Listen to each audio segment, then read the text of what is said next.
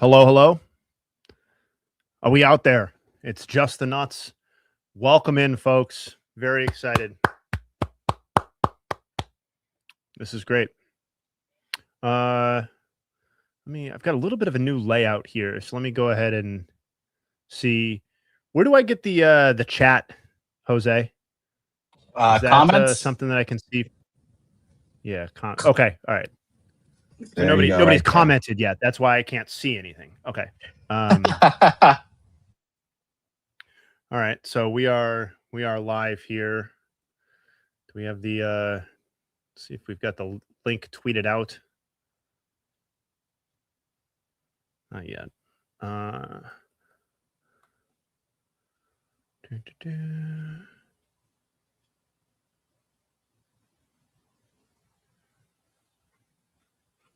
We also have Paul Skeens on the ropes early. Yes, we do. We don't want that. I feel like I'd rather see, like, this is kind of like what I'm here for. I kind of want a dominant Paul Skeens performance. It's like it's kind of like what we were hyping up.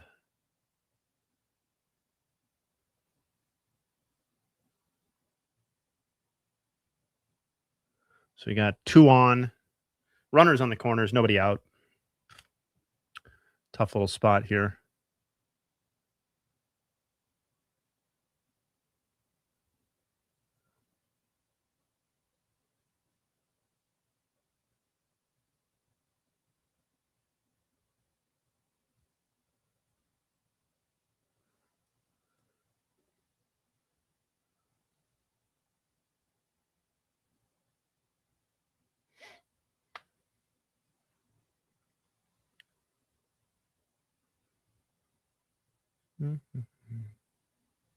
Justin, you'll be happy to know there are people commenting. For whatever reason, StreamYard's not showing them right now, but there are comments out there.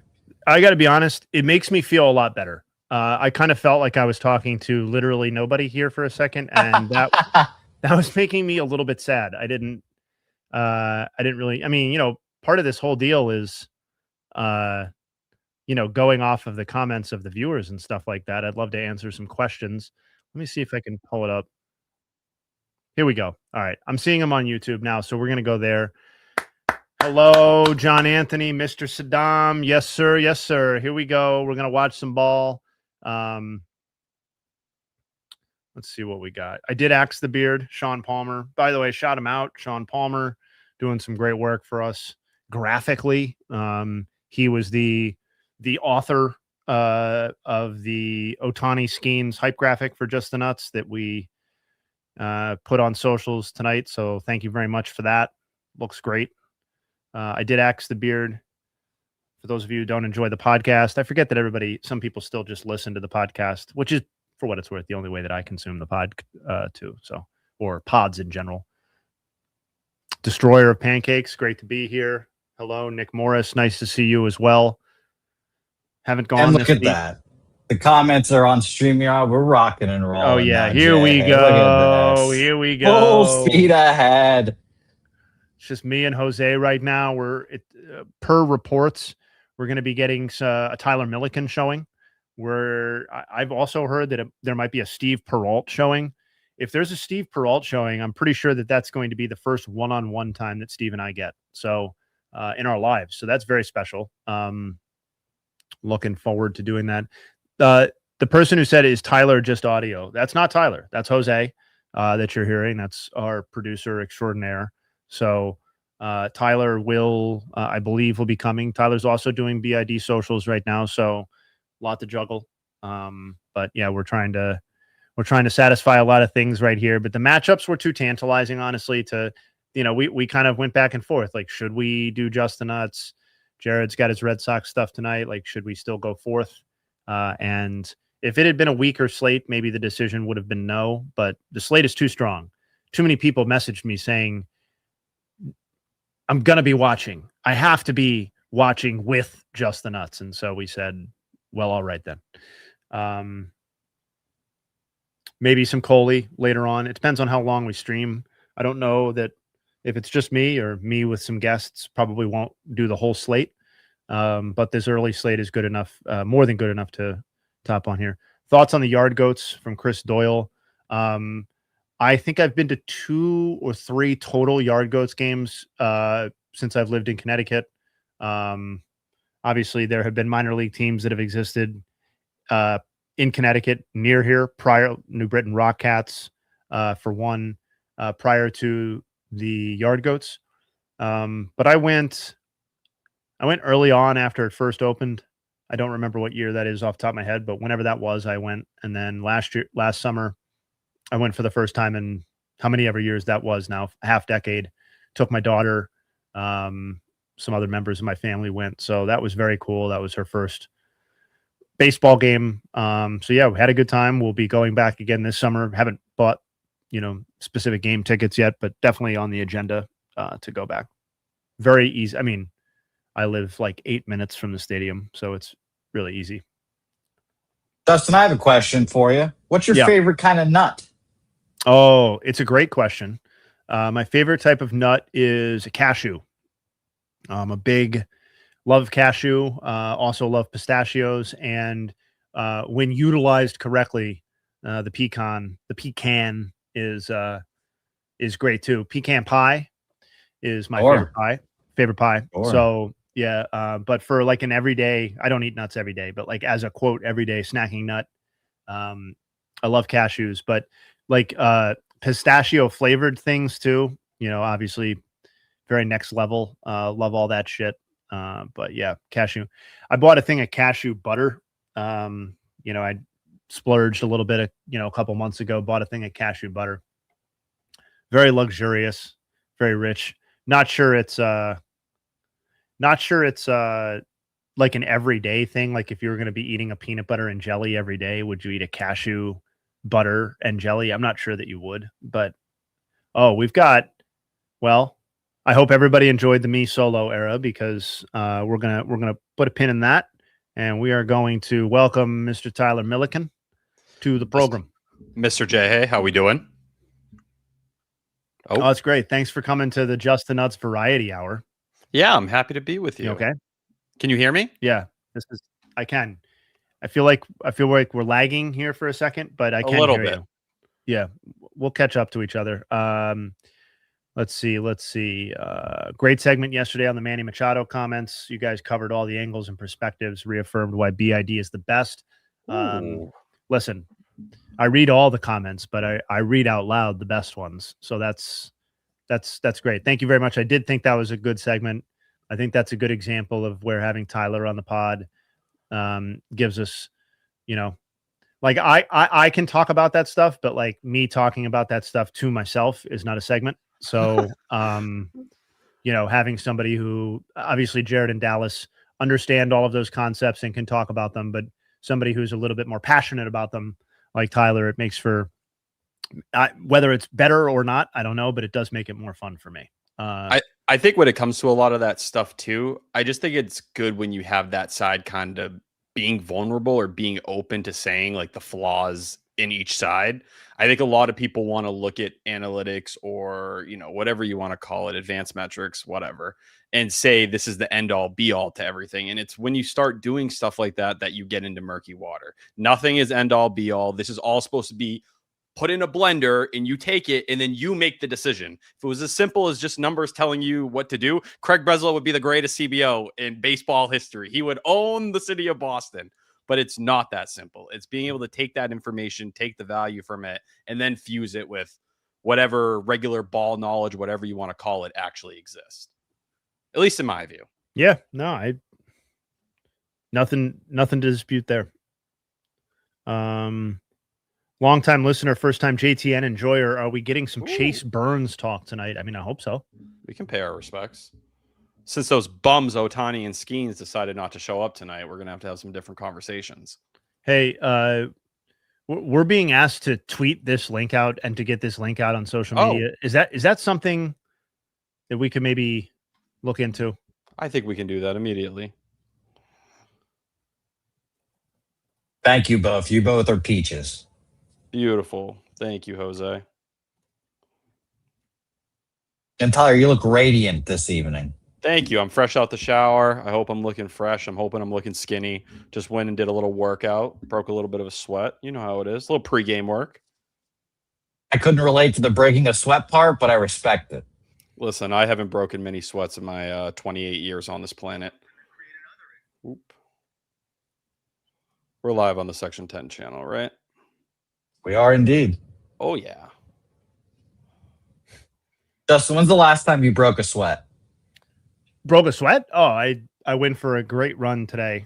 You run? Yeah, see, I thought you were one of those like fake skinny people, like you were just born with the metabolism to be skinny. Oh, I'm not in particularly good shape, and in fact, I'm probably in the worst running shape of any time recently in my life. But yeah, I've gotten back out there. That and swimming are my two pretty much only forms of exercise that are not just like running around with my kids. I've sneaky gotten very into like the weight loss influencers, and there's a lot of people that get in the pool, they go and do a lot of these different things. I need to start swimming, man.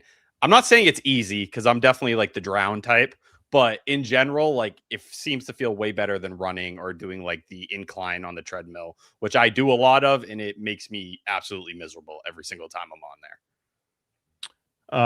The treadmill is miserable.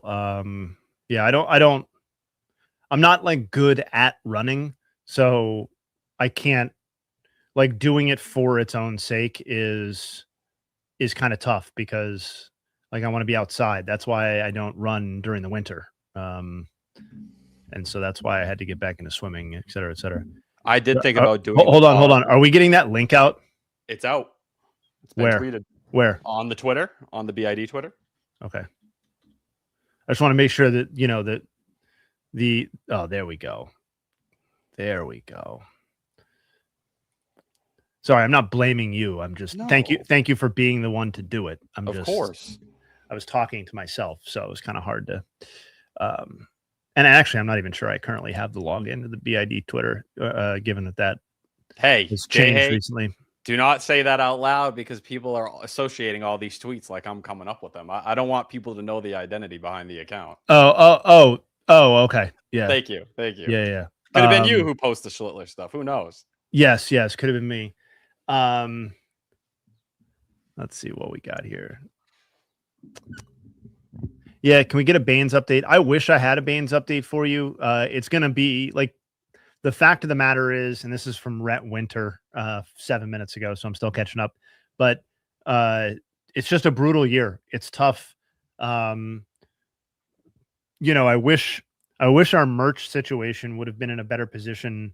And this is not anybody currently that we're working with fault, but I wish it would have been in a better position the previous 2 or 3 years because we had some fucking banner seasons with the Baines meter that really would have been great to capitalize on. This is just not going to be one of those years. And in fact, like I don't want to cast a pall over the Baines meter and Club 38.8, but it's possible that you don't know until you know, right? And it's possible that the last half decade was kind of a boon era and that the upcoming half decade might be really quite slow for the Baines meter. I'm hoping that's not the case, but we're going to need some people, the next crop of players to kind of surge forth. And that might take 2 or 3 years before we really see the fruits of that. So we'll see. The people who are the closest are not that they have to be sexy. And in fact, some of the best Baines meter updates are from players who are like preposterous to have got, like when Jason Hayward or whatever passed, it was like, holy shit, like Jason Hayward blew by Harold fucking Baines and he's in the Hall of Fame. It's like, Jesus. Like, and a lot of people look at Jason Hayward and they were like, Jason Hayward hasn't been good in 6 years. You know what I mean? So and that's not totally true, of course, but Jason Hayward is a little bit of an acquired taste, of course. Let's see. Yeah, and there was some confusion over the Baines meter too, because I'm trying to remember who. It was Real Muto and somebody else like crossed and then fell back and then recrossed. So people were like, you missed this. And it's like, no, we did those people last season. Again, in hindsight, I wish maybe we hadn't done them last season. But that's not like an editorial decision that I'm making. I go by the letter of the law, of course. Let's see. Milky, you got. I know it's TBD how long we're streaming tonight, but outside of Paul Skeens going against the Dodgers, is there a guy or a matchup in particular that you're really excited about tonight? I have my eye on the Blue Jays game. I've been wanting to watch Dylan Cease. I've missed Dylan Cease. I was kind of following him through his rehab starts down in AAA, and I thought that whole Cy Young conversation with him was so interesting throughout, just because he was really the only person making it a conversation with Cam Schlittler to that degree. I do feel like with Schlittler taking a slight step back and Cease not missing a lot of time, there's a way for him to get back in this thing. So that would probably be the big one to me. It might also just be because I'm constantly watching the Blue Jays out of fear. They're gonna find their footing, especially with so many arms on the brink of returning right now. They don't feel far off from. I'm not saying they're going to be the version of themselves a year ago, because that relies on so much of the lineup getting right, but more along the lines of, all right, they're going to be able to maintain being 500 or better, while the Red Sox, we're at a rock bottom moment today. Like, if they lose, you are 11 games under 500. That would be the worst since 2020. And you have not been that bad all year yet. So a lot on the line, a lot on my heart, I should say. Shout out Duncan Turn. GOAT. Absolute GOAT. Fitness. He's my fitness inspiration right now. I just love, I feel like there's a mention of this in every JTN, and Dallas brings it up on the pod now. But like, Dallas getting heckled at games over Family Feud it's like, it's on my proverbial Mount Rushmore of like things that have happened as like a relationship to this pod. Like, you know, I've gotten to do some cool stuff or whatever, but like us doing a segment and Dallas having to answer for that segment more than he has to answer for any take or content that he's delivered in 9 years is so, like, his worst take, whatever that is. I don't know what it is, but doesn't matter in comparison to, like, did he come through on the latest feud or whatever. It's just, it's perfect. It's perfect. It's not perfect, actually, when I speak on what happened to me this past week. What happened? Where Orange and Tangerine have been tweeted at me so many times. I have lost count. Yes. See, there you go. Yeah. Listen, I've had some horrendous takes. Go back in the chambers. You want to go back and look at some of the Heim Bloom takes back in the day, which I wouldn't call awful myself, but the public would. I think the Tristan Casas stuff has followed me for quite a long time at this point. The amount of people that tweeted me about Orange and Tangerine smoothies definitely outweighed what I've heard on either of those subjects in the last year. So credit to you, awesome. Jay. Hey, you were getting the people on me. Yeah, no, I heard it was a smoothie though. There are people who drink it. I guess, and in theory, anything can be a smoothie. Certainly, any two fruits. Like, I'm not even saying that wouldn't taste good, because when I go to the grocery store, shout out Stu Leonard's, and if anybody from Stu Leonard's is listening, I mean, fucking hit me up about a sponsorship situation, and I'll bring it to the bosses, of course. But great grocery store. They sell fresh clementine juice. They sell fresh, like, orange and tangerine juice and stuff like that. So I'm not saying your idea wouldn't taste good. It's just, that's like saying, like, oh, I'm going to make like an apple and apple smoothie. You know what I mean? But if it was Granny and Red, you might be cooking with something there. I don't really know any of the red ones. I don't know what those. I mean, they definitely taste different, but I don't think like mashing them together is getting a better product than just like picking a lane on which apple you want to use, you know, because they're not complementary flavors. They're just slightly different flavors of the same texture. So like, what are you getting? You're just getting a third, probably just kind of watered down. And obviously apples suck as a smoothie thing anyway, because of the texture and the water and all that. Built for juice, though. Built for juice. I'd argue the greatest juice. Fresh apple juice, like pure apple juice, not from concentrate, is delicious. Concentrate apple juice, in my opinion, is bad. And I've never liked it, even as a kid. One of my big issues has been going to breakfast places, because that's my go-to drink. I am a coffee guy, like over the last year or two, in a way I never imagined. Cheers. But when I sit down at a breakfast table and I want to have some flapjacks, I ask for a nice glass of apple juice. And they always give you the look of like, you fucking toddler, you pathetic child. Like, I'll bring this out to you, but are you sure you want it? I've always gotten those feelings whenever I've actually ordered it. Somebody asked if we're going to bring on special, they said Kirchen, Paston, etc. I don't know if we're going to get those specific people, but there are definitely plans in the works to bring on guests for JTN. Tim Kirchen's my dream. He is one of my all-time idols. That one can definitely happen, and maybe whether that's JTN or bringing him back on the pod, I'd probably rather use a Kirkjian experience. Too many stories, right? On Feud, have him come on the pod, tell some stories, and then do Feud. Yeah.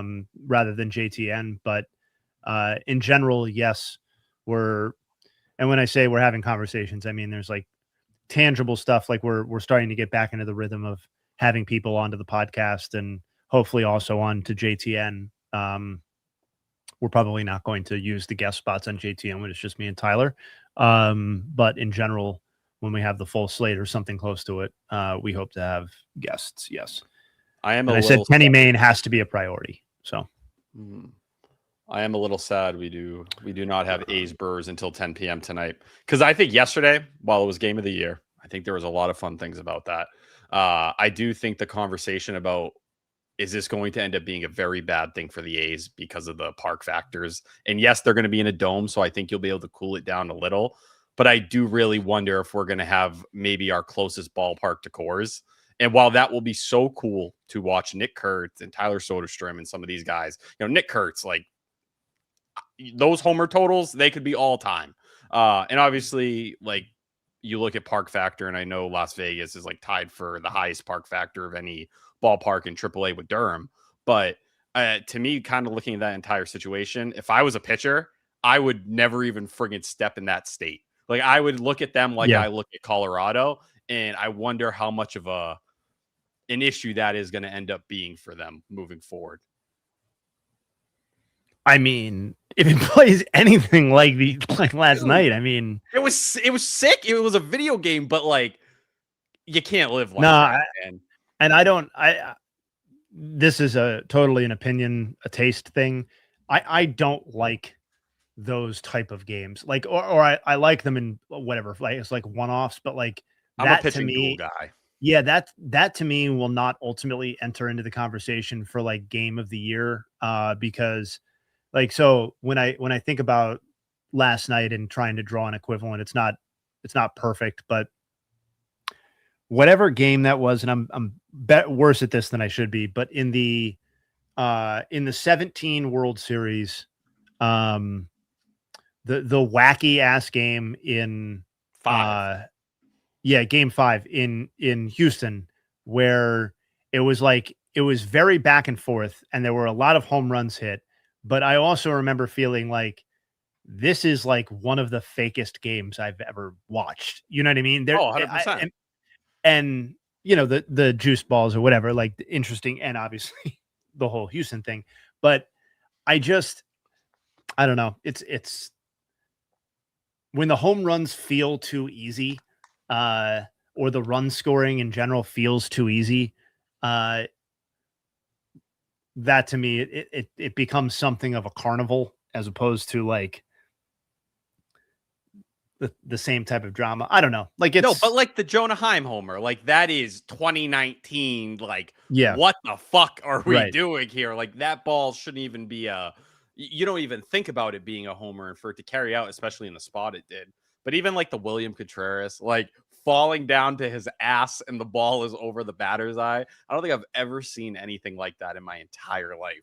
And it was cool. Talk about creating a moment and having all that. But we're going to get this week of games here. And I just wonder how people are going to look at it by the end of it and say wow, this is going to be really cool in certain ways, but are we about to have another kind of redheaded stepchild, not only because of the way the organization operates, but it's just not going to be a welcoming park for a lot of pitchers. Because look at the way even Arizona or Colorado is built with those big outfields. I'd have to look at the A's new ballpark, but I'm curious to see if it's going to have that kind of feel, that kind of massive outfield, even the Coliseum did in certain ways. I would want no real way to prove this, but since we're down this path now, it made me wonder.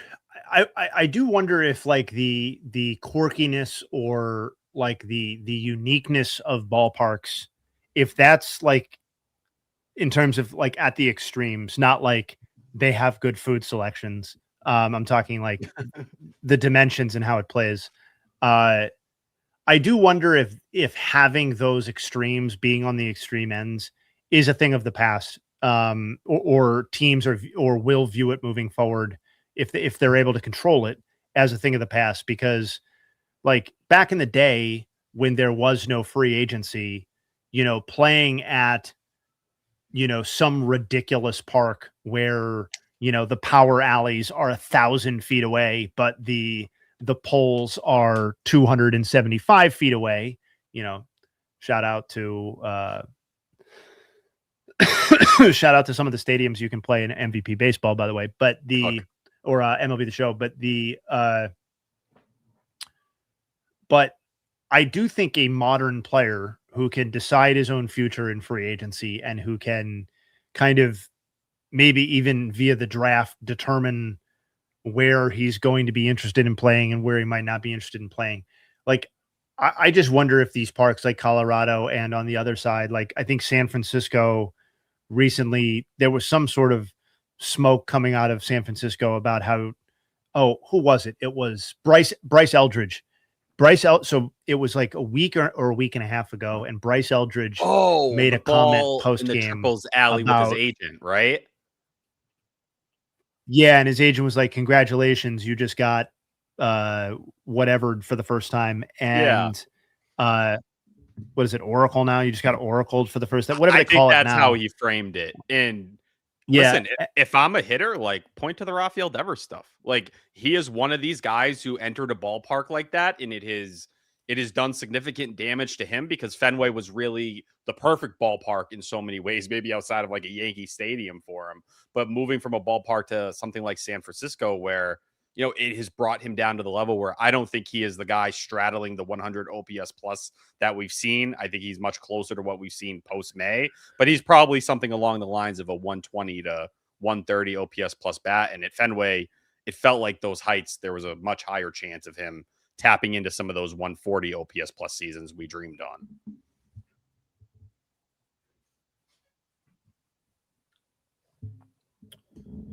Let's see. I'm almost caught up here. Should I back out and come back in? I feel like we got a good gap between us still, Jay. Hey. Yeah, there is a little bit of a lag. Get a refresh, Tyler. I'll be right back. All right.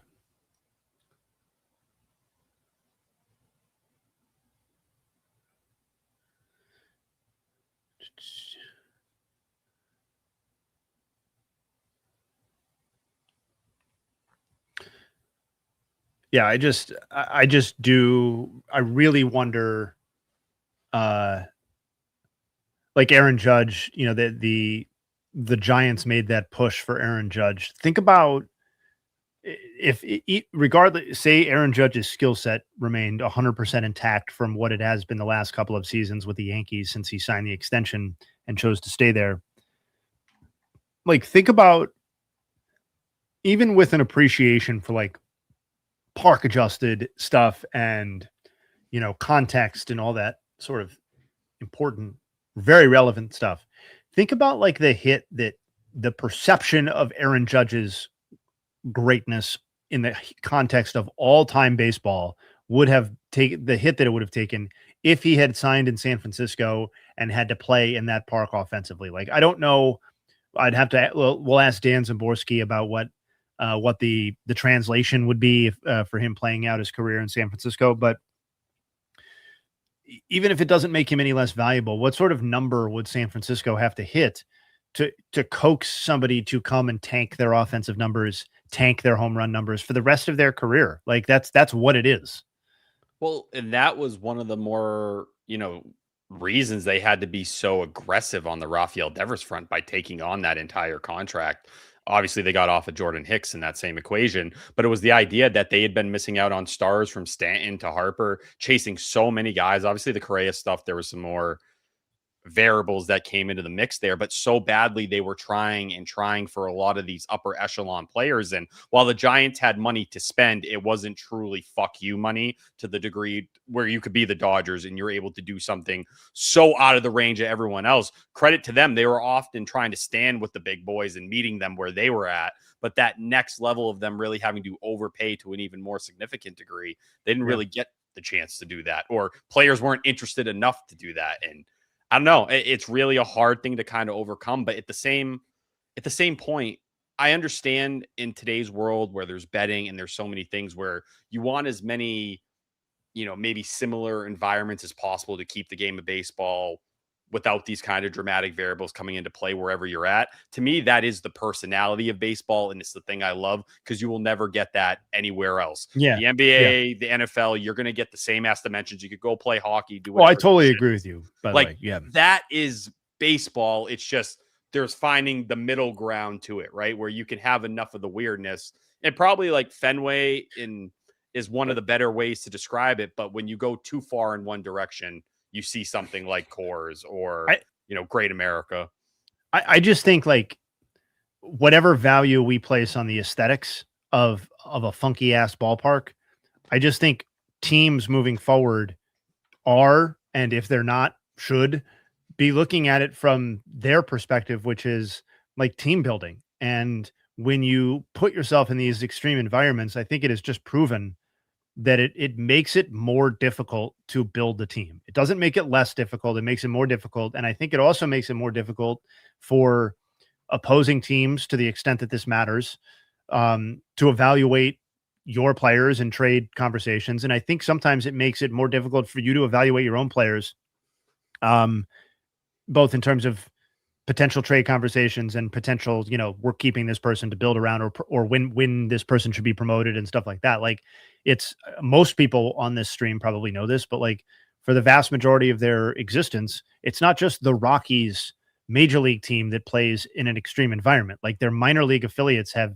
and the PCL has famously been a place where, you have to like really significantly adjust for performance levels, and the specificity with which, or the accuracy with which you're able to do that has certainly improved from where it was when I started reading Baseball Prospectus or whatever in college, but it's still, I would imagine, something of an imperfect science or approach. So I have to hold you accountable, Jay. Hey, you dropped a little bit of an F-bomb there. The chat's losing their mind. Oh, I know. And you know what the most beautiful thing is that you guys have all these Section 10 rules, and I flagrantly violate them because suspensions, I like, they bounce off me. Like it can't happen. Like I've never been suspended.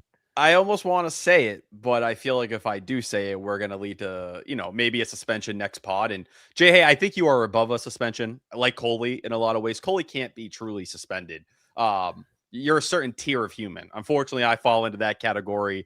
Steve does. I think Dallas would if there was a ability to do that. It's all about what relationship Jared has with the person, and he has different relationships with different people in the universe. And it's called respect. Well, I don't.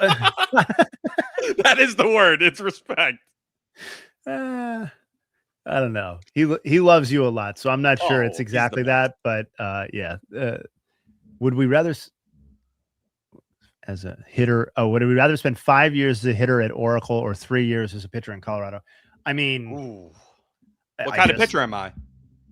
I don't. Does it really matter? Yeah, that's fair. Does it really matter? Like, I know we keep pretending at like every few years, it's like this is the type of pitcher that we're looking for, that they're targeting, and maybe this current front office is actually going to figure it out, or maybe the answer ends up being talented pitchers is what we want mostly. And what's holding us back mostly is that we haven't had a sufficient number of talented pitchers.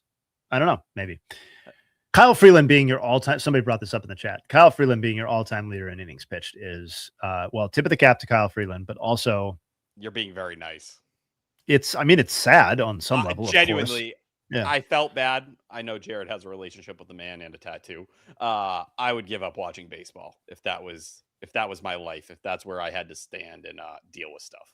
I mean, I don't know how you overcome that.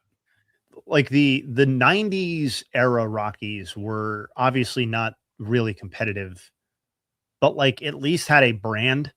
You know what I mean? Like that offense was comical in terms of, not necessarily in terms of like being the best in the league, but in terms of like the numbers that were being put up because of the environment.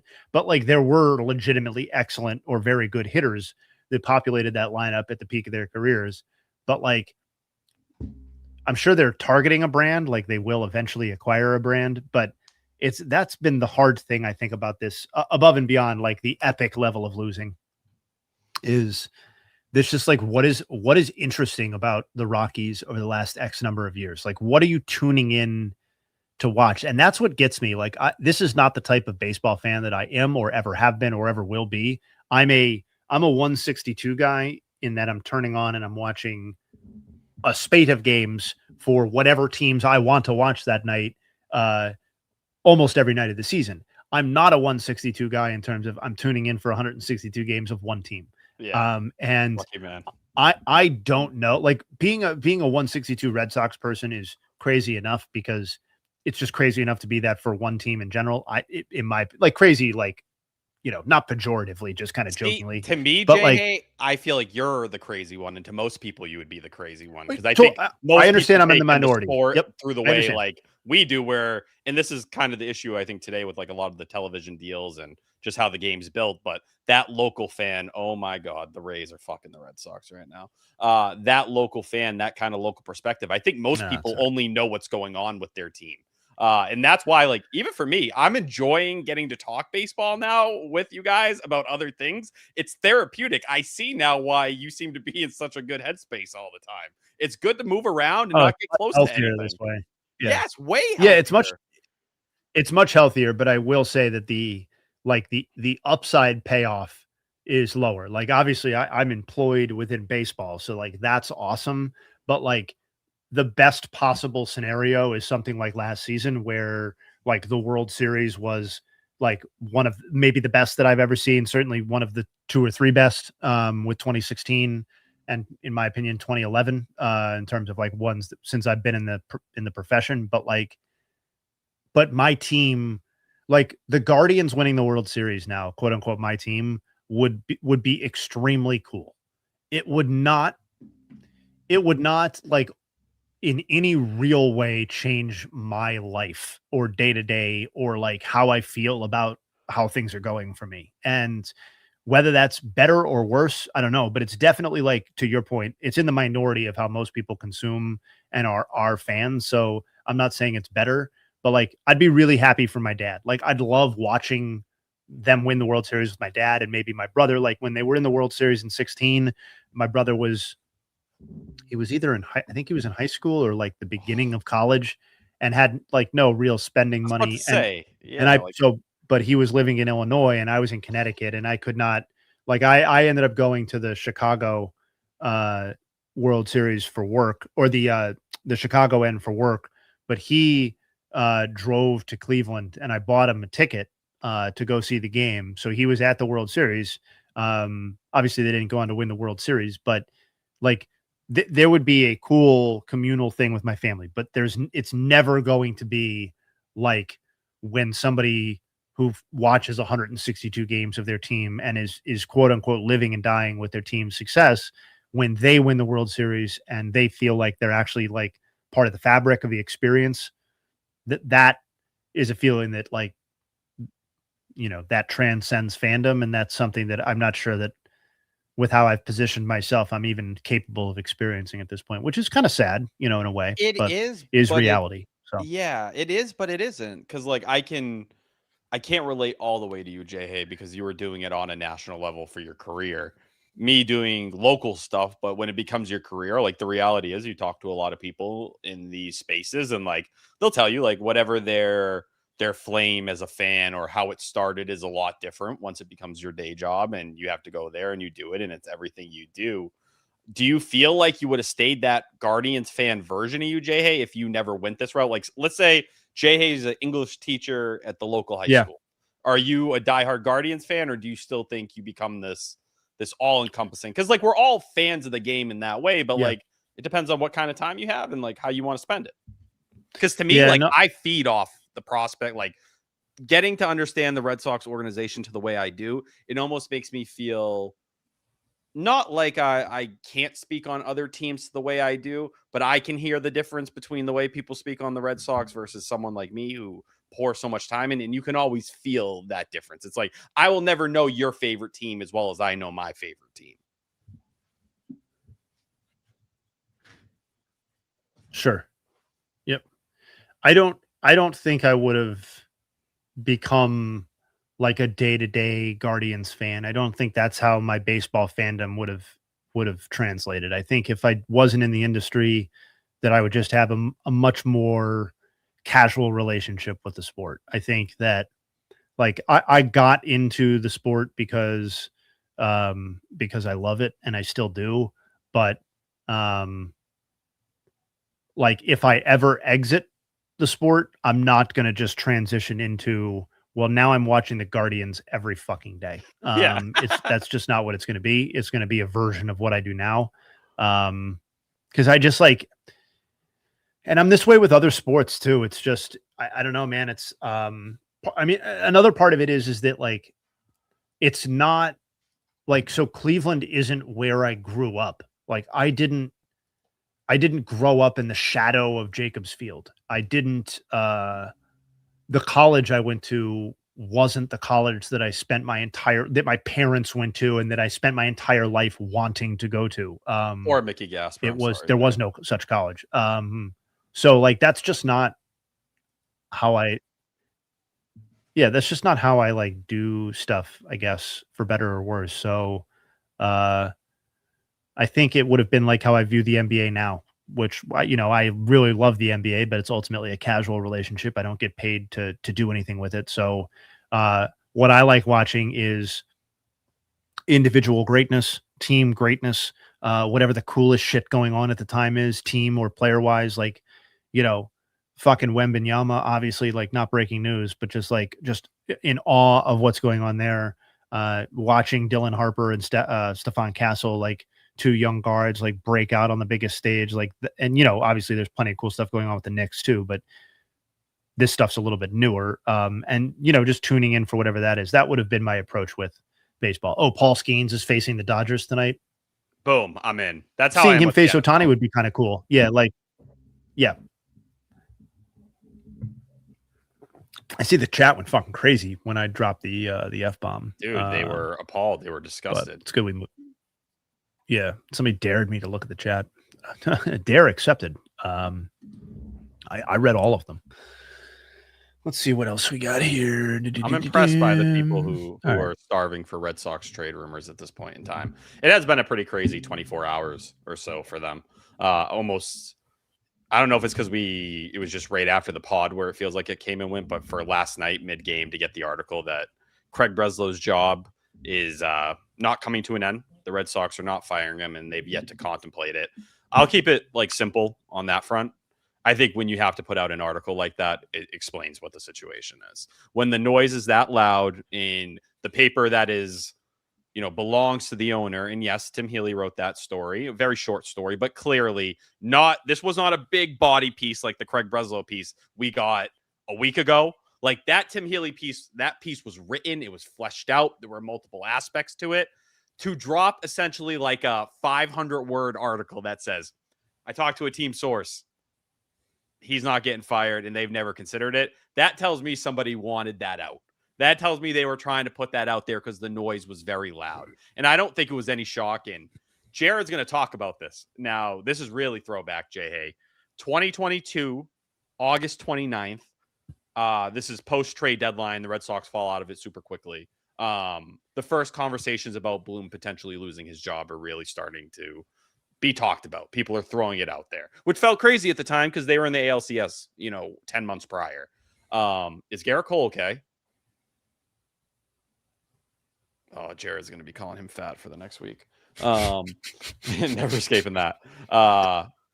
But no, it goes back to August 29th, 2022. Jared, for the first time, alludes to hearing maybe some chatter that is going on with Chaim Bloom. That night, an article dropped from The Athletic with quotes from Sam Kennedy completely shutting it down. It was very weird to see Jared have the moment on the last pod, and within 24 hours, you get an article from the Globe, which I'm going to guess is from Sam Kennedy. It's from a team source, someone who wanted to get it out there that he was safe.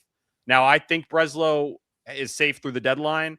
I think that's all he has, though, in terms of any promise here, because if it goes super badly, especially with what's at stake right now, not only is that going to be an extremely volatile situation, but even the idea, the optics of hiring Breslow a year sooner than you did Bloom or Dombrowski, I can see why that's so troubling just as an operating process if you want to bring guys in to be interviewed and go through that entire process.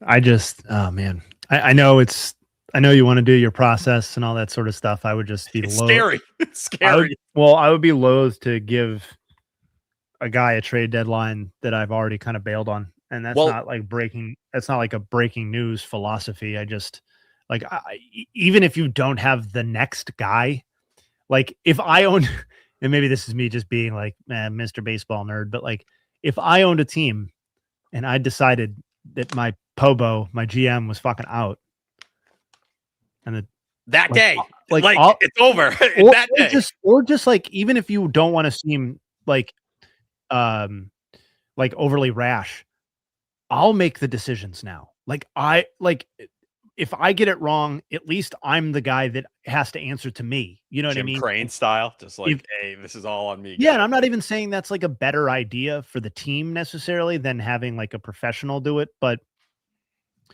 from like a logic standpoint, if you don't believe in this guy, wouldn't you almost by default have to believe in yourself more than that guy? Like, I just don't understand what the idea of letting him play out the string is when, like, it's not the most pivotal deadline that the Red Sox have ever had, but they're all pivotal to some degree. And I do think it's pretty high on that list when you talk about this window, these young players you have, and also an aging veteran in Wilson Contreras. If you think you're competing next year, like the season he's having, it gets talked about by Boston fans because we have nothing else to talk about. But I think from a league-wide standpoint, nobody's paying attention because of how bad the Red Sox are. But this would be a repeat of the Bloom situation where after the 2022 trade deadline, they knew they were done with Chaim Bloom. They knew then. When he failed to get under the luxury tax and attempted to play it down the line and, hey, we're gonna sell some pieces here, but we're gonna still try to compete. We're still trying to do both, and it blew up in their face completely. That was Hosmer, that was Tommy Pham, it was all those different things. That was such a major failure at that time where it started the clock on an organization that wasn't ready to compete in terms of the luxury tax in that way. But they go into 2023 where they don't let him spend. He's not able to go over the luxury tax again. And then at the trade deadline itself, they tie his hands and say, you're not allowed to add money.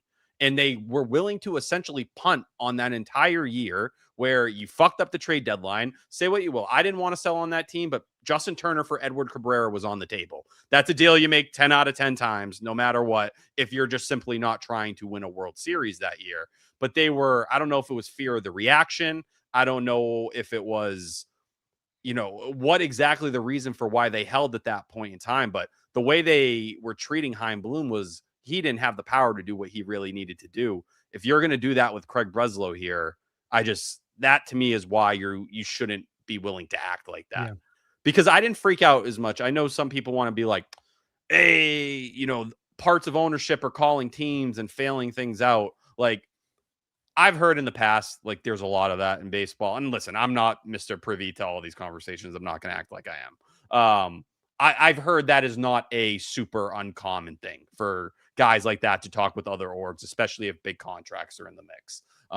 Does that mean Craig Breslow is a good communicator? Nope. I've heard the complete opposite from anyone who will speak about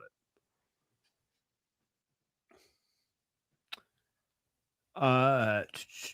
Igniter Kid asked while you were talking if that is the Euchre alarm clock behind me. Ooh, it is. It is, in fact. So good eye. It is the Bob Euchre alarm clock. Rest in peace, of course. Toyota. No free ads, but yep. One of my little items here behind me. I'm gonna have a big setup tomorrow. Oh, nice. I've got some different plans for behind me as well. I know Mike has requested that I move the Baseball is Dead from directly behind my head, which is a good call. Good take. Yeah. So we're going to do that. I've also got some cool artwork that I'm going to be putting up. Also got an old Baseball Tonight sign that I'm going to be putting up as an homage to my past where I got started. So that'll be cool. Yeah, but yes, shout out to my mother-in-law for getting me the Bob Euchre alarm clock. So yeah, good eye. Let's see.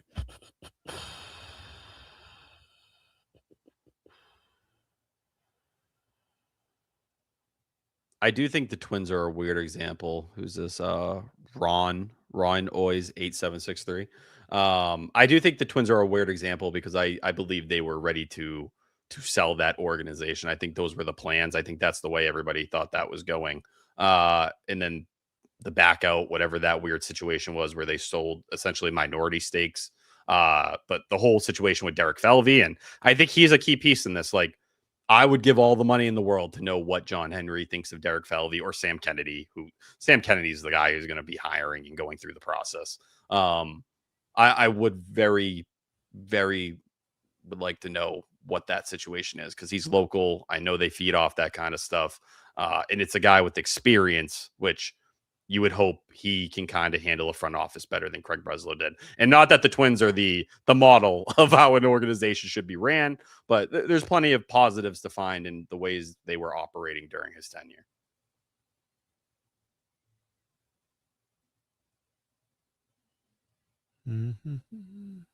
I don't think Brandon Gomes is going anywhere, man.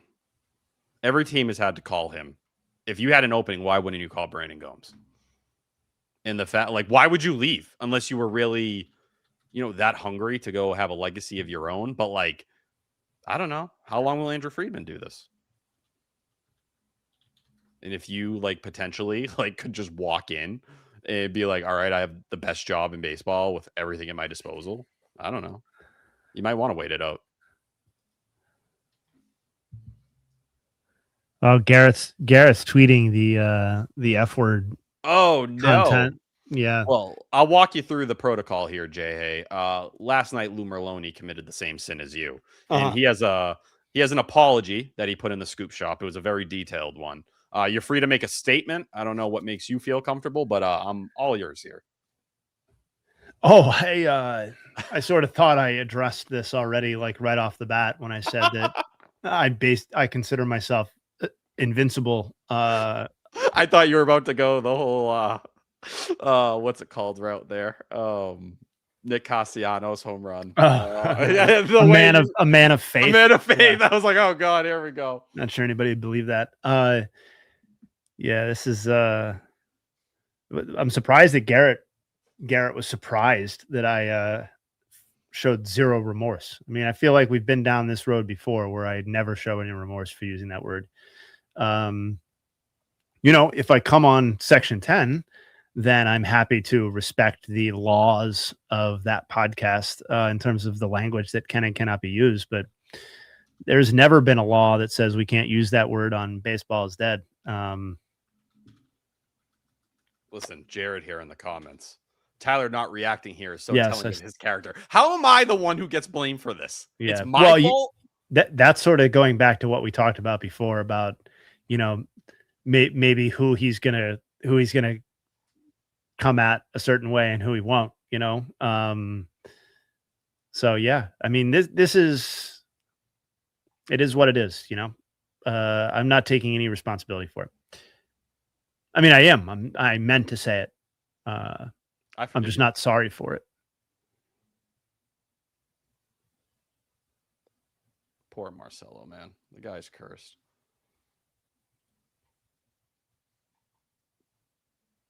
We got 5 innings of 1 earned for Skeens. Mm-hmm.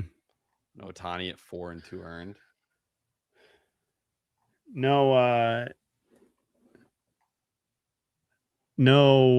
No fireworks in the box right so far for Ohtani and Skeens, which I guess is, I know we've talked. It's tough to have it both ways. Yeah, with Skeens though, there is a promising sign here. He has 18 whiffs through 5. That's kind of what that is promising. Lacking. He has not been able to get that to this point. 12 of them came on the 4-seamer, which velo isn't up significantly. It's still kind of ticked down compared to where it was a year ago. But yeah, the 4-seamer's eating.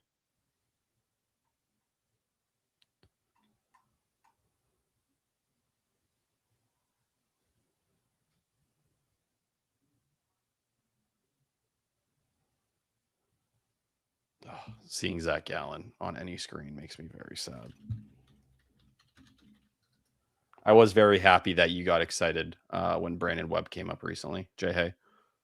Oh, yeah, of course. When I think of when I try to picture Jay Hay, I feel like that's the exact kind of player I would associate with you. It's like that late 2000s kind of just like stud, obviously, but like forgotten in time.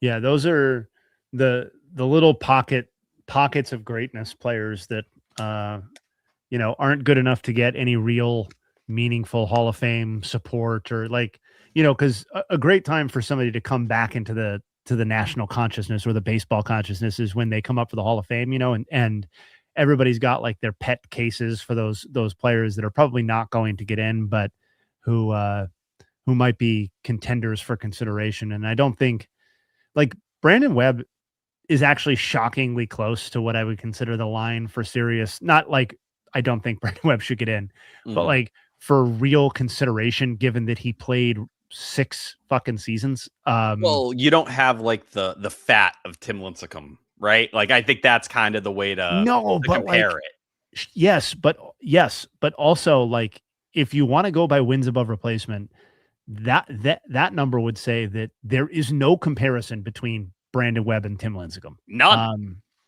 Like, Brandon Webb he came in awesome, and he basically left awesome, because his last season was a Cy Young runner-up season before he threw 4 innings in 2009, and his shoulder was never the same, and he never pitched in the big leagues again. He was exclusively excellent when he played in the big leagues. Like, there's almost, now we're on a real tangent, and I don't know the answer. Like, I feel like it's a doubly rare example, because not only have you nailed it that, people like this are fun to appreciate and talk back with, but like, how many players were immediately really good upon entering baseball, were good for the maintained that level or higher for the entirety of their careers, and then were out of like, it just ended, and it was never, there was no decline period, there was no up and down within the brief peak. Like, every single time that Brandon Webb pitched in terms of seasons, he was really, really, really good. And his final 3 seasons were Cy Young winner, Cy Young runner-up, Cy Young runner-up. Well, I think like a lot of the times the names you want to like incorporate in a similar conversation are like the Johan Santanas or the Felix Hernandez kind of types. But like you said, neither of those guys at the end were the version of Brandon Webb you got at the end. No, and that's like, I'm not wishing that they would have been, because the reason Brandon Webb was that way is because the injury he suffered was so debilitating that he was never able to even get back to be like, I'm going to be a shitty number 5 pitcher for half a decade. You know what I mean? Like, he had a couple, he had a minor league deal or 2 where he like gave it a shot and it just, nothing, right? Yeah. And the Rockies in 13. Wow. Yeah, that's always a last ditch effort. Yeah, it's over, man. Don't go take a beating. Yes, to everybody saying I look younger, thank you. Whether that's a compliment or not, but yes, I am aware. Everybody seems to think that. So, yep, went with the shave, but get the Nick Martinez love out of this chat, man. He is a fraud, and doing it against the Boston Red Sox only makes him more of a fraud. No.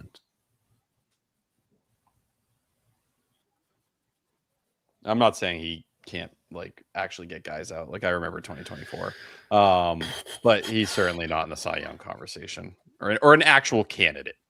Because I do think this was in Jay. Hey, I am actually curious to hear your opinion on this, because we had a certain conversation, me and Jared, maybe a couple years ago, might have been name redacted era. And it kind of changed. Maybe I think I used to grade everything, even past performance, through the lens of like FIP, and using that as like just a barometer. And like we mentioned Dice K's 2008 season, which you go by FIP, it's like a 4.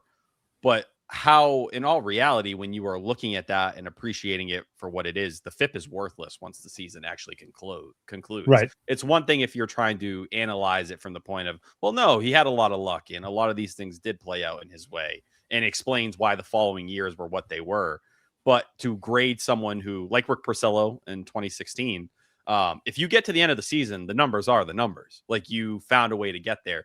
Those other numbers are just, in theory, like they are just a way to maybe explain things more than represent what things actually are in terms of the result. Oh, we've never had this conversation. I haven't talked about it in a long time, but I definitely agree. with the general premise that like awards and honors and things like that should be based off of what happened on the field. And so, but projecting forward, as you say, can this be a relied upon performance moving forward?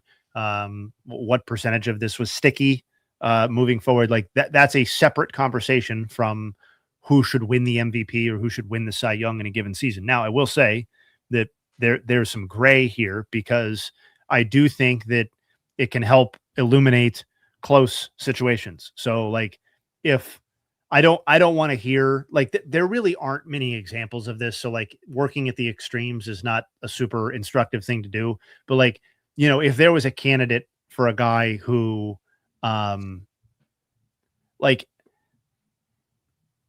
I don't want to hear about a guy who had a 4.25 ERA, but whose FIP was 2.75, and thus they should win the award, like over a guy who had like a 2.8 ERA. Yes. You know what I Don't mean? be Like, the Dylan Cease argument. Like right. That is probably the example. And I right? picked Cease to win the Cy Young this year. So, Yeah. But yeah, I'm not interested in. But if there's a scenario where, candidate A has a very gaudy win-loss record and a slightly better ERA, right? Like slightly better ERA, and the other candidate has a 2.75 to like 2.85 or something like that, or 2.90, where superficially you might say, well, this guy has a better record and a better ERA. So like, what are we really doing here? To me, if like the advanced stats say that, hey, this guy over here actually suffered from the worst defense individual for any individual pitcher in baseball last year, and like it cost him, 3/4 of a run worth of ERA, like that to me is something that gets a little bit interesting, because it's like, like actually this guy overcame an enormous amount to even make this the basic surface level stats close. So like I do think there's room for a little bit of a conversation there, but in general, I fully agree with the idea that the most important thing is what happened, even if we're assigning a little bit of credit to luck or good fortune or timing with those contributions. 100%. And I see like Nick Morris jumping in here and be like, agree completely, as long as we avoid another Rick Porcello situation. I do think that was the benchmark for the last time pitching wins were part of the equation in people's eyes, at least to a significant degree, where they even valued it. And Rick Porcello showing up, he won 22 games that year. Like I remember hearing that at the time, like sports radio, or even, a lot more traditional legacy media at that time. Yeah, he went 22-4 that year. I remember at that time, like they still hadn't even really moved off the pitching wins or the way to evaluate a pitcher, or one of the key components. And I don't know. Yeah, I'm happy not to exist in that era anymore. But like you were saying, Jay, hey, unless there's a drastic case, there is something there that stands, and we are talking about a historical difference or a clear, like this guy's BABIP compared to everybody. We're talking like Manny Machado right now, compared to the number 2 spot where it's like 40 or 50 points. Then I'm willing to hear a lot of those things. I do think like swing and miss in a lot of those parts too are going to introduce like more of those combos. But I think as the old traditional ground ball pitchers kind of fade away and become more of a rarity, it's going to be harder to even separate those, because I think everyone's going to be missing bats. I think that's just the way of the game and the way of the stuff we're seeing today. I'd love to see a low swing and miss pitcher make a real run at a Cy Young, like a Mark Burley throwback type. Yeah. And again, like, they would be battling uphill with the way that these things are decided now, but it's certainly not impossible. I was rooting so hard for Logan Webb, and he was second, was it 22 or 23? I think it was 23, where I was like, please give it to me. Cause like you are the old throwback. Like it was less than 9K per 9. The guy was out there eating innings like nobody else during that period too. I would have loved to see it. And I hope we're not, he's looked great since he's come off the IL, but I am always fearful we're not going to get the full Logan Webb experience, because while he definitely benefits from pitching in the ballpark he does, I do think he deserves the hype that has been behind him over the last 5 years or so. Somebody asked me what I think Travis Bazzana's ceiling is. Jason Kipnis. That's You like it? I don't think that's bad. I would hope that the ceiling, like the actual ceiling, is maybe a little bit higher than Jason Kipnis's best seasons, because Jason Kipnis's best ceiling was, I guess a 5-win ceiling is technically a damn good player, and about what I was going to say for Bazana. But 130 OPS plus, that will do. Yeah, more homers though. If we're talking literally one single season ceiling that Kipnis produced, then yes, I would agree that is probably what it is. And in fact, Kipnis's triple slash line that year, which was 284, 366, 452, I think is a good approximation for what my expectations are for Bazana generally. I don't think he's going to be an MVP caliber player. I don't think he's going to be what we traditionally think of as a great player, but I think he's going to be a very good one. And I think he's probably going to make some all-star teams. I think if he's Brandon Lau, how do you feel, Jay? I think I'm disappointed. Yeah, respectfully. Is it more like the highs, like offensively, and like I'm not saying Bazana is going to be defensively what Brandon Lau is, but is it you expect even more maybe consistency over what we've seen from Lau? Yeah, early in his career we got a lot of that thump, but it has been not the same over the last, besides this year, over the previous 3 years. Yeah, I would expect more year-to-year consistency from Bazana than Lau. I in my head, I also feel like Travis Bazana's like realized version is a more broad balance of skills player than Brandon Lau is, where I feel like Brandon Lau is, in general has been maybe a questionable defensive player with, a lot of pop. Maybe Bazana's not hitting Lau's power peak in terms of home runs hit in a given season, but I do feel like he's a more well-rounded baseball player if he continues on the path that he's on. But if he ends up being Brandon Lau, like Cleveland can work with that, of course. But I think to get that out of the number, like it's tough because you want to evaluate this on its own merits, right? And if you add a Brandon Lau, then that's a real addition for Cleveland. It's just a very difficult proposition to say that is a desirable outcome when we see what Chase Burns is doing, who was picked 1 pick after Bazana. You see what Nick Kurtz is doing, who was picked 3 picks after Bazana. And you see what, somebody like JJ Weatherholt has done so far, which is not a completely different thing than what Travis Bazana has done, but looks like he might be at the very least an equal to Bazana, if not a slightly more valuable asset at the moment. And then Connor Griffin, of course, who has not lit the world on fire, but the fact that he kept is keeping his head above water at his age, and more than above water, to be honest, but playing as well as he's played at his age. And then, that doesn't even mention Benj and Savage and whatever Cam Smith turns into and stuff like that. So, and that's like before we even get into guys who were not like, and I'm not saying a lot of these guys were serious considerations for number one. Like I know Theo Gillen is getting a lot of buzz now for the Rays. Keith Law just did a write-up and he's surged on a lot of prospect lists. He was taken 18th in this draft. So there's like going to be a lot of talent. Braden Montgomery just got the call, which we'll talk about on Baseball is Dead tomorrow. Was taken 12th by the Red Sox. You go on and on. Caglione, Who went after that? After Braden Montgomery, a guy named James Tibbs the third. Never heard of him. Keep going. Yeah, that 1-2 punch could be fun to talk about for years to come. I'm sure we won't do much of that. But like, yeah. So Bazana, if he's a multi-time All-Star, I think that's a good thing. But you could be looking at a guy who competes for MVPs as a first baseman. You could be looking at a Cy Young contender, taking 1 pick after that. You could be looking at, a multi-time All-Star in St. Louis and whatever superstar Connor Griffin becomes. So like, yeah, if he's Brandon Lau, I'm disappointed. That's just what it is. Yeah. But when you're talking that 2024 class and it's a blessing and it's a curse, like it looks like it's going to be an all-time class as it is. But I just think you're saying, like, when I look at Bazana, I don't see Ketel Marte. Like that's kind of the line, right? It's like, are you going to be an MVP candidate to that degree? Can you fit into some of those? I'd be very surprised if he was racking up really even a top 5 MVP finish. Yeah. I think, that's really hard. That doesn't mean you're not a very good baseball player. Like you could still be a great baseball player for a long time and not get into those conversations, at least on a regular basis. Yeah.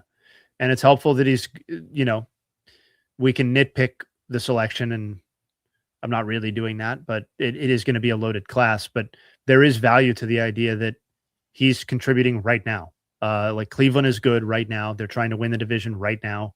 And he is a value add to their team. And I suspect we'll keep getting better. There are other people who were taken in that draft who could also be helping this team. And I just outlined pretty much all of those people, but there are also people who were in consideration for that pick or who were taken very early in the draft who have contributed nothing to the major league level, and who, if they had taken Charlie Condon, who I don't think was in serious consideration for the number 1 pick at the time of the draft or once the draft order was determined, but there were times in the draft evaluation process where Charlie Condon was the number 1 overall rated player in this class and was in consideration for the number 1 overall pick. He has not debuted yet. So it's an imperfect situation. Hagen Smith, who I believe you brought up a couple of podcasts ago, just fell off Baseball America's top 100 in the last 2 weeks or so.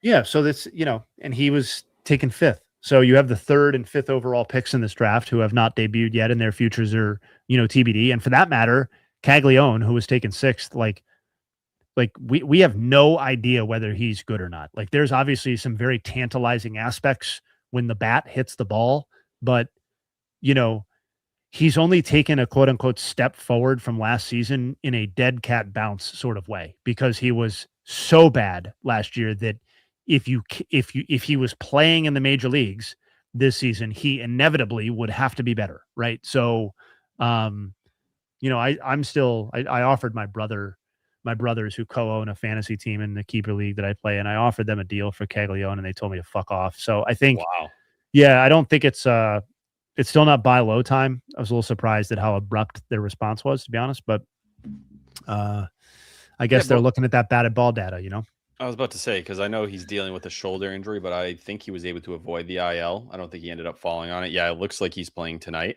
or at least he hasn't had an at bat so far. But yeah, I do think there were some promising things, but it's also the detriment of an organization that was rushing him to the degree they were. Sure. To get up to the yeah. I'm not really putting this on him. Yeah. No, like a 106 OPS plus at 23 years old. And like you said, with some of the encouraging signs in the batted ball data, like I'm okay letting a piece like that grow. I think it's just more unfortunate for a Royals team because they wanted him to be a superstar to open up this window for them. And let's be real, none of it really mattered once Cole Reagan started having his elbow bark. But, a guy who is 100th percentile hard hit percentage, it's okay. Like there's something cooking, 71st percentile expected WOBA.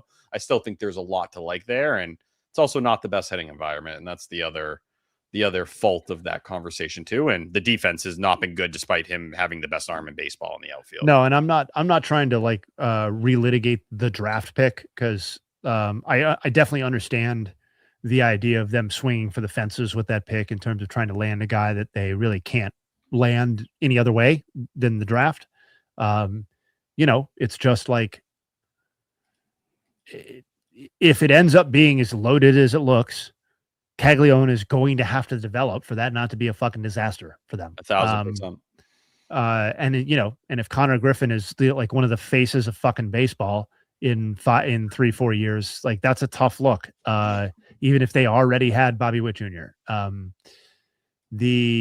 So question in the chat, and they said it's an honest question. So those are the ones I like best. Should the Nationals buy at the deadline? And if so, how much should they be willing to part with to do it? I have a pretty definitive take on this. No. Their per Fangraphs, their odds to make the playoffs right now are 4.6%.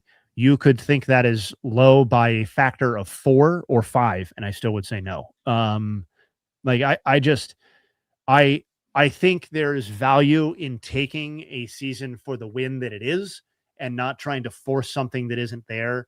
And I am incredibly impressed with the Nationals. They are as high on my, not that it fucking matters, but like as high on the impressing Justin list as exists for a team this season. Like I had so low expectations for them in the medium term that them being one game over 500 is just incredibly impressive.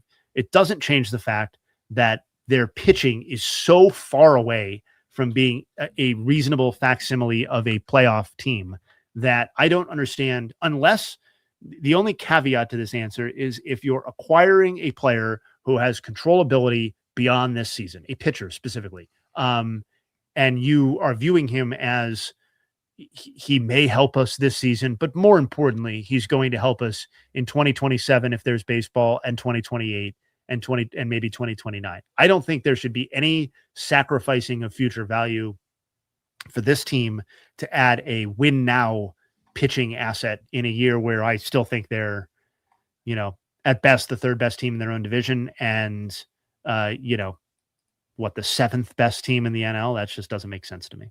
Well, that's why, and like you're operating kind of from the other perspective of the White Sox, what this Nationals take, because we hear Chris Getz come out and immediately be like, "Hey, I know I told everyone we don't care about 2026." Well, now we kind of do, and this is kind of speaks to the league and where things could be a little different in that conversation. Because if the Nationals were in the American League right now, they'd feel a lot different. I do think there's certain things with the Nationals with like Susana that are very interesting. And while I think Luis Perales getting over there and he's their second highest pitching prospect at the moment, it doesn't seem like he's moved into that organization and immediately figured out or found the version of himself that existed before Tommy John. But I do think they have a couple guys in that top 10 that are interesting. Just, is it really that top of the rotation and controllable arm? And you could talk Mackenzie Gore and like the trade we saw over the offseason, and the ERA has been a bit inflated. I don't view him as a top of the rotation arm. I think he's a number 3. I think that's where he's going to sit. You're going to get stretches where he looks like more than that. You're going to get stretches where he looks worse than that. But finding that exact arm to put at the top there, it probably should be priority number 1. I just think not even one arm is going to get them to where they want to be in terms of making a serious race with some of the rotations you see in the playoffs, even amongst the tier of teams that you're at, like the Pirates that kind of exist in that area. So, the James Wood, I think the CJ Abrams talks have changed quite a bit in how people view their long-term outlook there. I just think maybe instead of thinking you were a couple years away now, you should really be acting with some serious urgency this offseason. Because I think with the offense you've shown and with some of those younger players on the roster continuing to take a step forward, I love what Curtis Mead's been doing this year. I think that should be the jump. I think trying to do it this year, you're a good story. There's a lot of good things to take from it. You're a couple steps away from being exactly where you need to be right now. But you can get there in one offseason to at least be in the conversation. Two quick questions. Somebody asked, let me find who it was. Solo Shot Sports asked, being quote unquote who I am, is it even possible to get trades done in my fantasy league? I'd probably fear being cooked by the Nugget chef too. That's been like, it's been an interesting dynamic. I've played in this keeper league with the same people since 2007. So wow, what platform? It started on ESPN. It is now on Fantrax. I've never been a big fantasy guy, so this is kind of out of my realm. Yeah, so it's I've been playing with this. That was the year I graduated college. So like we've been playing for quite a long time. I've been playing fantasy basketball for even longer than that. But so like there is an element where I think when I first started working for ESPN or Baseball Tonight or whatever, that people were kind of like not in awe, but it was cooler when we were in our 20s or whatever to care about other people's jobs and what people were doing. And when you get old, you stop caring because you've got your kids and life beats you down and stuff like that. But back then it was like, oh, you're somebody else's job. That's cool and whatever. So I do think there was an element of that going on then.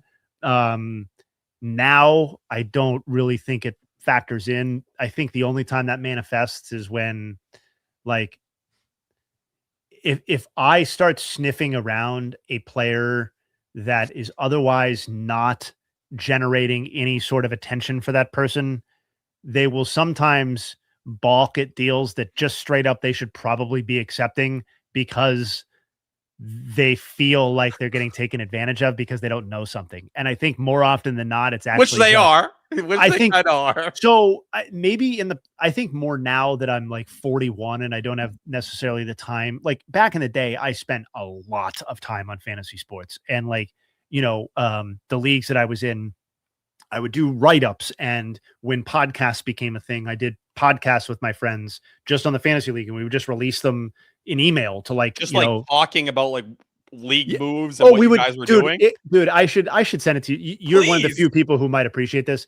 I should send you an episode sometime. It's as if we were doing a low-grade professional podcast and talking about things that really existed, but it was our fantasy league. So it was like, so when Sean and Dave made a trade, we're like really digging in on that. And like, in some cases getting very critical of one of our friends of like, why would you do this? We're doing like, I was editing. Fired. I was editing the podcast. So I was like putting in, I was doing music intros and stuff like that. So it was like, it's definitely amateurish, but it was also like extremely professional for a fantasy league podcast. I don't have the time to do that anymore, unfortunately, but yeah, we've had some fun with it, but so that was, sorry, I just wanted to answer that question. I do think it would be really cool if we ever could do the fantasy route with a certain portion of the listeners. Agree. Who are into everything. Cause I do think it opens up a different part of your brain. And I haven't played fantasy baseball since probably 2018, 2019. Once I got into like my career path, quote unquote, it fell by the wayside. It was one of the things I let fall off. But I do think that would be a lot of fun because I felt like a lot of people were asking over the off season, like, do you want to join? Do you want to get in it? I think out of the park baseball is also something that I don't know how many people who are watching right now, if you guys are super into it, but I think that's something me and Jay Hay could have a lot of fun with one day.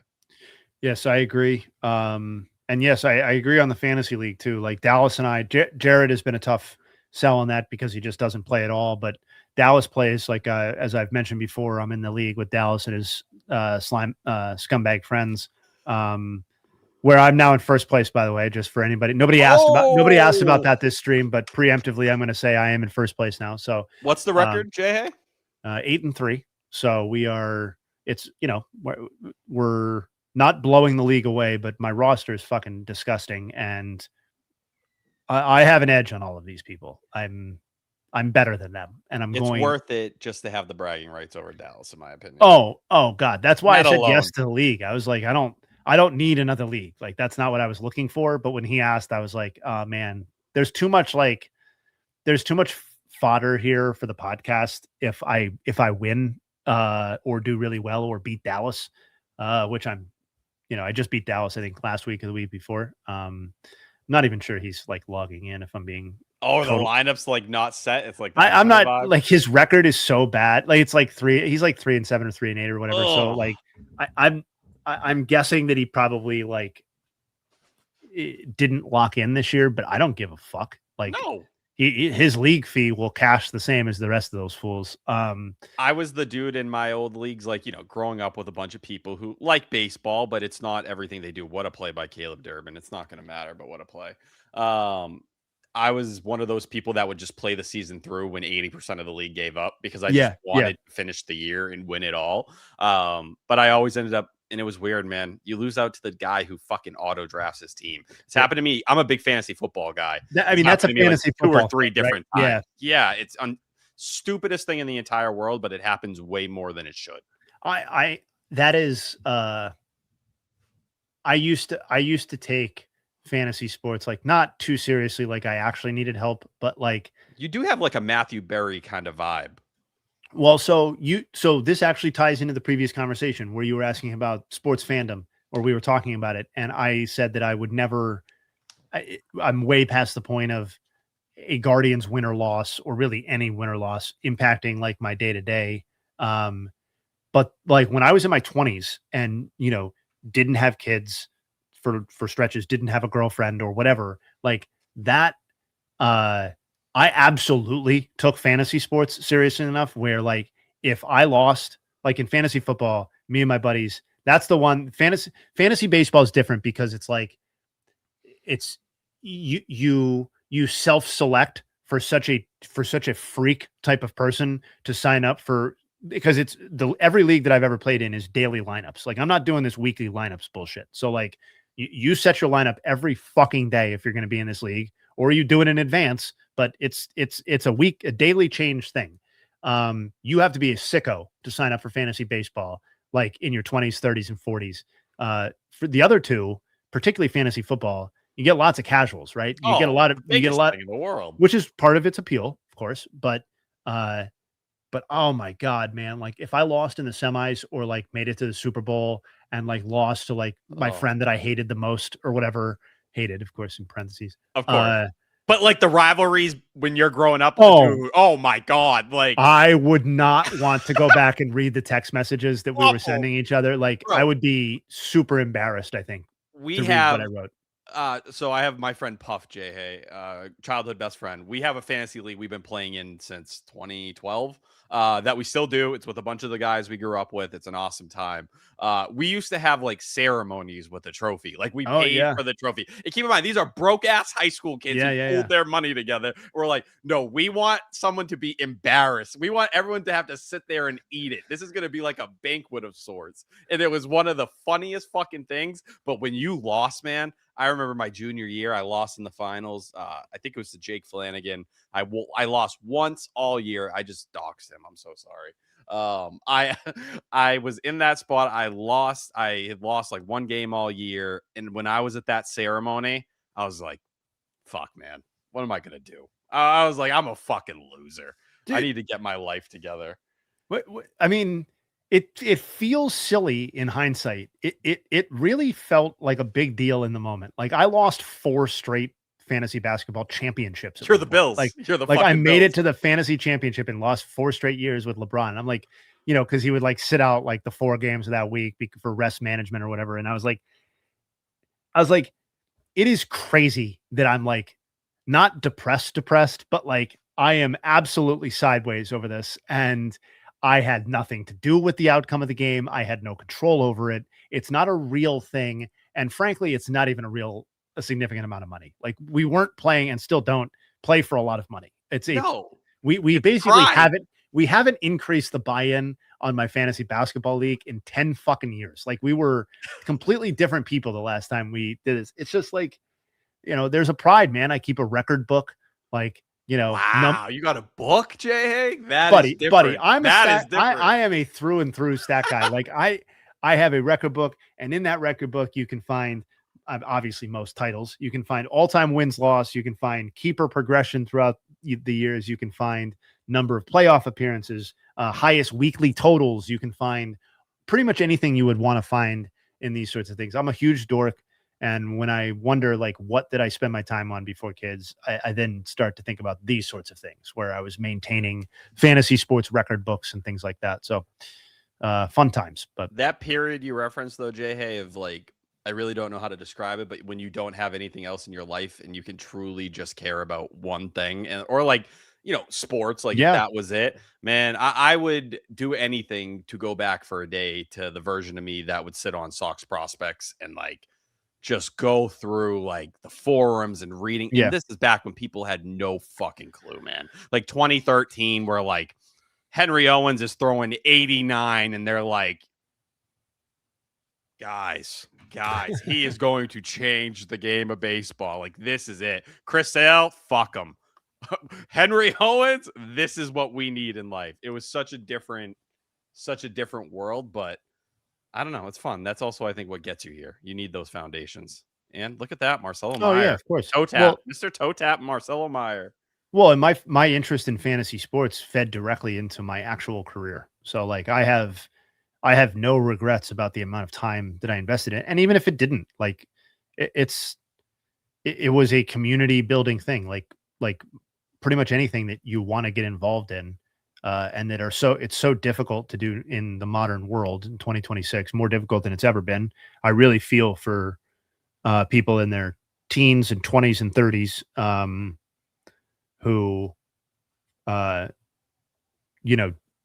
don't have the family unit that they're looking for, or don't have the community that they're looking for. Because I feel like the public spaces that are available for these sorts of things has never been more limited. It's harder than ever to meet people and to engage in this sort of stuff. So that I was able to do that with my friends. And like, dude, I used to most of my friends in the fantasy baseball league, and most of them in general, are based in Illinois. And I used to fly back for the winter meetings of our fantasy baseball league, where we would just get together at my buddy's house and we would talk trades for like 6 hours. Wait, but this was like just for the fantasy league. This wasn't like, what else would it be for? Oh, I thought you were like talking about the winter meetings as they're going on. Oh, like we're gonna hang out and go over. It roughly coincided with that, but it's not like it wasn't actually. It wasn't the actual. Like, it's not like the winter meetings in Florida were going on while we were doing our winter meetings. It might have been like 3 weeks afterwards. Like, it was in the off season of fantasy baseball. But like, yeah, we would just go over. We'd get some food. We get some some beers or whatever, and we'd be like, all right, man, like let's just all sit around and like peer pressure each other into making some trades. Yeah, like I'm getting Buster Posey from you, and that's all there is to it. So like, let's figure out the price. It used to be like that. I would say closer to my college years, like even when a lot of us were at different schools, we'd show up and like that night of the draft, we'd go there. Everybody has their team, and then immediately after the draft, we'd spend like 2 or 3 hours like, man, you really don't like your roster. Like, yeah. Like, and there's always that dude who like the overconfident one, the guy who's trying to sell everyone. And there's like one dude where you're like, it's over, buddy. Like, your season's over before it even started. It's the best, man. Cause like, as recently as 2 years ago, we were still getting together for our fantasy football draft. Like, I was still flying out. We would pick a city. It evolved into the winner picking the next destination, and we would all fly out and get together. We used to do it in Madison, Wisconsin every year for like 10 years. It was so much fucking fun.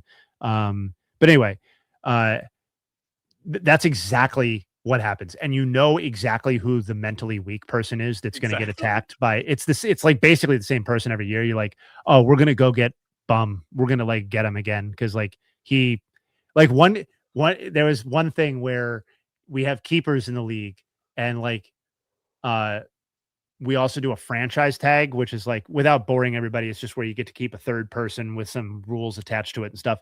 But like, though that third person, because of like the way ESPN's formatting works, is still in the draft. So like, you just have to be aware that like, you can't take this person, right? And so this same person for 3 straight years, took somebody who had been franchise tagged, and the rule on the books, like we had because these guys were such fucking morons. These are my friends. We had to write out the rules because people were like, oh, well, it wasn't written out, so you can't like do anything about this. And it's like, God damn it, you're 35 years old. But, okay. Grow the fuck up. Seriously, like, what is wrong with you? But okay, fine. So we wrote them out, and the rule on the books was that if you did that, you lost the pick. So like, he flew out for these drafts. He's like gearing up for it. We're like, hey, Bum, don't draft the franchise tag guy. Don't draft the franchise tag guy. And then he just kept doing it because he was so like flustered or dumb or whatever. And then you're like, well, okay, you don't get your first round pick. So like, I hope this experience is good. That's and this isn't a no free promotion here, but a sleeper. We have that issue in our draft where like you can go back and you just stop and you can go back 3 picks. And you can do that, but we're not though. But you're just saying you're going to pay the penalty. Like, we want you to pay the penalty. I am not a heartless person. So if it's just up to me, I can't enforce this stuff. No, it's fine. We're watching baseball. Like I can't be the guy who's a dickhead over a fantasy baseball league or football league where I'm like, you know what? Yes, you must pay the penalty. But that's why we did it, because people were taking advantage. And it's like, now it's on the books. You guys asked for this. It's on the books. You must pay the penalty now. Otherwise, what are we doing? Like, we have rules. We have structure. People are going to pay for breaking the rules. I like that. Ideally, we would have no rules. And like, you're actually competing too, like, and you're actually trying to have fun in that way. Like, I'm a competition person too. It's like, all right, well, we start bending shit, then it loses the flavor. But so the one that gets me is like, where people do trades, and like all of these platforms, like the trades go up for votes, right? For a 48-hour period or whatever. Like in all the leagues that I run, for like 10, 15 years now, you accept a trade. They're on your roster now. Like if somebody is going to attempt real actual collusion in a fantasy sports league, I am going to beat your ass. Like I've never fought. You are the worst human being to ever exist. I've never fought somebody in my life. Swear to God. And I would beat that person up. It is like, it doesn't, it's such a like real collusion. I'm not talking about like this person only got 60 cents on the dollar for their deal, because you know what? Hey, buddy, you're an adult and I'm an adult. And if I want to make a fantasy trade, as long as it's not actual corruption, then you should be allowed to do that. You should be able to allowed to make your own decisions. If it's real corruption with a league of friends, like I'm not on Yahoo playing with a bunch of Yahoos, you know, I'm playing with people that I've known for decades. If you're going to collude, this is over. Like we're just not doing this anymore. I'm not legislating every trade that goes through. We're not voting on this. Nobody votes anyway. No, it just sits up there and it's like, so what are we doing? So there's this period of time where I've acquired a player, but I can't use him, but I am responsible for taking on the burden if he gets injured. Oh, that's fun. How about we just process the trade and assume that nobody's ripping anybody off here? Okay. How does that sound? Now, you couldn't do that in this league that Dallas runs, apparently. This is like the whole deal with them, which is why they've had to have these stupid ass rules. But in all the leagues that I run, where it's civilized people, you can do that. Like I've never had a real collusion problem. Wow.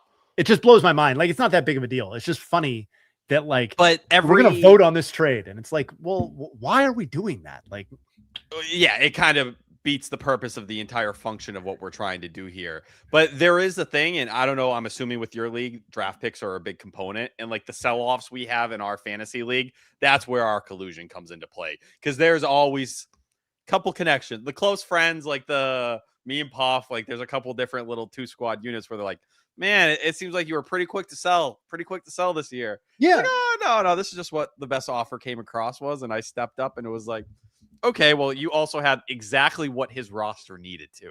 Well, I mean, it's just like, you know, it's so stupid though, but it has provided some like indelible moments. Like I can still remember where I was when my buddy decided that he was just going to trade Miguel Cabrera in the middle of his prime and sent out a text in a keeper league and sent out a text saying, you know, Miggy's on the block. I'm considering trading Miggy.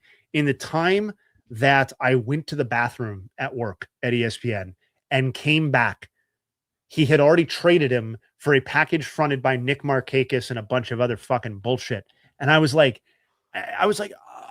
and like, you know, you're always like, oh, I would have offered more. And of course, this is a case where I actually would have offered more because a Nick Markakis fronted package was never made any sense, of course. But it's not really the point. The point is that like I could walk into ESPN and I could go over to the department that I worked in and I could point to you the desk that I was sitting in when that happened, if it's still structured the same way. You're talking about this, Jay Hay, like an actual, like people speak of like, I remember when David Price signed with the Red Sox. Like you're speaking about that as a fantasy trade. Like that's how big that is the point, is that I have lived and died more on my fantasy sports teams in the last 20 years than I have on any real sports team. And like, that sounds very stupid, but it also like, I've also rationalized it to like, I have some level of control over what's happening here. I have made some of the decisions that have happened here. Like I actually have as much or more ownership over this achievement as, you know, real physical human beings achieving a real World Series for a team that I'm not on. So I don't take it that seriously anymore, but I do like to win. I do still try very hard. You're never going to see me not setting my lineups. That's just not what's happening.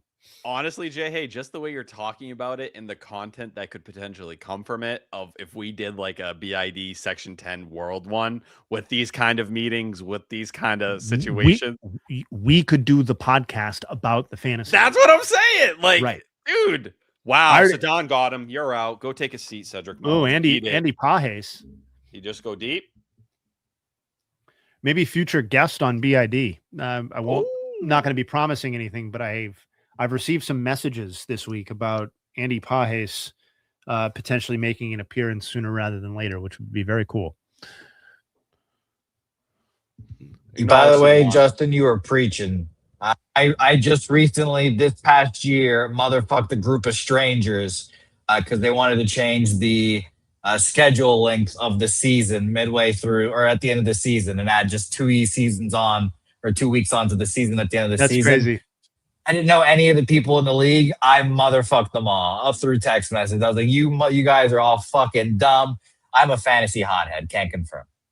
No, that's crazy. Like that's the kind of stuff that, like that changing stuff midstream. Yeah, that's horseshit. You need a good commissioner. That's the end. That's the bottom line with fantasy sports is you need somebody who has integrity, but who also rules with an iron fist. Or maybe I'm just describing how I rule fantasy, and I'd that's vote what I you like. for president. I'd let you run it, JA. Oh, You're a good baby, man. baby, what do we got here? Oh, yes, we do. Yes, What are we we watching here? do. I got Well, four games. we've got another.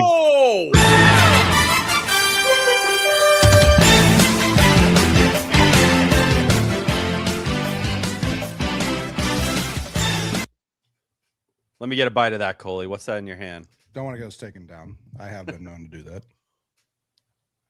It's a protein bar too. You definitely don't want it, Fair. Good point. I was actually softball. had one.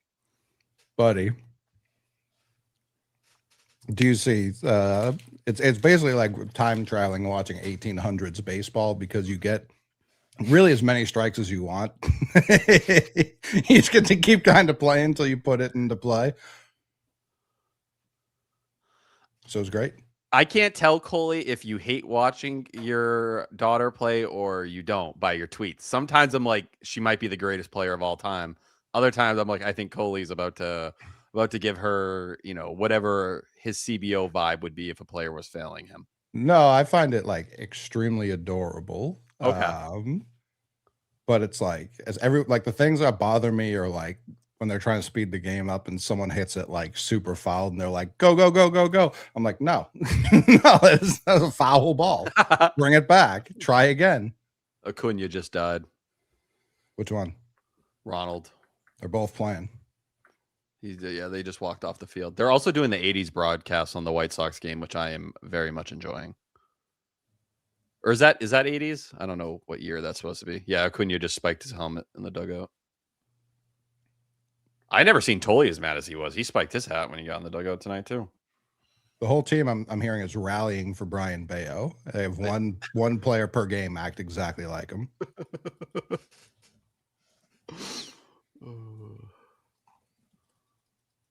What's Braden Montgomery done tonight?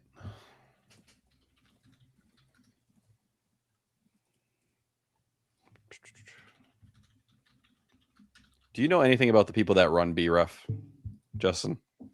I mean, I know it's Sean Foreman. I believe we follow each other and have like a 432 Maple Ave. And yeah, I think we have exchanged like a message or two in our lives, but I don't have any real relationship with him.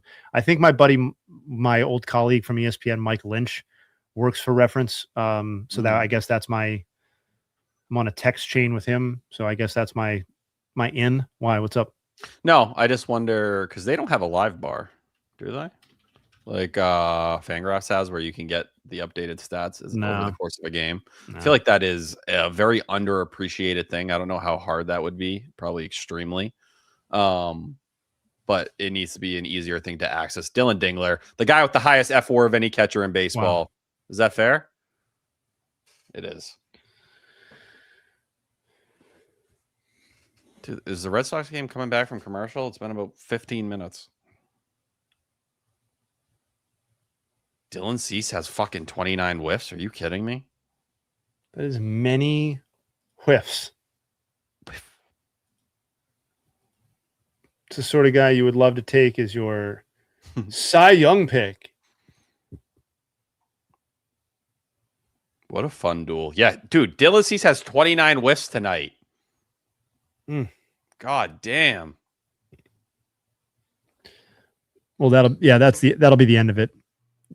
You see the BABIP article on Hoffman today? I did not see that article. Fangraphs posted a wow. The worst BABIP of all time is what it's called. I threw it a retweet. I was like, this is exactly what I'm talking about.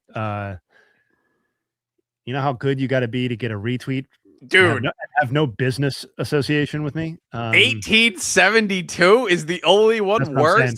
Holy shit! I've never fucking heard of Martin Malone. Maybe that's because he ran a 560 BABIP in 1872. It sounds like he stunk out loud. I don't know. 3 out of the 4 surrounded by Hoffman, all pitched in the 1800s.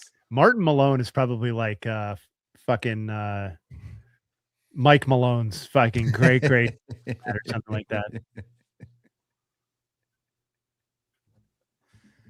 Man, that's wild. Is this really about to happen? Red Sox really about to be 11 games under 500. Yeah, it seems super in play. I believe that's going to be the first time since September 1st, 2020, off the top of my head. Off the top of your head? I looked at it like 2 weeks ago, and I was scared I fucked up the tweet, so I like went back 3 different times to make sure it was accurate. Let's see how right I am. I was wrong. August 31st. That's crazy that you were wrong after you just admitted you looked it up super recently. Like 2 weeks ago. I was close. Come on. That was too much behind the scenes. Now you just kind of look confused. Yeah. Fuck you guys. I'll never trust anything you remember again. Listen. I remember you said you were trying to send Marcelo back to single A. Now he's prime A-Rod since you besmirched his name. I've always been very consistent. If I can tie a change to something, I'm willing to acknowledge something I wasn't aware of. He hates you. I've never spoken to Marcelo, but if he joins the likes of other people on that team, yeah. Yeah, they probably just the whole plane ride anywhere though. You see what this fucking idiot said? Honestly, if I was them, I would do that. I would cook the fuck out of my Twitter page. I mean, your Twitter is not the issue. Your Twitter is very informative. It's arguably too informative. Not enough tea. But like the podcast, it's like a completely different guy. Like it's not the same. He's got too many takes. Shut up. We don't want to hear him. I think it's August 31st. Oh, it's okay, man. Yeah. You were wrong. We heard you the first time, you fucking loser. No, I'm just saying it's all like right or wrong. It's all good. Like, yeah, no, we'll never let you live it down, but it's all we're fine. We respected you before, but you know. No one said anything about that. Oh yeah, let's not go too far. I described people who could get suspended in Jared's light or people he respects. Like you, Coley. You can't get suspended. He said you and I can't get suspended, Coley, and everybody else is fair game, pretty much. I think so. I think Dallas could easily get suspended. Me and Steve are obviously near the top. Yeah, well, Steve gets suspended because he has no idea how to read weather. That's why. Very specific issue. Yeah, has he ever been suspended for any other reason? There were a couple moments I feel like where he spoke out of line and Jared put him back. The only time he's like really ever out of line is when he's talking about like we're not getting the wall up fast enough, build the wall faster. Like that's really like the only time he gets like super out of line. I'm actually happy you brought that back up. Did he get a DoorDash suspension? Yeah, that makes sense. Oh, smooching. Oh, he didn't get suspended for smooching his dad. We just don't encourage it. Oh, thank you, Mickey Gasper. I'm so happy we have you in the lineup. No, great. Yeah, everything's awful. I've been suspended probably like 6. I'm not going to do it. Not you. Totally, Mick has been suspended. Yeah, but I got suspended in Florida. Like I suspended in Maine. I don't know if people remember that episode, but watching your entire shopping trip in Publix, is that what it's called in Florida? Yeah, was a highlight for me. Yeah, I'll podcast anywhere at any time. You want to hear a nug anywhere, anytime? Put it in my mouth. It's not the best one we've ever had, but it is super specific. Dylan sees he had, you're talking 29 whiffs. Who gives a shit? It was 6 innings, 1 run, and 1 walk, and 11 strikeouts. So if we look at Blue Jays pitchers to have starts of 1 or 0 runs allowed, 1 or 0 walks, and 11 or more strikeouts against an NL opponent, he is the 3rd to ever do that. Kevin Gausman, June 27th of 2023 against the Giants. And would you believe Scott Richmond June 17th, 2009, against those same fighting Phils. Wow. It felt like a Richmond type of nug. Yeah, Scott Richmond. We all think about him a lot. Yep. Oh, I forgot So to look shout up out to that Rich. form. I think Scott is a regular Just the Nuts watcher, so I'm sure he'll be pretty pumped to hear himself get a message mention. How does Martin Malone have an MLB page and there's no data on it? Too early to have data, man. What? Then why even make the page? I feel like I worry about this. Nah, he was like Martin Malone was like, "There's too much analytics in baseball. Like, get all these numbers and this data." He was so passionate about it. He said, "Get it off my page." He didn't even want his stats. How many years will it take for, let's call it like 1950s to I guess like there was enough cameras in the 80s, right? Like enough video of what was going on. Yeah, how it was long going before, crazy in the 80s. Yeah, how long before like the 50s, 60s, and 70s are viewed like the ways the 1800s are, where people just like, is it because we log everything now? That will never happen. Yeah, I think that will probably resist a lot of that. I mean, it'll obviously become dated to a degree. I got to be honest, Martin Malone's baseball reference page leaves a lot to be desired. In fact, I don't know what the point of it existing is, because that's my issue. The Martin Malone overview contains no information other than Martin Malone. They can't even which tell we already you. knew. They don't even tell you next to bats and throws, it says unknown, like he's like a unicorn or some shit like that. Like, to be fair, the only other we know is his name, and we know that he was ass. That's all we know about him. So they're like, but this really page doesn't matter what he threw. But this page doesn't even know he's ass. Like that. There's no mention of a BABIP here. Like, let's see. Fangraphs. Fangraphs has data on Martin Malone from 1872. Hell yeah. And he had an 11.33 ERA that year. Would anyone like to guess the FIP? What was his extension? We're working on it. He was worth 0.1 F-WAR in 1872. He had a 399 FIP in 27 innings. Didn't strike out a guy. Didn't walk a guy. 0.3 home runs per 9. Oh, it's crazy. This guy, he was born in 1847 in Brooklyn. Like, just we're talking about a guy who was born in 1847. Also, his page, that baseball reference page, redirects to a page about a guy named Tom Malone, which I'm now like. In fact, he was listed. So when he sucked, he was like, "That was Marty." Back then, you could get away with that, bro. Those were like the pranks people were pulling. Well, hold on. You guys are on to something, I think, because it says, for the longest time, almost nothing was known about Tom Malone, who played pitcher and outfielder for the Brooklyn Eckfords in 1872. In fact, he was long listed wrongly as Martin Malone. Yeah. And there was a Civil War veteran, by the way. Yeah. By that name. But he was not the ball player. One other player named Malone was active in 1872. That being, of course, Fergie Malone, the catcher, first baseman for the Philadelphia Athletics. I'm now much more confused than I was before. So is Tom Malone not a real person? Is Martin Malone not a real person? Are they the same person? Are they two different people? And who is Fergie Malone? This baseball reference page is extremely confusing. More players today need to pull this move. If you're off to a bad couple of years, the first 3 years aren't working right, just show up with a new name, a new person. It literally just happened to on your own team. Tehran Guerrero died in front of everyone. He was like, "By the way, fellas, I know I'm 35, but it's Tyron. No idea where anyone got the A from. I know I've pitched for like 6 different MLB franchises at the major league level, but now enough is enough. Today is the day." Like, it's Tyron, it's BJ Upton. Like, has anyone else tried to pull this move and done it successfully? Like, for BJ, it almost backfired more than anything, did it not?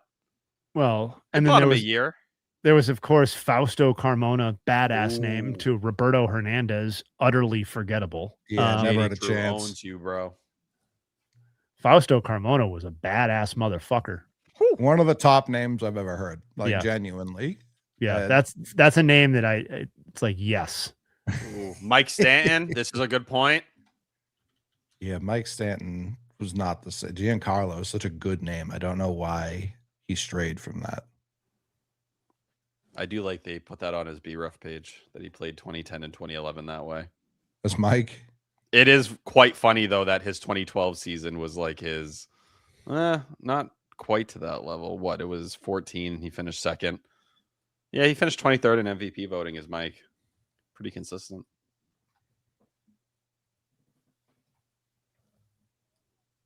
Old Host Radborn. I respect people, man, that are like historians of this stuff because it's truly like the ultimate blind spot. Well, you didn't see any of it. Good take. I got to when I was working for MLB, I got to go to John Thorne's place, who was the official historian of Major League Baseball. I think he's since relinquished the position, but he was or is the official historian of Major League Baseball. And just like, it was just a classic case of, we like went to his house, we were filming him for something, but like ultimately I was just there to kind of sit and listen to him. And it was just like, God damn, man. Like you feel like you have a grasp of the sport. You feel like you can talk about it reasonably intelligently. And then, you know, you sit down with John Thorne and it's just like the cliche that like, this guy's fucking forgotten more since we started talking than I have ever known. And it's like, and, you know, with some of those old historian, you know, academic historian types, they have such like a grace about them. And like always. Yeah. The delivery is so,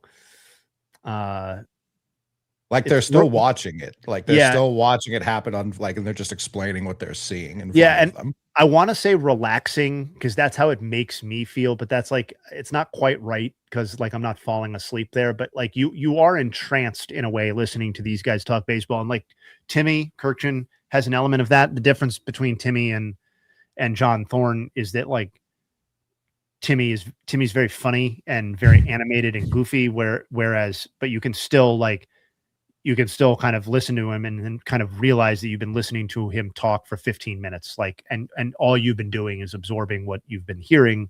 John Thorne's the same way, just in a much drier, more calm way, but it was very cool experience. Yeah. They basically like, they just plucked him out of, I'm sure he's in the Ken Burns documentary as I'm saying this, but it's, you're talking about that level of like calm. Yeah. It is like it's like an ASMR almost. Like your ASMR Tingles is a baseball historian.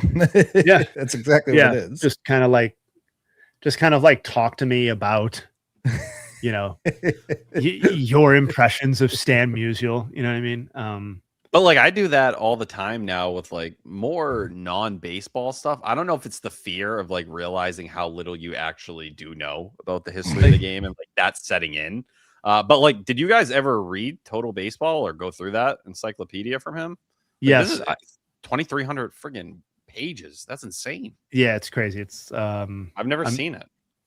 I mean, I was partial to the Bill James historical abstracts. That was like my Bible at the time. Obviously, Bill James sucks ass, but you know, he's funny, man. At the time, he was a revolutionary mind and all that. He kills me. Yeah, I mean, he said, put 9 trash cans out there. It's the same thing. Unbelievable. That's when he really lost me. I was like, this guy might be legitimately senile now. It is wild to watch him like fight with the developers on Baseball Savant over things like on Twitter and like loudly being wrong, like and proud to be wrong. It's a nice reminder that like you're not a genius indefinitely, right? And you're not a genius in all things, right? That's sometimes we treat these people like, oh, well, they're a genius in this, and thus that lasts forever, and they should be taken seriously on all topics. And unfortunately, Bill James is a great example of why that's not the case. Multiple people brought up, I feel like you're describing Bob Kendrick. I am in a sense. The distinction I'll draw is that to me, Bob Kendrick feels like you're interviewing when you go to a museum and you put on the headset and you walk around, that's what talking to Bob Kendrick sounds like, because Bob Kendrick is so fucking polished in what he's saying. And like, you just like, he has told these stories. And I think so. Tim Kirchin and Bob Kendrick and John Thorne all have lots of great stories. Where I think Bob Kendrick's is different, and it's obviously so in a lot of ways, but he's been telling these stories not only because he loves baseball, or not only because he remembers them or experienced them directly, but because he has been the bearer of this history for a lot of people. Like, he has been the person who has taken responsibility for making sure that the Negro Leagues are something that people in the modern day remember, appreciate, and celebrate.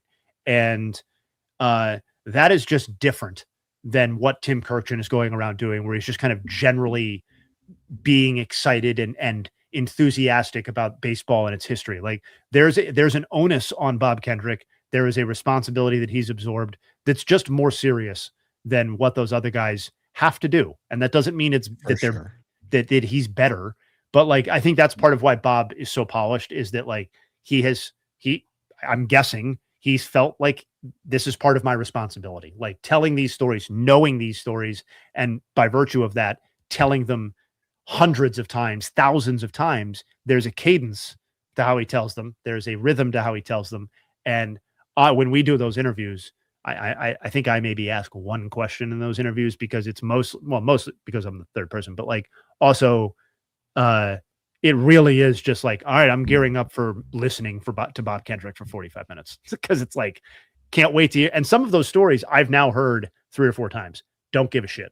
Right. I'm ready for times 5 and 6, because they are either tinged with something unique every time he tells them, or it's the same exact story, and I just like hearing it again because he's such a good fucking storyteller. So that's the distinction I would draw. All very unique and cool in their own ways. They're important people, and it's important to have next versions of those people lined up, because they too will become part of the story. And I think that's one of the biggest things when you have the key to that door, because we know when certain voices want to reshape how bad things were, or try to make them seem different, or like it was lighter, to have people that are willing to share the ugly side of things, the hard side of things, but the reality of things. If you lose that, that's when you start to see history books get rewritten. And I think there's a lot of different subjects where people feel that way, but baseball is one of many of them. And I'm happy to hear the stories that do exist out there that are able to tell you what those years were like and what that league went through. And it's scary to think what other stuff hasn't gotten out there, because there's been people who've been able to remold it into certain ways to fit a narrative or whatever version of baseball they wanted to exist that wasn't reality.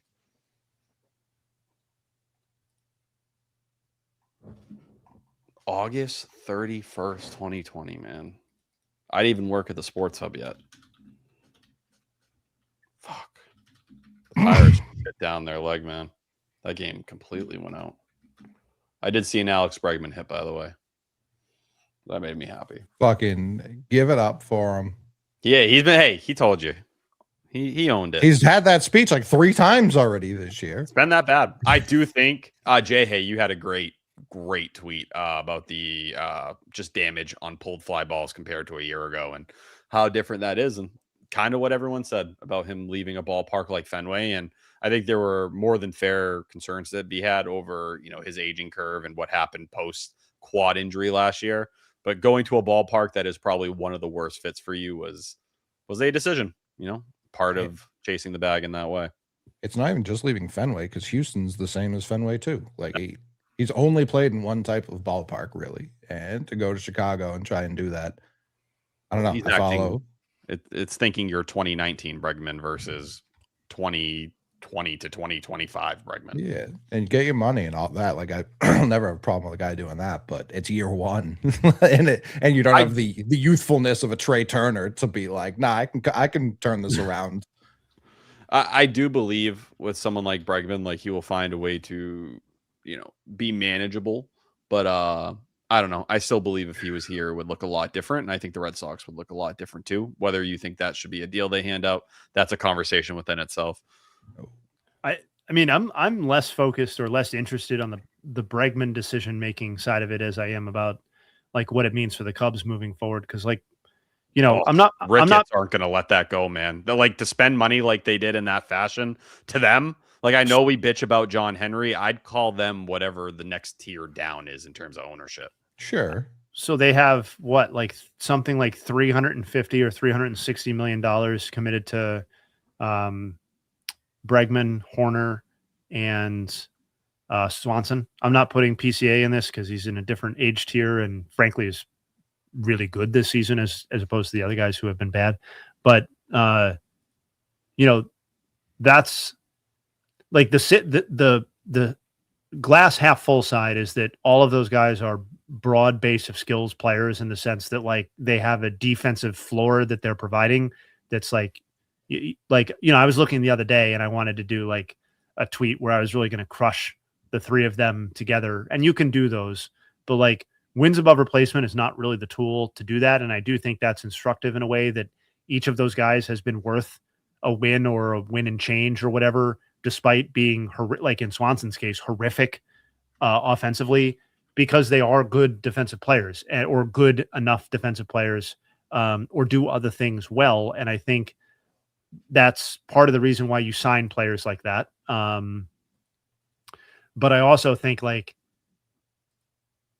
you know, that's a lot of money to have tied up in three dudes where it is pretty much definitive that none of them is an impact offensive player. Like Nico Horner looked like he might be that guy at different points.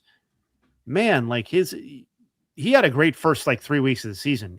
What is his Tyler? I don't have 675 would be my guess. 685 is his OPS on the season would be my guess. He has like a 98 OPS plus. I know that. I think Bregman's floating. I guess I could look it up, but yeah, they're all like Dansby Swanson, I think, is in the 70s for OPS plus. Yeah, Horner's 679. Jesus Christ. Just fucking nail it. But like, you know, even last year was 739. So it's not like we're talking about the threshold needs to be super high for him to be a great player. But, you know, the thing with the Nico Horner contract is that they didn't sign him as if he was being treated as underrated Nico Horner. They signed him to a contract that really kind of paid him, at least how I interpreted it, as pretty close to like full-fledged, you are a very good borderline great player. And insane when, you know, a lot of clubs you could argue, hey, they didn't have another option. This was them trying to keep a window open or feel like they didn't take a step back. To have an internal option like Matt Shaw that you did and to still double down in that capacity, like it is almost like you're just stacking on some of these things here where it's one thing to give out a bad deal, but to have a solution inside that maybe had similar upside or something that you thought was close. It just felt like it. I'm a little hesitant to be overly critical on the deal because I don't remember being overly critical at the time it was signed. I wanted Horner this offseason, but I was very loud about that. But I do feel like, you know, at the very least, they were a little overly aggressive in the combination of when they gave the contract and the amount of money that they gave at the time. If you're gonna like Nico Horner is not 27 years old, right? He is in his age 29 season. This was his last year before free agency. So you would have gotten to play out one of his prime level seasons before he hit free agency. Did we really think that the market for Nico Horner was going to be so goddamn robust that you had to give him $150 million a year out from free agency to buy out like the back end of his prime and the beginning of his decline phase? That to me is the troubling part or the questionable part. Like if they had gotten the deal done for, I haven't given this a ton of thought, but $100 million, $95 million, 115, like that starts to make more sense because it's like, well, we're getting what we feel like is a discount on a guy who just delivered a 5-6 win season in 2025 and whose bat to ball skills and defense are things that we really value and are a nice complement to the other players on our team. I think all of that's solid reasoning. I just don't really understand paying full freight when you had the leverage on your side. It felt like. Well, with the financial restrictions they have and like where their pitching staff is on top of it. And I understand bad luck with Cade Horton. Obviously, Justin Steele's had his setbacks this year on his way back. But where that money maybe could have been invested in a different way, and whether it's the power bat and going to get someone who can surpass all those things, and you're paying a guy in Nico Horner who, yeah, that contract comes for a guy who's going to be regressing in terms of defense and speed and gears, where that is the foundation of what that war has been year to year. But yeah, it's misplaced money, man. And that's why, like, I know Jed Hoyer's just signed an extension there, and maybe the Ricketts will ride it out, but that is tough, because those are the kind of moves that can close a window very quickly, when I think a lot of people thought the Cubs were going to have at least 3 or 4 years here where they were kind of beating up on the league or being near that top team conversation. The way I would defend them paying Horner is if he did repeat that year, because they gave it to him, were they even in America when they gave him that deal? That was immediate this season. If he repeated last season, there are no free agent bats, especially, and it'd be like you pay him or Jazz Chisholm. Like, I do think even if he was like a 4-win guy at year's end, there would be like 120 to 130 million out there for Nico Horner. Let's pretend there's no lockout looming. So that's where it's like, I can understand them being like, this guy's been steady for us. If we lose him, like, we definitely don't have anything we think we have. That's where it's like, if they just done that and given the money to Suarez instead of Bregman, or Ranger Suarez, obviously, not Eugenio, then I think they're in a much better spot, and they couldn't have foreseen all of their arms dying one day after another, but they did know they needed that.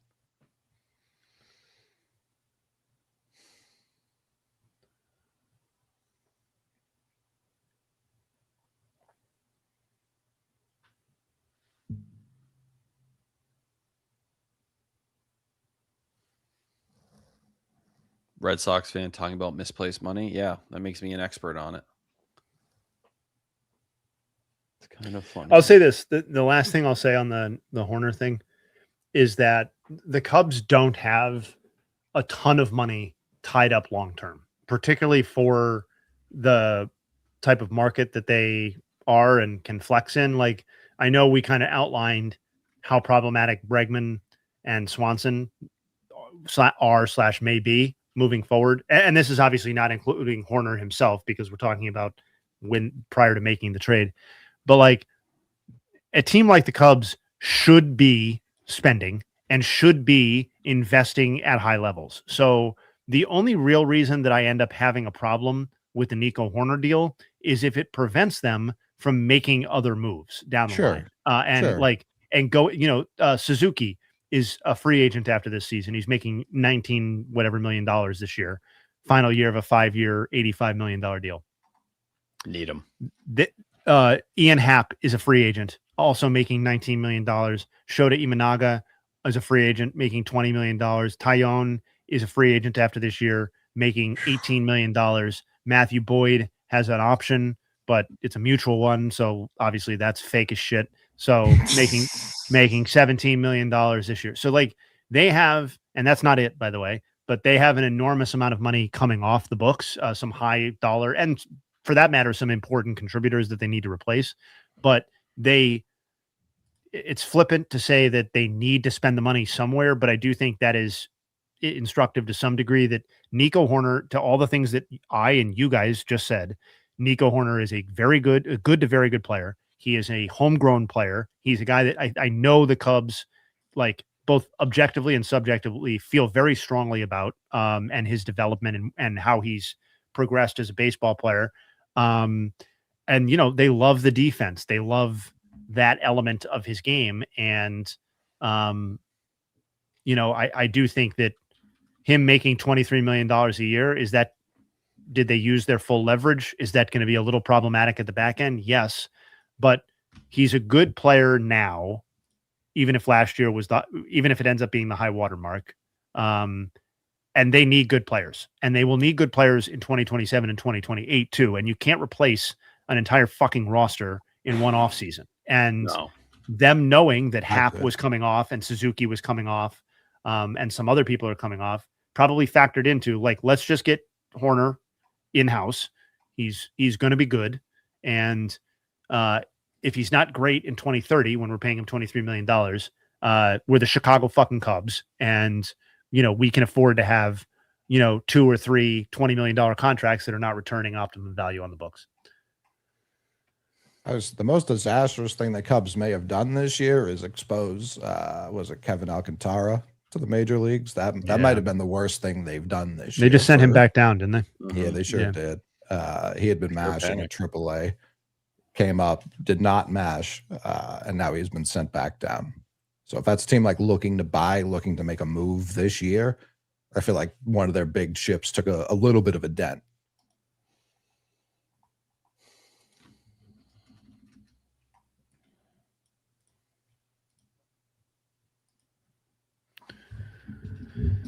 Yeah, the Astros have to feel vindicated for not keeping Springer, Tucker, Bregman. I mean, ultimately, I guess, yes. I think Springer's a definitively mixed bag there in terms of letting him go. I know that I haven't seen what the WAR per dollar comment would say about what his Toronto deal has turned out, but he has had several very, very high-level seasons for the Blue Jays and saved, I believe, the best of those for the highest leverage season that the Blue Jays have had in a couple of decades. So I would say the Blue Jays have no regrets over the George Springer deal, I would think. That doesn't preclude the Astros from feeling okay about letting him walk. The Tucker thing is probably going to work out fine for them. Yeah, that's probably the cleanest good decision by them, was just like, we're going to take the prospect capital or whatever it was, Cam Smith plus Paredes and Cam Smith. Yeah. And we're just going to say, see you later. The Bregman Springer ones, I think, are a little bit more complicated, but I mean, Bregman would have helped them last year, right? Like, it's not like because we don't have to pretend that he gets injured if he's playing for the Astros. Like, there's a world where he's healthy playing for the Astros, right? So that one I think is a little bit.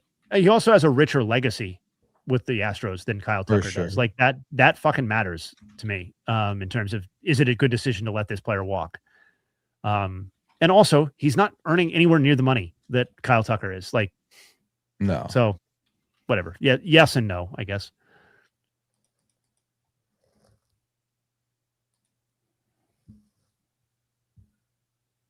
I can't talk about the Savant bat tracking metrics from today because I have the information open and I haven't gotten to it yet. So I'd love to talk about that tomorrow on the podcast, or if Tyler's ready to talk about it, he can, but I haven't had a chance to dig in yet. I had a couple tweets lined up. I don't know if people saw how fucked up Twitter was today in general. Like, if you tried to post a clip, it like showed up as like a embedded link essentially. So none of it worked, but it is pretty fascinating, like, to see the measurements that came out and how they're doing it. So I believe they do measure by the middle of the bat or the middle of the bat. I wouldn't have expected it to be that way.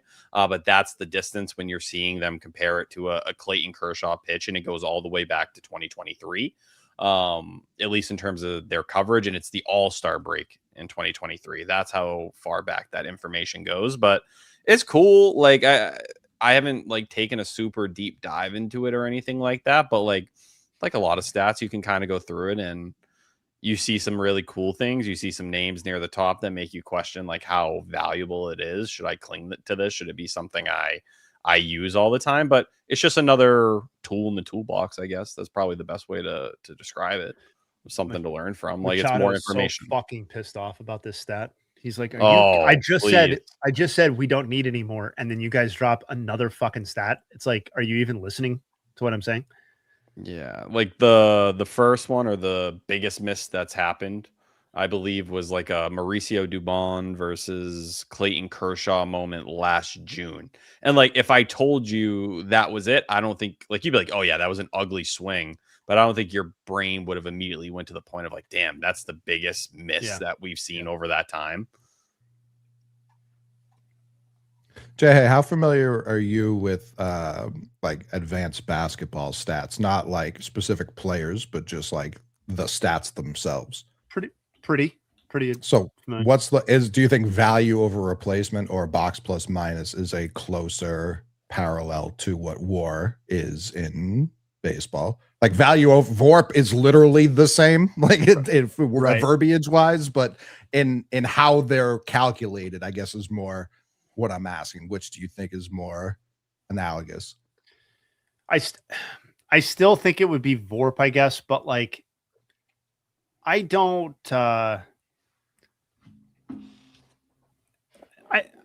I don't have quite the level of comfort in terms of like acceptance that it's translating player value quite the same as it is in baseball with value over replacement player in or WARP or the equivalent in basketball. I just for basketball, I'm much more comfortable being like, I'm going to pull up.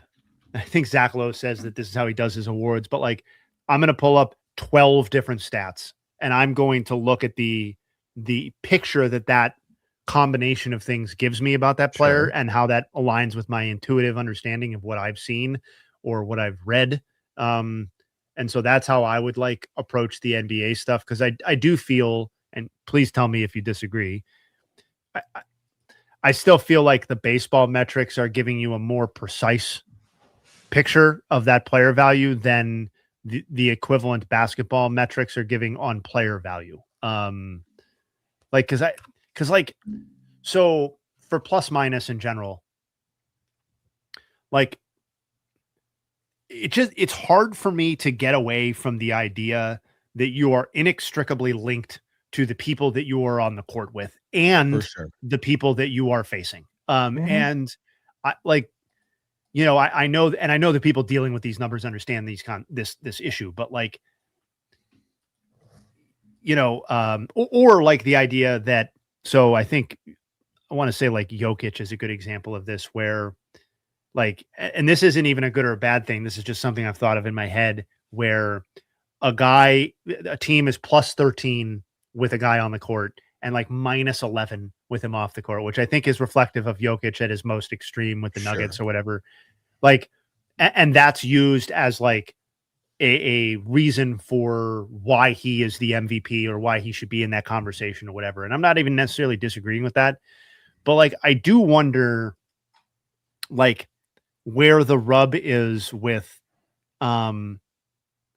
the team so completely falls apart when you are not on the court that yes, that's a reflection of how valuable you are. Also, it's a reflection of like, is it a reflection of something else too? Right? Like, is it a reflection of that this team has reconstructed itself in such a way that is so catered to what you want to do that when you are off the court, as great as you may be, that the rest of the infrastructure, the ecosystem completely disintegrates to a point where this team can't really function without you on the court. Does that mean you're the most valuable, or does that mean that a situation where we have this more figured out and your plus minus might not be as extreme when this particular player is on or off the court, but the ecosystem is healthier? Does that make that person less valuable? I don't know, like that.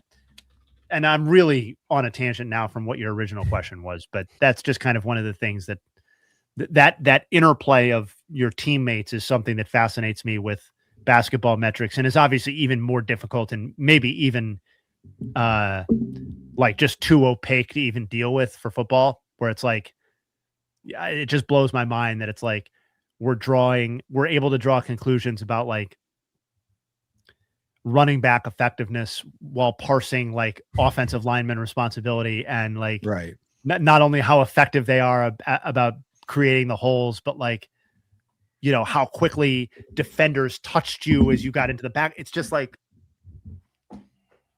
I know Saquon Barkley's good. You know what I mean? Like can we just get him off the fucking Giants and we'll fucking see that? Like, and then you did, right? And it's like, or these like, you know, Ashton Genty last year. And it's like, this poor fucking guy, like this stupid fucking asshole, like just getting drafted by this absolute clown show of a franchise. It was like, we're going to hire 95-year-old Pete Carroll to do a 1-year turnaround. And that's going to be the good idea with no offensive line. And Genty's like, I feel like This sounds stats good, were- fellas. Yeah, he's like, great. So like I'm gonna be touched behind the line like 5 times as often as the next closest running back. And yet, like, I believe Genty's stats were still like he had like one of the best break tackle rates and like was still like Ashton Genty. It was just like, it doesn't matter because this team around you is so incapable of supporting your particular skill set. That's part of why I love baseball, because from a stats guy perspective, because I do feel like, and this is, I'll shut up after this, but it's just like, I do feel like you can wrap your head around player value in a way that's more difficult than other sports. I think football definitely, because like the biggest thing, like baseball, there isn't like a play. You know what I mean? Like it's like there isn't someone dialing up a secret play like the other team intentionally is not supposed to know. That also us, the viewer, can guess what the play is, but I see too many people too confidently speaking about like run block responsibilities, and then like that guard will log on and be like, you're not even close to Yeah, that's like the whole PFF thing though, where like over the last couple years it feels like the credibility, the conversational points around that stuff has completely been thrown out because there's too many variables at play. There's way too many compared unknown, to very a like baseball unknown situation. I don't think there's a bigger gap between the numbers in the sport than there is with football. And I've yet to hear like a football player, like we have Carlos Correa, like come out and talk about, yeah, I'm into these metrics. We hear pitchers go to these labs and talk about how they obsess over them. Have you ever heard a football player like seriously go and quote metrics or talk about them in that capacity? It's like, it's not even worthy of acknowledging in their lens compared to baseball, where like Manny Machado has to talk about it after a game, whether he agrees with it or not. No, but I do think like it has been eye-opening in football that the way the metrics have changed certain things. And not just like from a philosophy standpoint in terms of like we should be throwing the ball more than we're running it or whatever. But you know, like I remember when I was at ESPN, they came out with total QBR, and like the premise behind that, and you can put it however much stock you want to in QBR. I'm not here to argue about that, but one thing that QBR does and did take into account that quarterback rating does not and did not is like when things are happening. Like it was basically taking like win probability in baseball and applying it to football, which is like that quarterback rating was the previous standard for measuring quarterbacks, where it is both totally untied, disconnected from like whether you're winning or losing or anything like that, right? And it is, even to people in the sport, cannot tell you the first thing about how this thing works. Like, what does this number mean? How is it calculated? Like, oh, a perfect score is like 129.8 or something. Like, what are we doing? So like that to me, I do think is pretty interesting. And, you know, to go back to the stats application thing with basketball too, like, you know, there's no real case in baseball where a guy puts up disgusting stats, like is just a dominant force statistically, and there's a commentary on that player that, are we sure they are conducive to winning? Like, are we sure that they can be the driving force of a winning team? And I'm not saying that sounds snarky. I know how I sound, but like, I understand that that's a real conversation in basketball. Like Jalen Brunson is on the verge of dispelling a lot of 158.3. I'm sorry. What did I say? 128. It doesn't matter. Yeah, it really doesn't matter. I didn't have that stupid fucking number. I didn't have that talking point prepared when I started. But the idea that Brunson could kind of dispel a lot of that with the way that people say the Knicks were built, but this idea that you know, like Monta Ellis, yeah, he was putting up 25 points a game. The entire conversation about him was like, you can't win with him as your best or your second best or your third best player. Somebody has to score 25 points on this team. On this team, it's him. You know, the Kings for our entire lives, right? Sure. These sorts of things. And it's like, there is no version of that in baseball, really not totally analogous. And I find that element of basketball fascinating too, where it's like, the conversation isn't always over with that guy's empty calories. It could be that guy's empty calories on that team in that situation, right? We've seen plenty of scenarios where a guy, Kevin Love, right?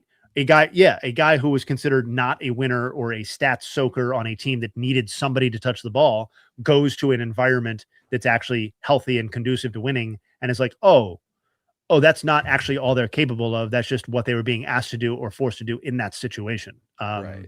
Which is just so cool. You see people in baseball who are like, they've gone from stars to being role players on World Series winning teams, but you don't really see people who have been treated as, I guess A-Rod sort of got that treatment in baseball where it was like, oh, he's just putting up stats on a bad team. But Trout. It's like Trout comes to mind.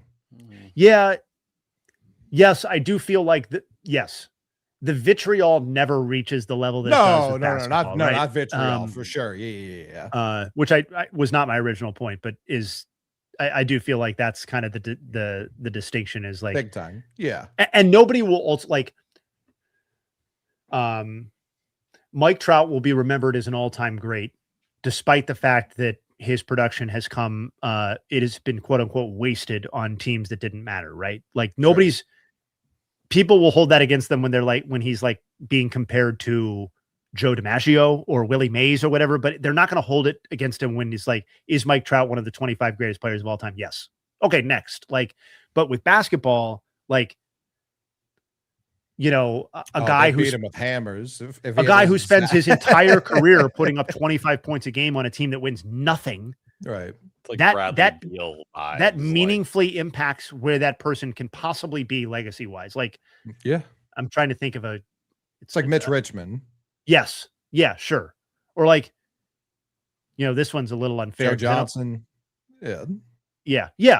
Just guys who are like, we know you were very good, but you never ever achieved any sort of real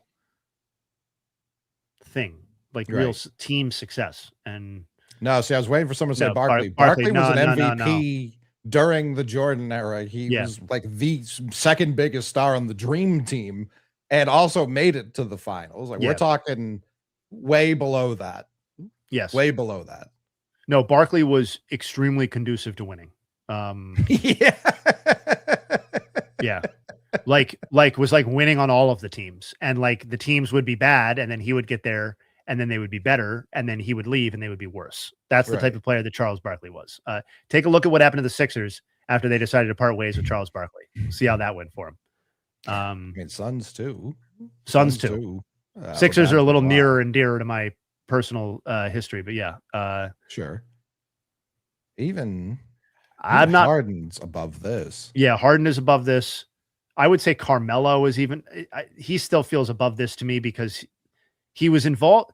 Carmelo was involved in winning in basically every area of his life other than the NBA career. Sure. And that matters. Obviously that matters a lot. And that's why, he's not going to be remembered at the level of Dwayne Wade and LeBron James in his draft class. But for sure, he's considered to be one of the great Olympic winners ever.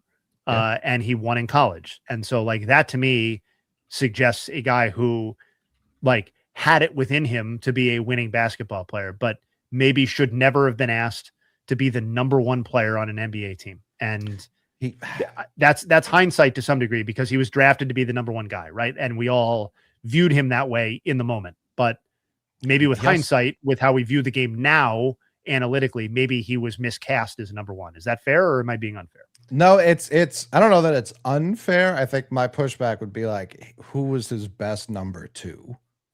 Oh, that's definitely part of the problem too. Yes. Yeah, because Dwayne Wade wins with Shaq, who was still getting MVP votes, but Dwayne Wade was the guy on that team, obviously.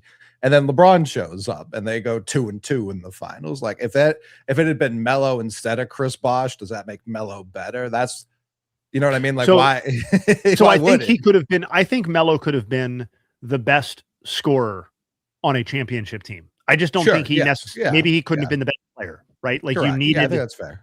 You needed the bigger defensive anchor probably, or guy, I don't even know who the perfect fit is, but you needed a secondary creator who was also an impact level defensive player. Him and Chris Paul would have been interesting. Yeah. Yeah. That was always thought it was that little banana boat group, right? Yeah. And CP in his prime was obviously a very good defensive player if undersized, of course. But Rudy Gay is a good one for this. Rudy Gay, just like a bucket yes, getter. yeah, Just Rudy pure Gay's a hoops, great answer. but was always going to win like 33 games. Yeah.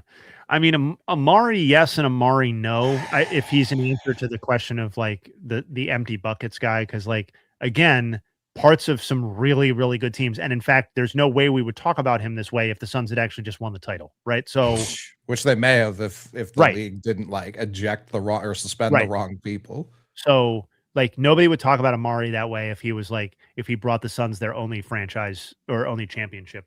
I mean, I do think he was probably a bit overrated as a player, just generally speaking. But The injury really changed what his career was trending to be. Like for a guy who came out of high school, and he was, I think, like a 19-year-old before this era where it's acceptable to be 19, but still, like, we haven't seen a lot of 19-year-olds come into the NBA and like he was the Yao draft, I believe, and I think he won Rookie of the Year. Like that's out of high school. Like he was a monster on those Suns teams. And then but like 10 years later, I think with the way surgery progressed, I think his career goes a little differently. Yeah, so just to clarify, the Knicks version of Amari Stoudemire can't be the best player that Melo plays with. Like but yeah. No. So he was saying Amari is the best player, the number 2 for Melo, not necessarily the empty buckets guys. So Gotcha. just clarifying Jacob's. And honestly, like Amari, I remember there was a crazy stat. Like his first 30 games with the Knicks were like the best first 30 games anyone had ever had in the history of the Knicks.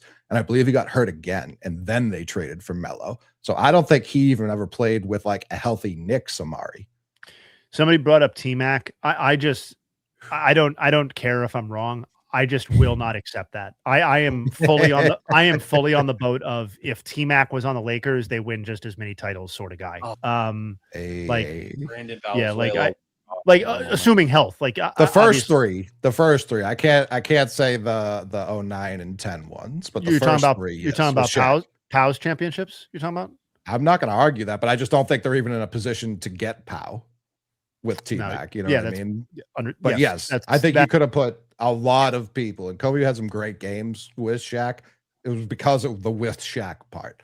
You could have put a lot of people there. Yeah, Vince and I just Carter.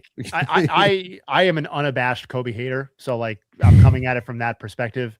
But I'm just utterly convinced that in a neutral setting, T-Mac was a better player. Like I just think at his physical skills and length were just breathtaking to me, and I understand that he did not manifest those skills in the same successful way that Kobe did. So I'm not saying that he had a better career. Obviously not. No. But I am saying that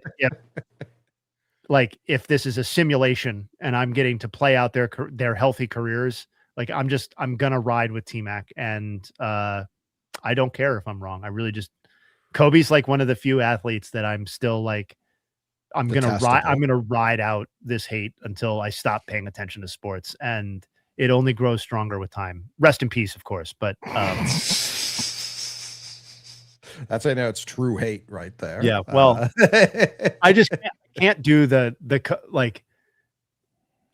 people who say that Kobe Bryant is better than LeBron James are like, that's part of like what's wrong with this nation. And I don't have time for Kobe Bryant's better than Tim Duncan. I don't have time for Kobe Bryant, one of the 10 greatest players of all time. Is anyone saying that though, besides like Skip Bayless and like 40-year-old Lakers fans? Well, like no, hardcore Lakers fans are like some of the most delusional sports people you will ever run across. Like they are psychopaths about this Kobe stuff. And that was true before he died, honestly. This is their relationship with Kobe is one of the strangest things I never have lived in California, so I don't really get it. They've had better players in their own franchise. Many better players. Like they're the only team that can say that, really, other than the the Celtics are. It's like a little bit less straightforward. Like the Lakers, you can, like, I was alive for the Shaq Kobe championships. I was not a professional media person. I was alive. I know what happened in those, and I can also go back and look at the box scores. they won because of Shaquille fucking O'Neal. Like he was putting up like the stuff that went like obviously not with the defensive stuff, but the stuff that Wemby was doing, the stuff that Giannis did against the Suns, like that was Shaquille O'Neal. Like that's the name that comes up when you get these 40-20 games, these 30-15 games in the NBA fucking finals. It's Shaquille O'Neal. And like, I just, is Kobe one of the 20 greatest players of all time? Yeah, fuck yeah. Like, let's do this. He's closer to 20 than 1 though. That's what I'm saying. Like, it's not what people, a lot of the crazies think it is. And I'm just not going to do it. He's because even if you're even just trying to be like that, Kobe was like, if you're like throwing away the field goal percentage, if you're throwing away the lack of like passing, if you're just like, I just view all the good of him. You'd still, I don't know the argument you'd have for him over Jordan. You know what I mean? If you really just wanted to be like, all right, fuck all the negatives, right? Then it's just like, all right, well, there's still just a better version of this. And they played, like they overlapped. It wasn't like 50 years. It's not George Gervin I'm comparing him to. Like they directly overlapped. I just also like from a personality standpoint, we can get back to baseball after this, but like, I just find everything about the Kobe persona to be unbelievably corny. Like, and like the Black Mamba stuff, the anecdotes that come out about, his training or like how seriously he took it out, how big of a dickhead he was to teammates or like, the mindsets that he would have to get it. Like, fucking lose me with that shit. I just feel like I understand athletes are their own thing and I'm not an athlete and never could be, but it comes off as so forced and corny to me. These like, these guys that have like military attitudes towards like, oh, the foxhole. It's like, no, it's sports actually though. At 4:15 a.m., at 11 a.m., at 3 p.m., at 7 p.m. Yeah. Once again at 11. You ever heard of 5-a-days? I did my entire career. The whole Mamba stuff came out of like one of the biggest sports scandals in my lifetime. Like it wasn't because like he was like that prolific a winner. It was because he got accused of, I'm going to say sexual assault, but it was worse than that. Yeah. And then he was like, I'm a snake. And it was like, what are you talking about, man? What does that even mean? And people were like, no, he's right. He is a snake. Very strange. Very strange. NBA former players typically slightly overrate just tough bucket getters. They don't really care if you shot 37% to do it. Yeah. Yeah. It's the ones you make. Like that's the one the former players. So that's where it's like former players aren't always the best objective judge of these things. And that's true of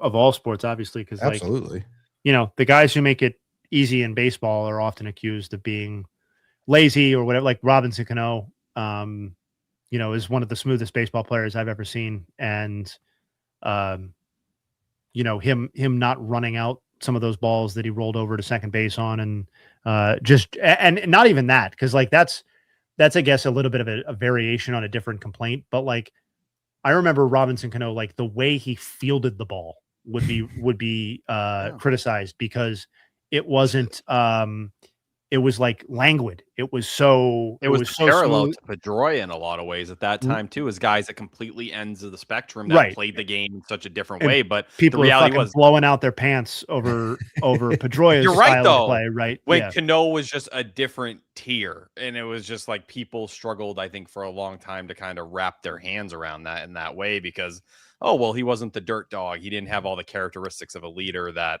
I know sports radio took away Dustin Pedroia. He heard one name he recognized. He was like, fucking finally. I'm back. I'm like, please.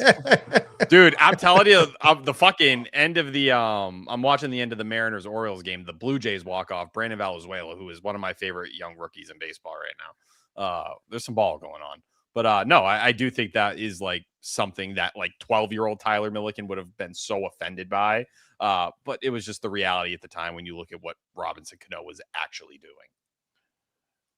Kobe Go ahead. No, somebody said Kobe once studied sharks to quote understand Allen Iverson better. That's exactly what I'm talking about.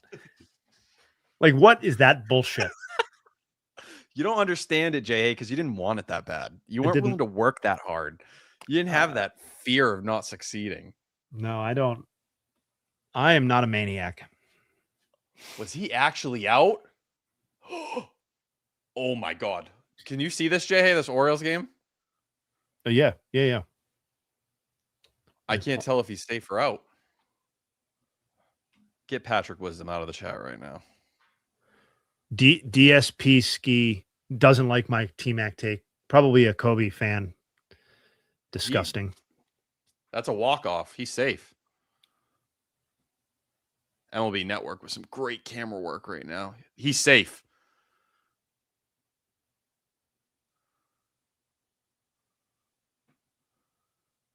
It is that close. Wow, it's going to be real. Oh, was this the tie of the game? My fault. I was getting very distracted by the White Sox. That'd be tied game. Thank you, Jay Castillo.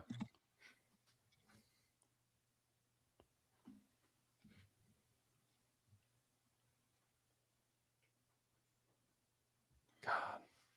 What are you supposed to ask me? What were you guys talking about when I was at my actually house? don't. I actually Pedroia don't know. Was that it?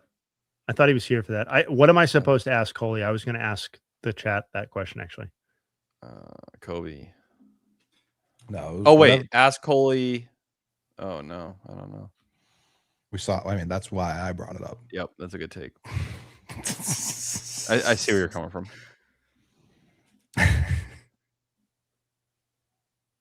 Wow, they ruled him out. Fuck.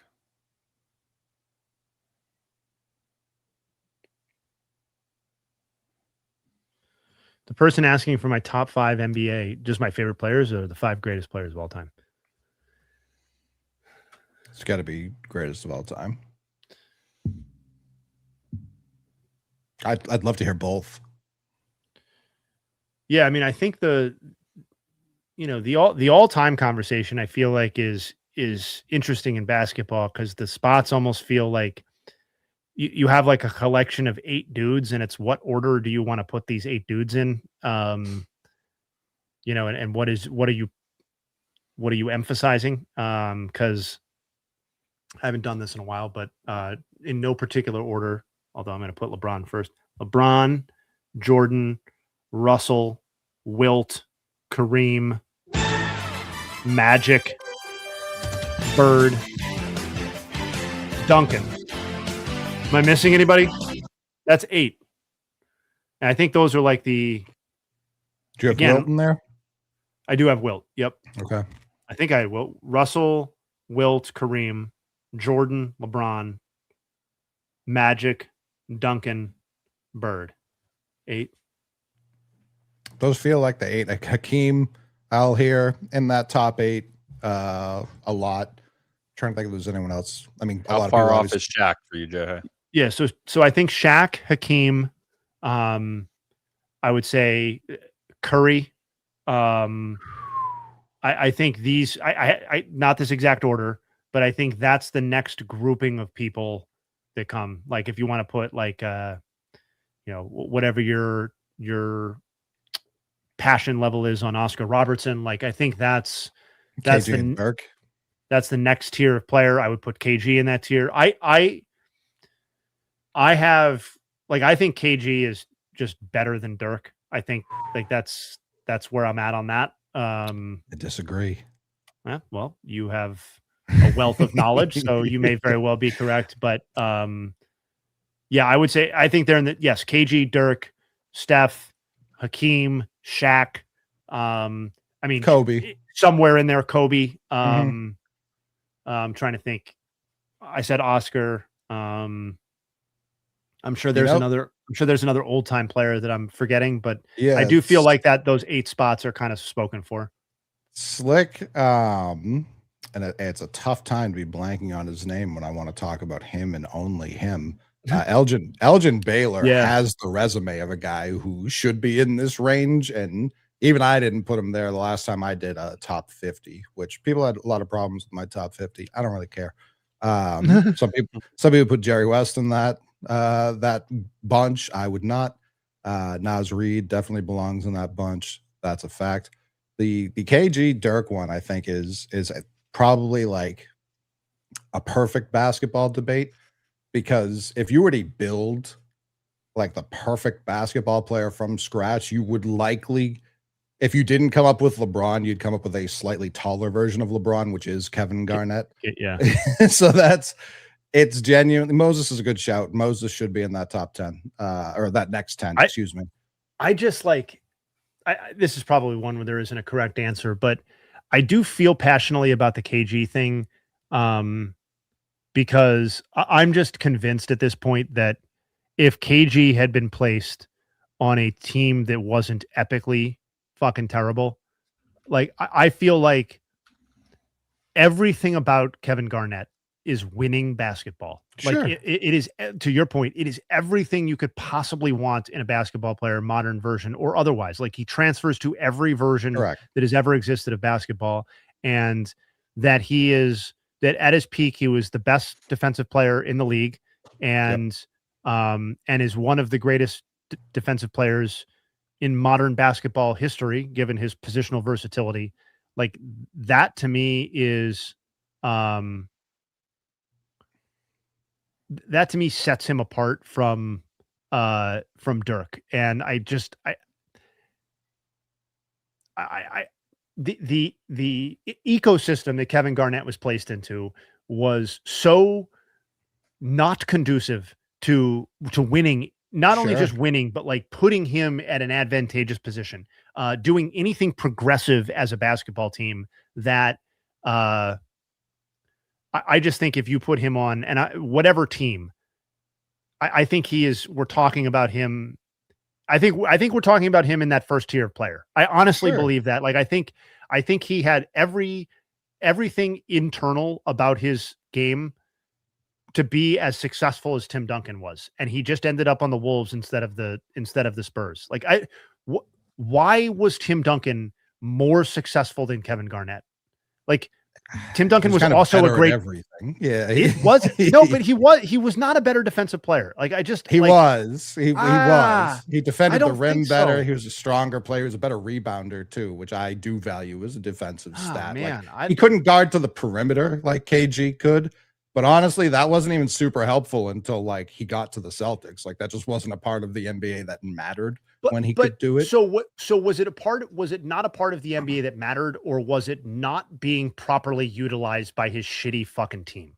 No, I think it was just like it was a more inside game. So like there wasn't really much of a need for him to be. But how could he go to the Celtics and Thibodeau immediately leverages him in that way? Like it didn't take 5 fucking years for him to be, obviously he didn't have 5 years, but like no, he like, I don't know, we're kind of off this, but bottom line, I believe that Kevin Garnett. I mean, Duncan didn't go to the Lakers in the 80s. You know what I mean? That Spurs team had genuinely won nothing before he showed up there. Obviously, David Robinson was there. He was older and recovering from a major injury. So that and then they proceeded to have like one of the greatest draft runs in like the they sports did. But why was it one of the him. great draft runs? It was because Tim Duncan was there. Like I don't know if Manu Ginobili goes to the Timberwolves. We're ever talking about. He's just Marco Jaric at that point. Yes, I did say he's in my top 8. I'm not disparaging Tim Duncan. I'm saying he's better than Kobe. I'm saying he's one of the 8 greatest players of all time. What I am also saying is that I think if KG's like 13th, if KG was put into the environment that Tim Duncan got, or anything that resembled a coherent basketball environment, I think we're talking about him as a 3 or 4 or 5-time NBA champion. And that doesn't seem that crazy to me, given that we probably should be talking about him as a 2-time NBA champion with just the Celtics. Like, correct. Maybe 3 if he doesn't get hurt in a random like February game in Utah in the middle there. They might have three-peated, but and how many seasons of his Boston era would you say was legitimately prime Kevin Garnett? 1.5. He got hurt his second year in Boston. Yeah, exactly right. So like if you had transported, like we were seeing the remnants, the back end of Kevin Garnett's prime, and he was an utter terror on that Celtics team when he was leveraged properly by that scheme and all that, and just surrounded by other good, competent players. I don't know. We can move off it now, but he would be like, you're right, 12th, 13th, whatever it is. Yeah. I mean, I think he's still around there. KD and Giannis were 2 guys, and Jokic is in that group too. Yes. With KD, next 10 to 20. But like the Dirk thing for me, because that is kind of it with Dallas. Dallas let Steve Nash walk. Yep. To Phoenix, to where, like, you talk about incompetent. they were as incompetent, probably not as incompetent. They didn't lose like multiple first-round picks for tampering with Joe Smith, level incompetent, but they were giving like Eric Dampier as much money as humanly possible the second free agency open. Like they weren't helping Dirk at all. And even the team they gave him in 11 that he won with was like, here's the oldest Jason Kidd will ever be. And here's Tyson Chandler, who has like, he's one of the best high school players in California. We're still figuring it out if he can do it without Chris Paul or not. So like there were a lot of questions there. And year after year, he showed up. 50-win team. He has more 50-win teams than Kobe, if I remember correctly. Dirk does. And Kobe had Kobe got Shaq. Kobe got as many good players as you could possibly get to play with. Dirk, I respect tremendously. Was he as complete of a player as KG? Definitely not. But that's where it's like, did he have to be to get it done? I don't think he did. I love these people fucking complain. There's like one person complaining about we have not talked the baseball games that are happening on these streams all season, like in the World Series. You guys are cooking right now. Like that's why I'm like JTN. Yeah, JTN has never been about the baseball games. We had Kenny Mayne on here, and like Ohtani was hitting like 4 home runs and striking out 15, and we were like, "No, what's your favorite nut, Ken? What is legume talk? That's what we're here for. Let's really dig in here." But yeah, I don't think Dirk, I think Dirk and KG are a level below Tim Duncan, but we're talking about 3 of the top 15 best players of all time. Yep. All were banging heads with each other at the same time too. Yeah, the West was I think them two, was it Shaq and Yao were 5 that the West All-Stars like played simultaneously one year just to be like, we can do this. The East is like Paul Pierce and Kerry Kittle. It's like, I guess, what can we do here?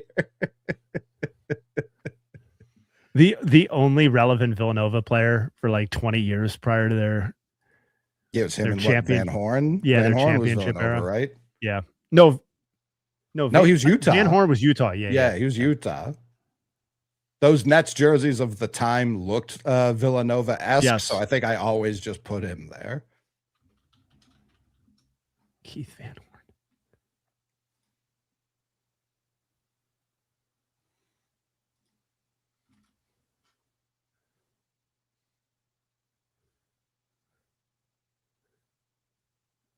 That would have been like where I just would have been like, we're not taking a guy named Keith Van Horn. I'm sorry though. Out. Yeah, this is basketball, right? Really. Okay, no, not Keith Van Horn. No. He may have been a trailblazer. Like he was someone who I was like too young to appreciate in real time for really everything you just said, his name being Keith Van Horn. But like I've gone back and watched him within like the last few years, and it's like if he played today, he would just be like Cooper Flag. Like he would just be like the talk of the town. Keith Van Horn sitting at home being like, I could have been the greatest player of all time. I came to the wrong era and the wrong team. Listen, we're going to get Jay on mixtape. We've talked about it for years. The last time we were close, me and Tyler got fired. So it's yeah, it was that made for a tough time. Yeah. By the way, I sort of forgot that Keith Van Horn was the second pick in the Tim Duncan draft. Damn, that sucks. In fact, the picks between Duncan and Tracy McGrady are just classic. Celtics have 2 picks between those two. I'll have you know. Yeah. Should have hung on to Billups maybe, but Van Horn, Billups, Antonio Daniels, Tony Battie, Ron Mercer, Tim Thomas, Donald Foyle. Woof. Donald Foyle, another guy I'm pretty sure Cuban threw a lot of money at to play alongside Dirk. Danny Fortson. Somewhere eating, I would assume. It's a safe bet. Family Feud NBA edition would go crazy. Yeah. Yeah, can't have Dallas or Jared participate. They don't know dick or basketball. That's slick. Probably my best call ever. Me and Dallas were ripping packs one night on Instagram Live, And he was like, who should I get into? And this was like right when I moved to Maine. So 21. Jokic had yet to win MVP. And I was like, you're a West Coast guy. There's this big fucking lug out in Denver that's sick to watch. Like he just kind of does it all and it doesn't look like he's trying. And then he won like 3 MVPs in a 4-year stretch. Dallas was like, man, does that guy know ball?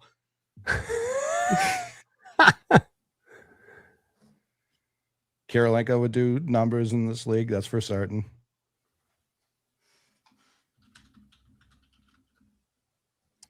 Yeah, Kirilenko was a nasty roto fantasy player. Oh, yeah. It was him, KG, and Sean Marion were the top 3 picks for like 5 straight years. And then LeBron came into the league. That's what happened there. Yeah, they were like, actually, this feels more appropriate. Andre Kirilenko and Sean Marion shouldn't be our 2nd and 3rd overall picks. Sneaky David Lee was a big. Oh my God, he was top 10 He was so fucking good that year. One year he had like 20, 10, and 5. It was like David Lee's the 3rd best player in fantasy basketball. I hope you had him. And then people were like, oh, all right, well, I'm just gonna, I remember people in the keeper league I'm in, people were like, oh, I'm gonna build my team around David Lee. I was like, oops.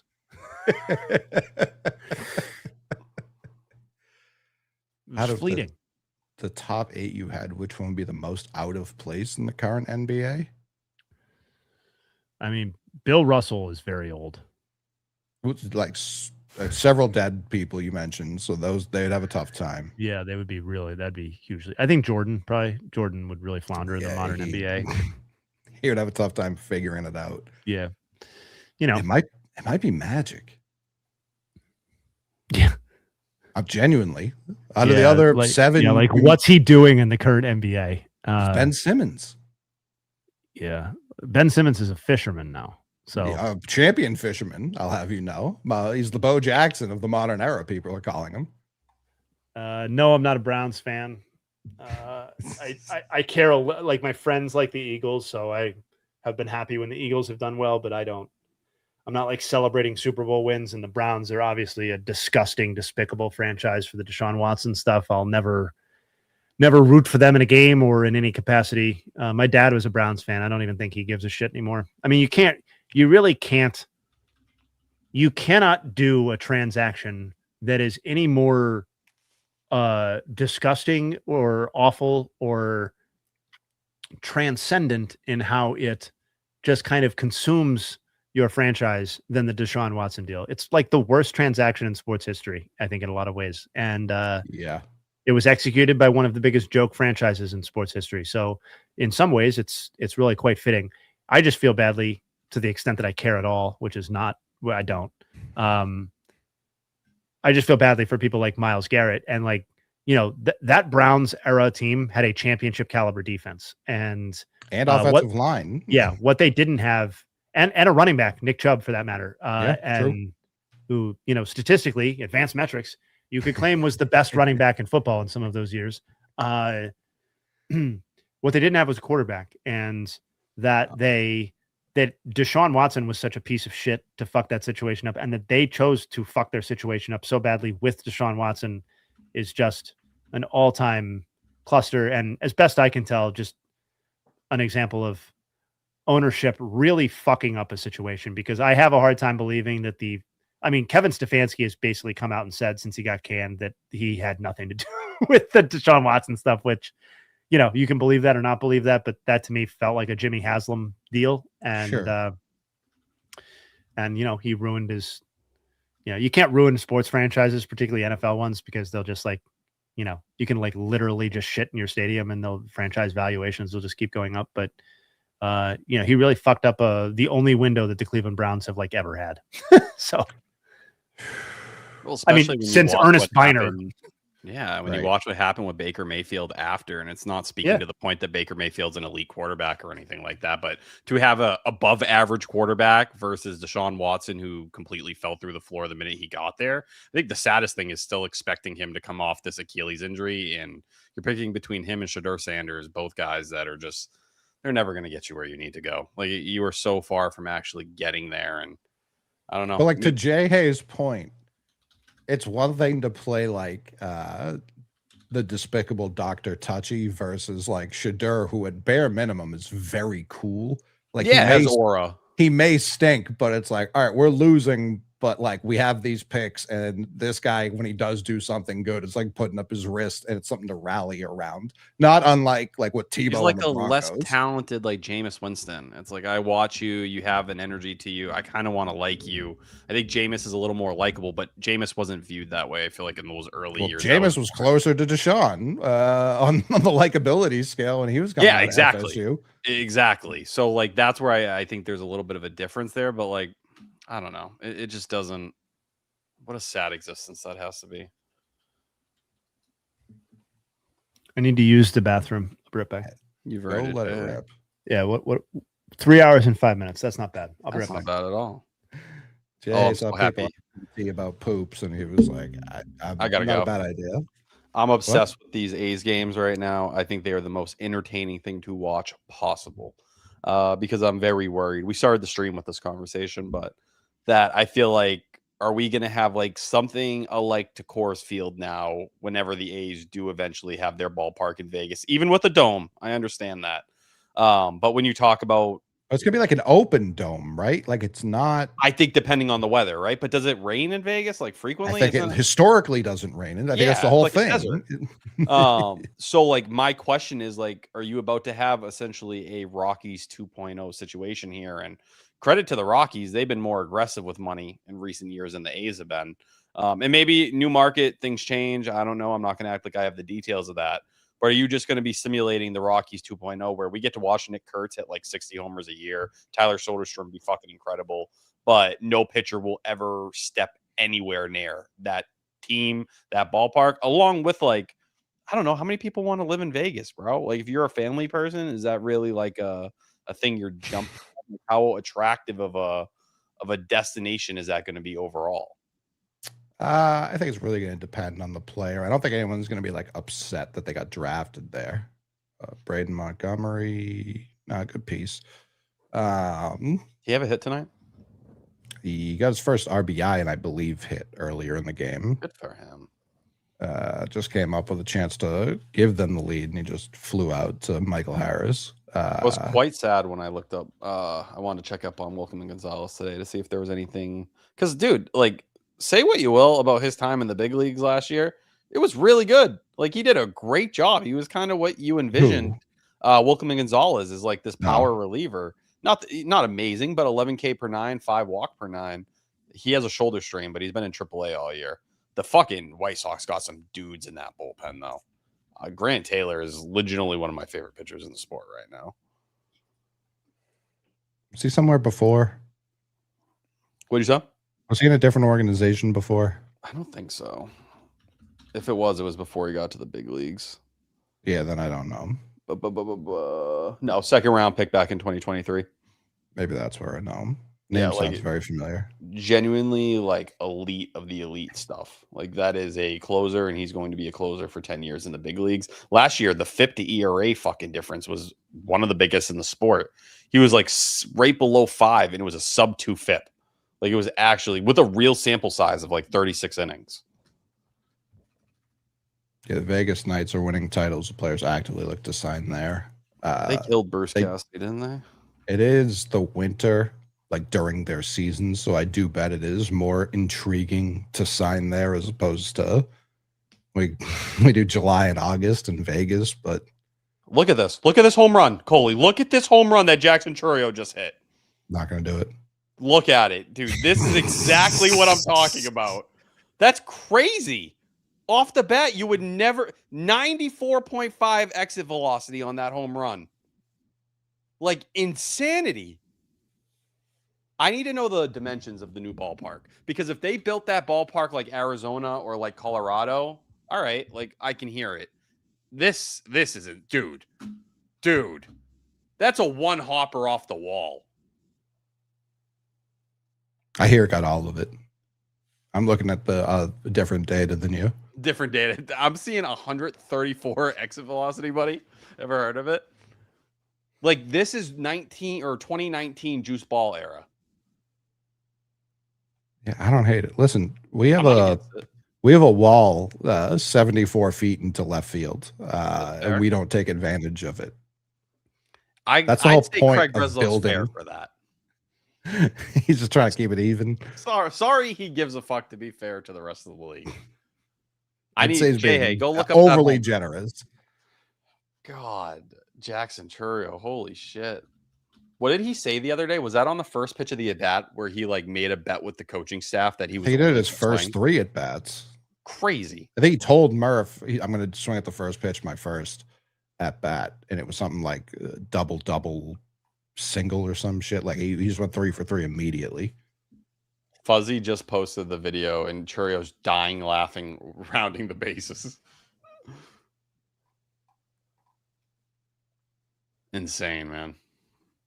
Good for him. I don't know. It seems like this week is going to be a very interesting talking point moving forward.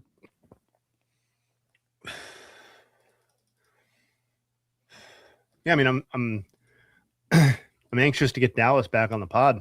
Oh, what a rough week not to have him. Or we'll have him Thursday, I believe. Yeah, maybe, allegedly. Chapman for Churro is fair. I agree. I agree. Call it in. Deal. That's a good deal.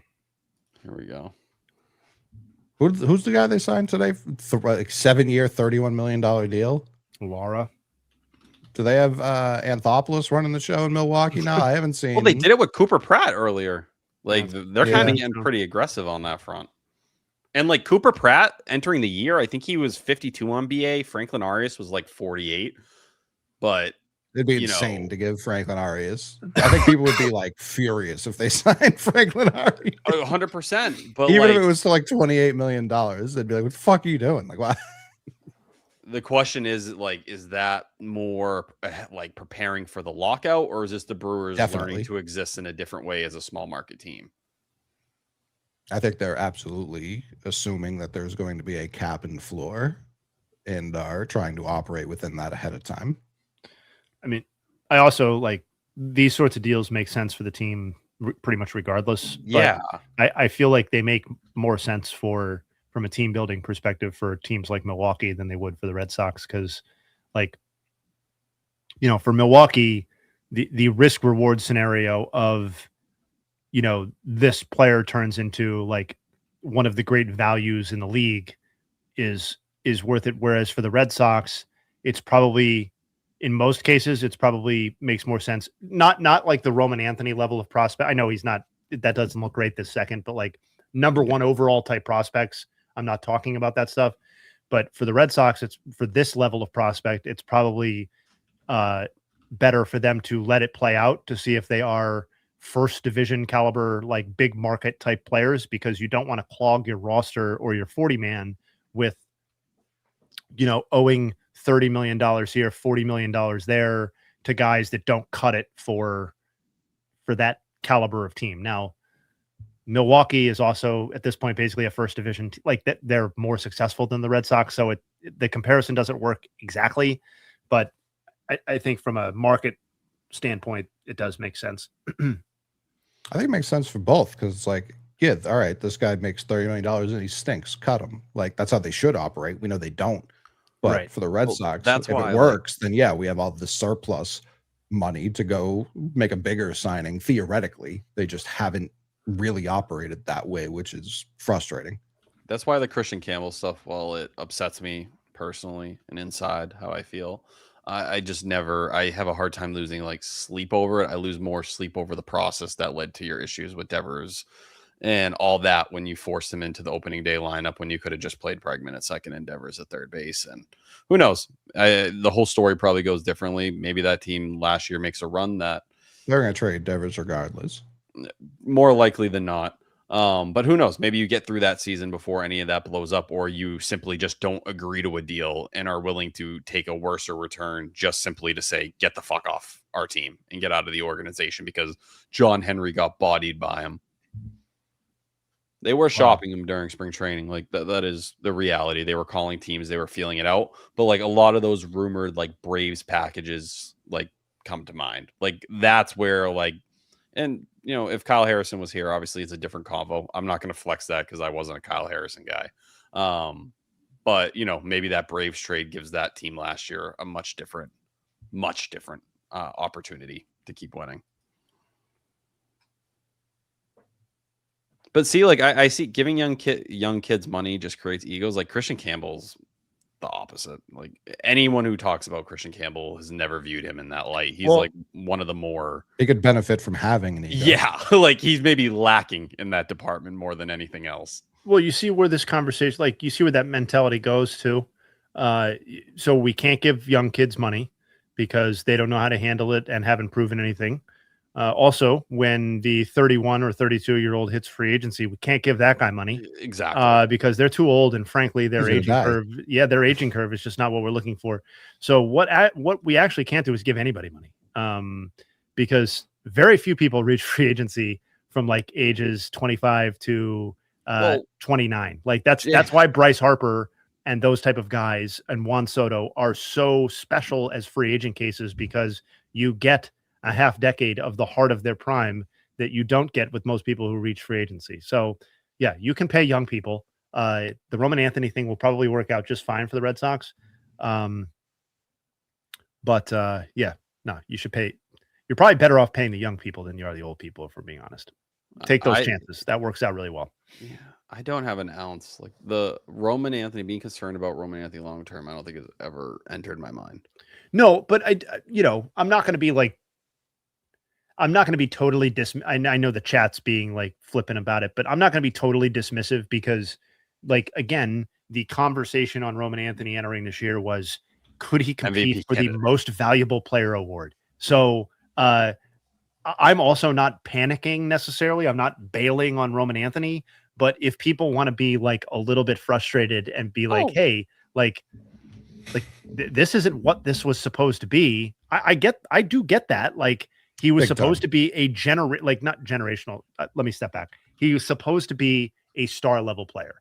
And I don't think generational is crazy, Jay. I think the way people spoke about Roman, it was like, all right, well, this guy's gonna be a top player. I'm a little sensitive to that right now, because not to do NBA stuff again, but I saw a tweet or a comment that stuck with me where people were getting extremely aggressive about the word generational, and the only generational, who was it? It was the only generational players over the last 3 decades are like, the real generational players are like LeBron, Wemby, and Duncan was the other one. Yeah, and it was like something else, and it was like, you're like talking like Connor it's Griffin. Not Zion. Like, it's not. Yeah, it's not like we toss this around too much. But like, Roman Anthony was supposed to be a star. It was supposed to start this season. We thought we saw glimpses of it last year, and people aren't getting that for various reasons this year, and didn't before he was hurt anyway. So yeah, that's fucking frustrating.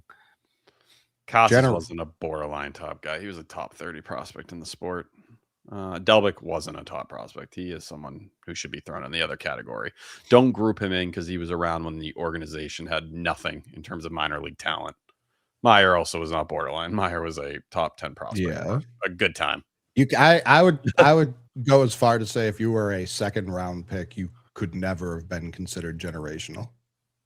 I think it's that. I think that's how thin the line is for generational. Interesting. Like Skeens, I think, is in that conversation because of all of it. Strasburg, like Luka Doncic cannot be considered generational because he was picked and traded on draft day within the top 5. Like that's, I think it's that. I think you have to be that nitpicky when you're talking about generational. Yeah, Connor McDavid, I think, is generational, and I've said this before. I think hockey has the most generational guys per generation than any of the sports. And I'm not saying that to be a dick. I genuinely believe that. No, I don't think that's a insane take. I don't. They called Meyer, Anthony, and Campbell the Beatles. They definitely acted like that. You were correct. Can I ask you guys a question? Please. No. When do we want to stream till?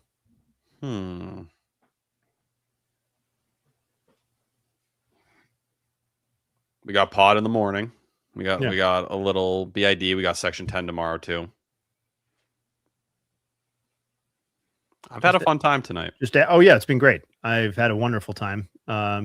Just asking the question. If the answer to the question is you want to take this to the max, then that's the answer.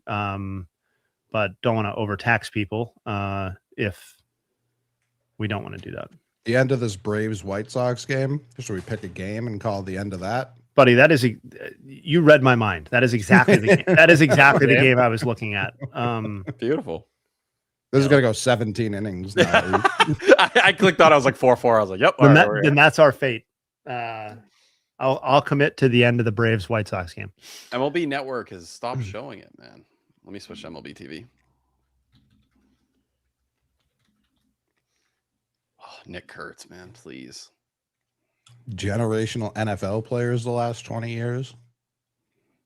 Is that Andrew Luck to now? Luck definitely came into a league that way. Dude, my PlayStation gamer tag, I think it used to be a PSN username, was Andrew Luck _Madden. And that was my competitive Madden gamer tag.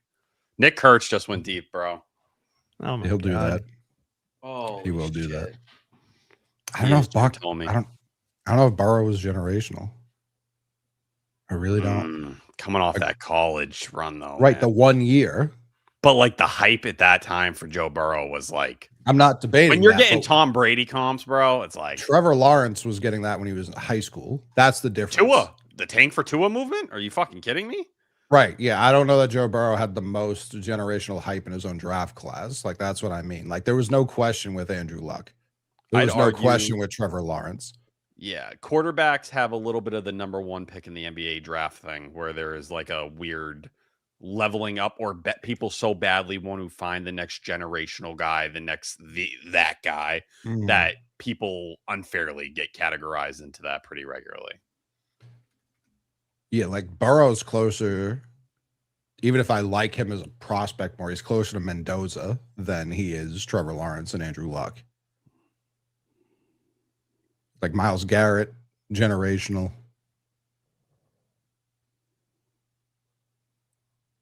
Trying to think.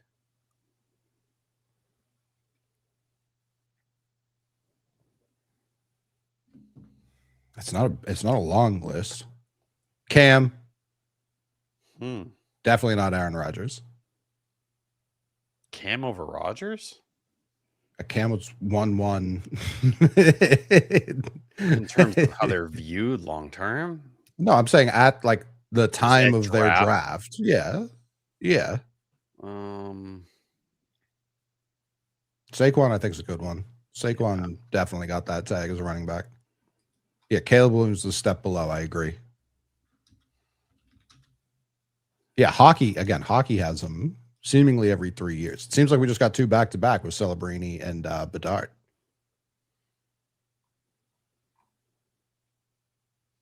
Where did Calvin Johnson go in the draft? 5th, I want to say. Let's find out. Oh, no, he was top 3, wasn't he? It was the Lions. Yeah. Yeah, it's a good way to actually think about it. It was the Lions just kept taking a receiver in the top 3. Yeah, they took him 2. Yeah, Calvin Johnson for sure. Julio as well. Oh, the Jamarcus Russell draft. Calvin and Joe Thomas right after. You talk about insult to injury, man. Adrian Peterson at 7. Another guy I think is on this list. What about Revis? Where's he at draft wise? I'm not saying no, like same draft too. That like he, but I don't know that I remember. Obviously, he became that in the league. Myles Garrett for sure. I said Myles Garrett. Myles Garrett is no doubt. I feel like Jadeveon Clowney was supposed to be. I was about to say, I feel like Myles Garrett is what I think people always hoped Clowney would reach. Like that would be the ceiling. Yeah. I mean, Peyton was obviously, but that was 98. A little outside the 20 years. The year I was born. Clowney was supposed to be, but like, who's buddy from ESPN? Who was there? The highlight in my head. Yeah, who was that, Jay? Hey. What? Who handled the NFL draft content? I'm blanking on it. He kind of looked like a military guy, but he wasn't at all. It's not Kuiper, obviously. No. He was like the other guy. Oh, Todd McShay? No, not McShay. Not McShay. Fuck. What's his name? The other. He looked like a military guy. Yeah, he was always squinting. It's the worst worst thing I've ever Googled.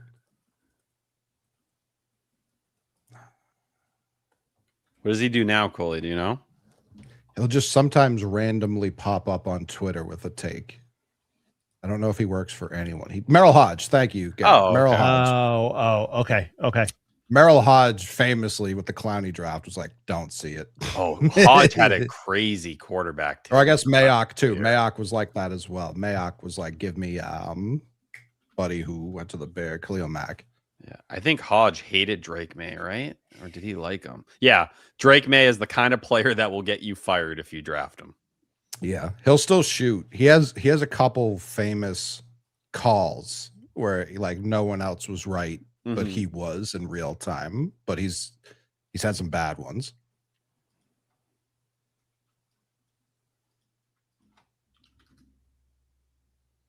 It's hard to do a lot of those ESPN shows too, man. The comps they make every fucking year are just like unrealistic, like setting yourself up for failure. But that's every like draft coverage at the same time.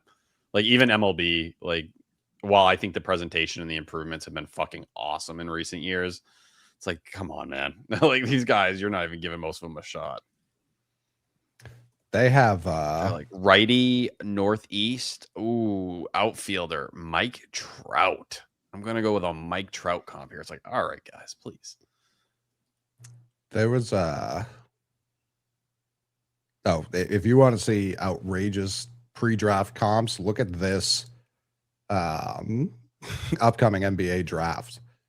Like the 9th guy, they're like his floor is like Kareem. If a couple things go wrong, if things go poorly, he's looking at like 6 MVPs. Oh God. Yeah, man, I'm digging this 80s aesthetic. This is beautiful. I thought when the Red Sox did it last year, it was a lot of fun. Do they do 80s or 70s? I don't know. I don't know the difference.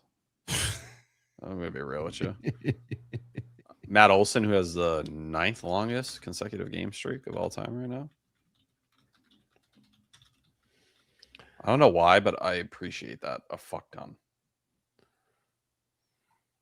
Just playing. Yeah, just going out there and posting no one's forcing you to do that anymore. And like, honestly, do people even really acknowledge that? But this will be the 5th year in a row if he does it? Like, I do think there's something really kind of noble about that. And I guess it's probably easier if you are a first baseman, but obviously what he does defensively is through the roof.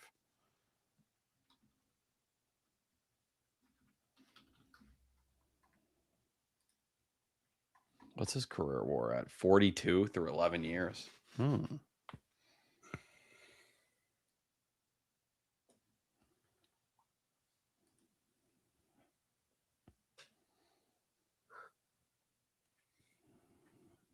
I'm just here so I won't get fined. Shane Boz.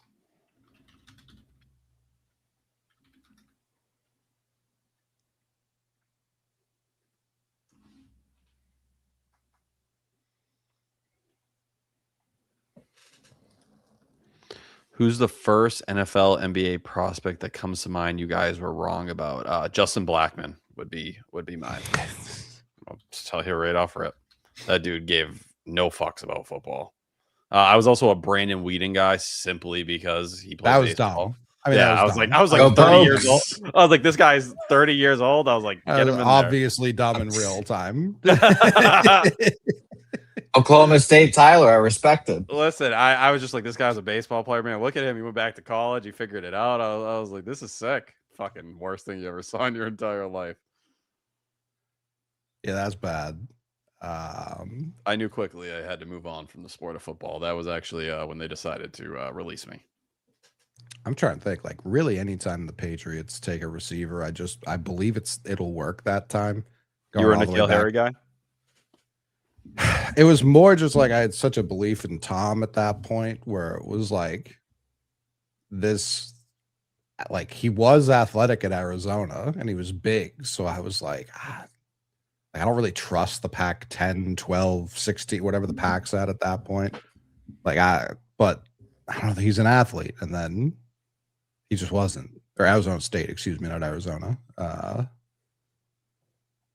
Yeah, it didn't work at all. And then every receiver taken immediately after was a Pro Bowler. NBA. I was a Lonzo Ball guy, like the biggest Lonzo Ball guy you'll ever find. He just got hurt. He was good. Yeah, but I was a believer he was going to be able to shoot from like day one with that horrendous shooting form. I don't know why I believed it, but I did. It worked. It worked in UCLA. It worked in high school. Bang. Bang. I'm trying to think of someone I was just like way off on. Is he just fully packing it up, goalie? Lonzo? Post-injury? Like, I know he came back this year and it went really poorly, but... Yeah, he just can't really move. You could see it, like, just on the court. Like, guy's just done. He had, like, go back and watch him at UCLA, like, he is, like... He was bouncy. He's catching lobs, like, taking off from, like, the three-point line and, like, finishing with, like, most of his torso above the rim. I thought Gerald Green was going to be T-Mac 2.0. In a lot of ways he was, but the NBA didn't completely agree. But that was what, the 05 draft? I know I was wrong before that. I want to see if I have any NFL draft tweets on my page. Oh, here we go. Here's a Josh Rosen tweet, August 23rd, 2019. Rosen's accuracy is so rare, and that touch is something you just can't teach. If he had consistent reps with a decent offensive line, it'd be easy to remember why so many scouts fell in love with him in 2018. Oops. What a take. What a take. Like, I was out there. Like, I could tell you what Josh Rosen was seeing. God. There's some old friggin' football takes on this page that are not good. I mean, I thought Rosen... Thankfully, it worked out for you in baseball. Yeah, we're working on those, too. Okafor would be an answer for like most I was right ever. That's what I would hang my hat on.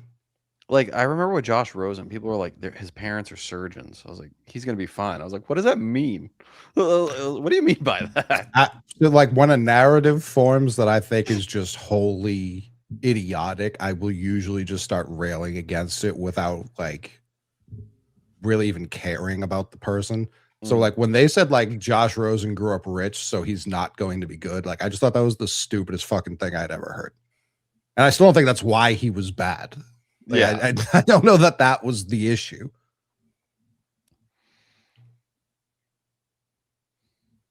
I'm going back through these.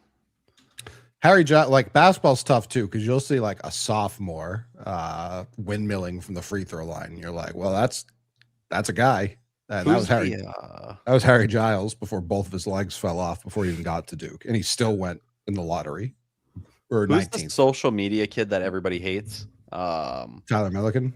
Nope, that's another one. He was like one of those like AAU kids that used to go viral. Mikey Williams. Yep, that is who it is. What happened to him? He, I believe, was investigated for some heinous crimes. I shouldn't have done the Law and Order way of saying it, because that's not what he was investigated for. Julian Newman. Him too. He's like 5'8" though. Like what? Yeah, I saw a video of him playing college ball. I think last year or something. Mikey like that. Still does it. Mikey's still bouncing around. I will say those friggin' Chino Hills videos of LiAngelo, LaMelo, and Lonzo are all-time film, man. All-time. I was so in on LaMelo. Oh, there was just something about like I was just putting myself in like the other team's shoes. Like imagine this 12-year-old launching from half court and it fucked going up hairline. It don't matter. You're just like bang. Like I feared, and like credit to him, man. It's rare you see an athlete who truly has no fear, and he has none. Now it's almost to a point where it's like not good for him, but I wish he had some fear, just a little bit, especially when he's operating his vehicle. Fultz was crazy good at Washington. Fultz was like as good of a player as I've ever seen come out of college. From what I've heard, he got like Philly was probably the worst place he could have got drafted due to their affinity for like ATVs and dirt bikes. That's all I'll say there. Did you want something different back in that draft, Coley? Or I wanted a point guard, so point guard. I was done with the Isaiah stuff. Like Isaiah was very cool, but in my mind, it was like time to go. Like we'd been Isaiah was biding time for these Nets picks to hit. They were hitting. Like Jalen was the first one. Here was the next one. So for me, it was like, all right, we have Jalen. We're signing Gordon Hayward. Like that was the worst kept secret in sports. So I wasn't low on Tatum in the draft, but I didn't necessarily agree with the fit in real time. I was in on Fultz and would have like, I don't know if the Philly called me and offered 3 and another first, if I would have been like, no, I need Fultz, but I was that high on Fultz. And also I do still believe, and he's never spoken about this, I do think Ainge knew at the draft he was getting Kyrie. Because that was all the same. That was summer. all of it, yeah. He drafted Tatum at 3. He signed Hayward and he traded for Kyrie all within. I mean, he flipped over 13 of 15 players on that roster. That offseason. He brought in 13 new players. I had never seen so many people pull up in Kyries in my entire life, bro. Everybody had a pair of Kyries, man. Like everybody was so excited for that entire era of Celtics basketball. Even the Gordon Hayward stuff. It was like it felt like a guy in this market that people would champion, and then I wonder why. Yeah, exactly. That's the reality. You're so what right. bothered, like Gordon Hayward was a perfectly fine player to sign. What bothered me was the year prior when we played the Jazz in Boston and they were booing Jay Crowder. That's who it was, Jay Crowder. The Celtics. Yep. I remember. Yeah, I remember that whole storyline. Because they were going to replace him with Gordon Hayward. And it was and like, Crowder why? called it out afterwards, didn't he? Immediately. Yeah. Immediate. The team obviously had a problem with that as well. They should have. It was a tough era for Celtics fans. They did that. They booed the Jalen pick a few months before that because he wasn't traded for Jimmy Butler and what would have been the stupidest fucking trade. No, and he shouldn't have. Do you blame Brad at all for that entire Gordon situation at that time? I think it led to them ultimately winning, but I think it was a learning experience for him and Danny, honestly. Like I think they saw the surplus they had and just thought it would kind of take care of itself, and it didn't at all. But it was even worse because like you can only play 5 guys. Like you can play all these outfielders theoretically. But Hayward it lasted 5. It didn't even last 5 minutes because Marcus Morris was suspended game 1. So you never played with the intended. Tatum started that night because Morris was suspended. He wasn't supposed to start. And then Hayward, he comes back for game 2, but Hayward's done permanently. So he's never left the starting lineup. We're about to get some Grant Taylor action here. Dude, another home run. Dude, Balte, right? Yeah. Bomb, 446. I'm telling you, the way this ball is flying, man. Also, like a baby Rob Refsnyder. I really like him. We have run scoring in Atlanta, Chicago. Here already? With the Ghost Runner action happening now. You're right off your boy Taylor. I was about to say, I fucking hyped him up, and now he looks like a bum. No, he's the worst pitcher I've seen this year, comfortably. After Slayton. Lasorsa and he have given up as many runs per pitch as I've seen this year. If I mention liking a player, man, it's over. Or hating, then they go on a tear. True. IKF shot him out 2 hits tonight. He finally it's kind of fucked up is like, a pitcher's stats could be meaningfully impacted by whether or not they came up on the schedule to pitch in Las Vegas this series. You know what I mean? Like Kyle Harrison, what was it? He had, I think it was TRA doubled. Yeah. No, I had to start like his earned run total. He got I think he had given up 12 on the year, and he gave up 8 in this start, or maybe it was 10 on the year going into that. Like insanity. His ERA went up 1.2. Yeah, I mean, it kind of it kind of ruined his season. It can still be a great season, but he was doing some epic shit, and then he had to start a game in Vegas and gave up, as many home runs as he had in the entire month of May or whatever it was. 10 earned runs through his first through his first 11 starts of the year, and then 8 Yeah, in the there you last go. one. Or these relief pitchers who have to come in, who like, if you have one relief outing, like some of these guys have had, like it ruins your ERA for the season. And I know we are sophisticated enough to look beyond ERA, but those ARB hearings aren't always. Nope. They're gonna be like, yeah, you gave up 6 runs in the start. Yeah, the ball was fucking flying out if you popped it up. But look at Justin Slayton. He's the example right now. Like, if you want to talk about a guy who got fucked by 2 bad outings, 11 out of 13 are scoreless, and in 2 he gave up 4 earned runs. He melted down. I mean, is Guerrero not the same for us right now? Yeah, no. Tyron Guerrero definitely is someone who has been unlucky. Much smaller sample, obviously. Yeah. But like that and this is interesting in its own right, but like that's just baseball, right? But like having to pitch your game in some janky ass bullshit ballpark, where you're playing in fucking outer space, as just like a random 3-game series. And like, this is less about the A's to me and more about the Brewers, like where it's just like, oh, it came up on our schedule that we have to face the fucking A's, who aren't even in our league for that matter, in Las Vegas for these 3 games. And like Kyle Harrison's being like it, to your point, I doubled my ERA. Like eventually I was going to regress. We're all on the same page there, but like, I didn't have to pitch in Vegas or like, I don't know. Obviously it's just part of the sport, but like playing in outer space actually isn't part of the sport. And this series, but this series does have like a pretty, like, obviously it's an outlier, but just feels a little strange. It's the only sport you're ever going to get something like this. Did they make it in our league so that it wouldn't like fuck up potential playoff tiebreaker? That's it, because like obviously the league doesn't care about individual pitcher, especially relief pitcher stats, nor should they. But no.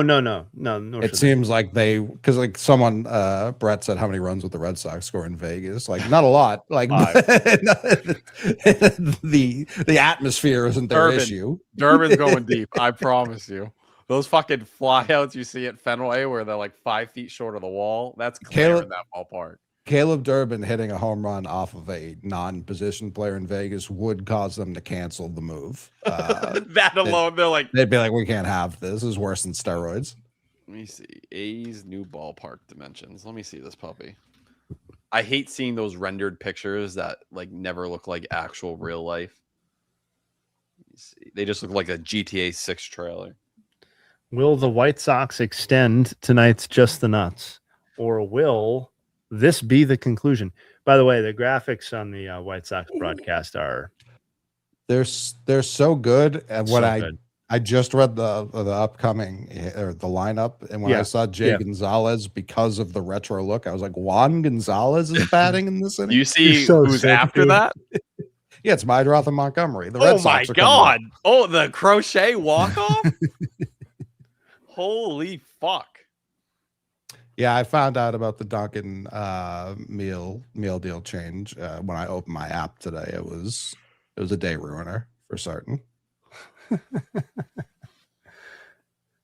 Just not what I needed today.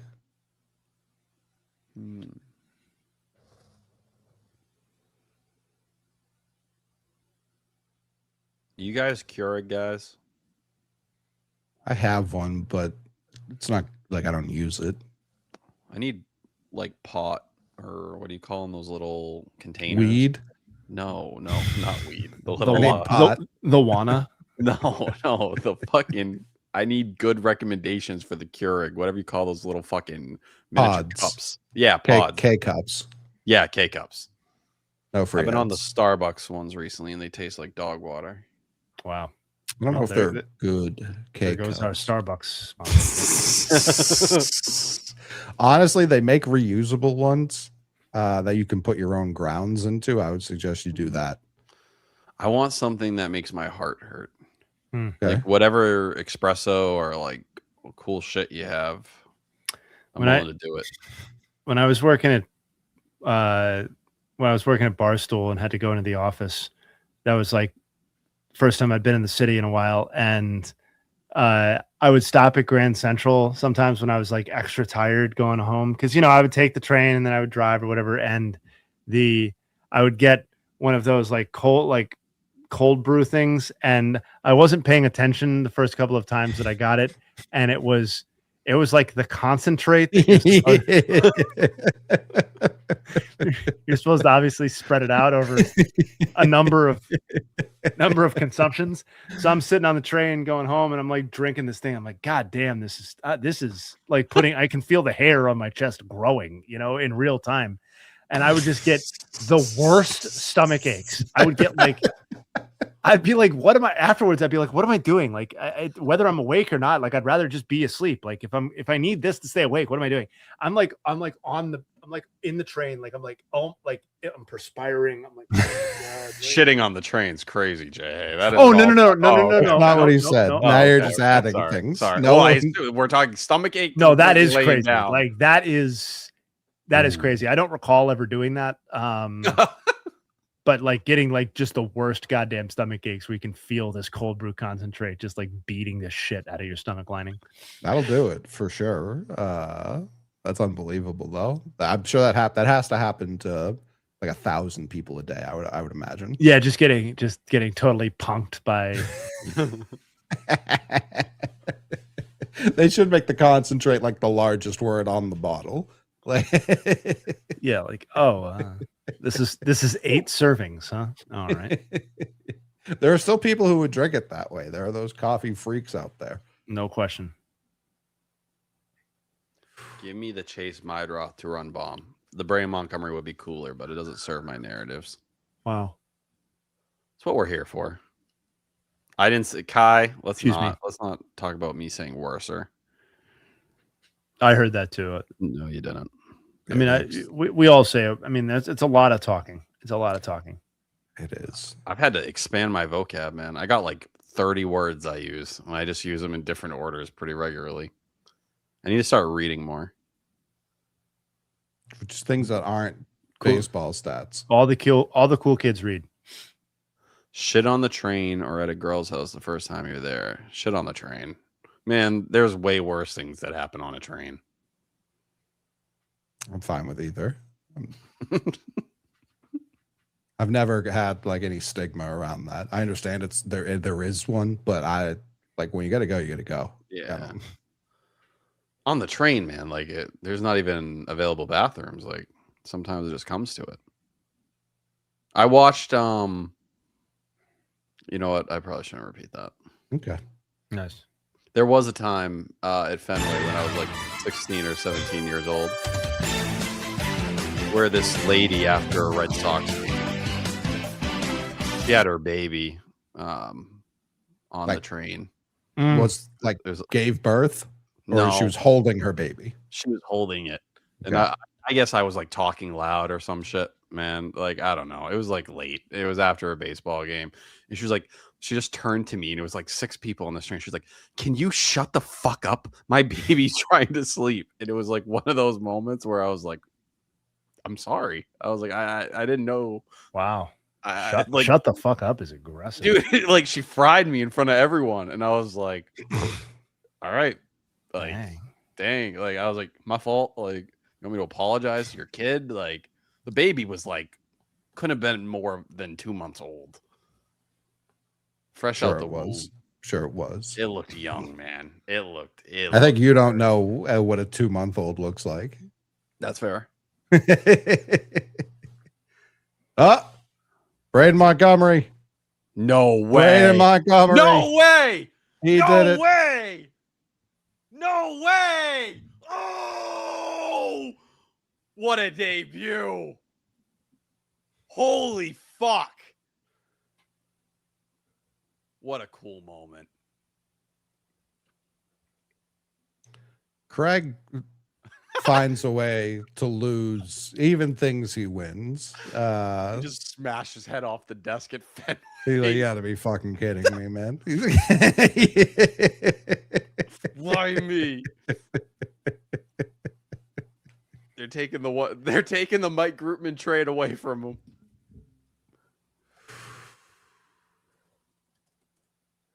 We're just going to go with a simple little...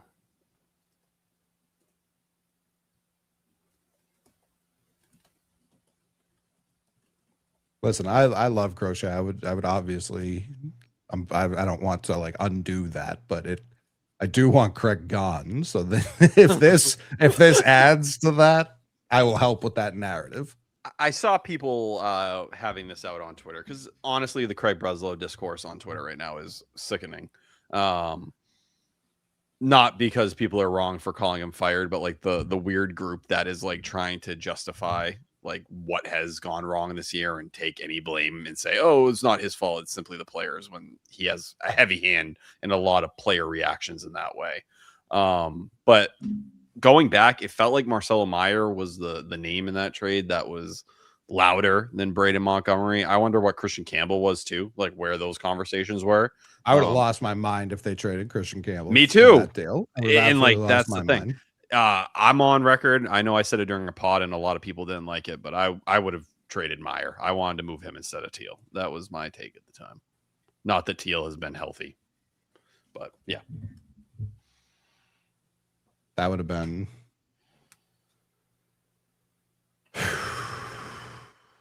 I think in real time, people would have been okay with it because you would have kept Teal and Montgomery and it would have been Meyer, right? You would have kept Teal and Montgomery. I think Meyer outweighed them that much. I think you had to add Montgomery to Teal to get it done at the time. Yeah. I think it was a Teal or Meyer conversation. But yeah, Teal's, that's fair. I think it was Teal plus Montgomery was what got it done because the story at that time was not Scherzer. Fried signed. Craig woke up the next morning and was like, "We'll do this. How does this work?" I think he added Montgomery to get it done. Yeah, I think you're right. Then that sounds like it makes more sense. Yeah, anyone who is trying to go back and say they would have traded Campbell, I think, is pretending. Would not have been me. Pretty fucking cool that the nuts ends on a walk-off home run in a career debut. Wow. What a fucking dude. If you're Braden Montgomery and you're going home, bro, what a fucking day. Life is a movie. Yeah, that's sick, man. Off of Iglesias too, man. Like, it's not like you were out there and you outlasted some bum on the mound. White Sox are fun, man. I'm happy for him. That outfield group moving forward is going to get very interesting. Yeah, they're loaded. I wonder how long Benintendi has. With what? Them keeping them or keeping him. Listen, pal, that was the game-tying run. Buddy. Havens, I don't know if you're paying attention to stuff like that these days, but like it would take 2 good weeks of Braden Montgomery for me to DFA Andrew Benintendi.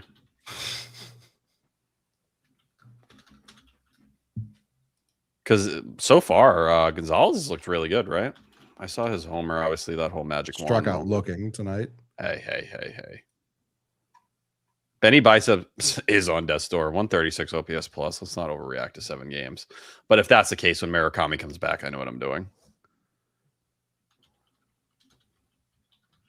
I just don't know how much value Andrew Benintendi has at this point in general. None.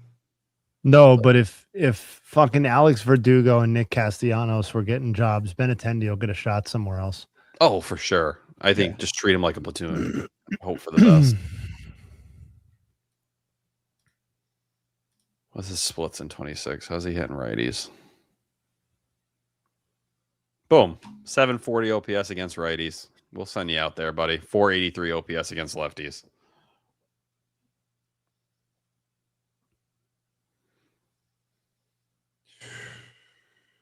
Yeah, you're right. I do want him out of the league so I can give Ben Rice the title of Benny and Benny Bombs. Craig would have traded Montgomery for Dustin May. Like that's just what would have happened there. Like he still wouldn't be in the organization. Let's be clear. Oh, I can't believe we'd even get one of his throws tonight. That might be the most fun part of his game. Montgomery. Yeah, you remember those videos of his arm from right field? Yeah, I was like, make him a two-way guy. It was crazy, dude. It was arguably the greatest arm I've ever seen. He pitched, what was it, A&M or at Stanford? I want to one say of it was them. at Stanford. I think it was before. Yeah, he went Stanford to A&M, right? Yeah, Yeah. exactly. It's kind of crazy that we were in Texas when he got drafted. That doesn't feel like that long ago. Yeah, he actually pitched a couple games at Texas A&M in 24, but not many.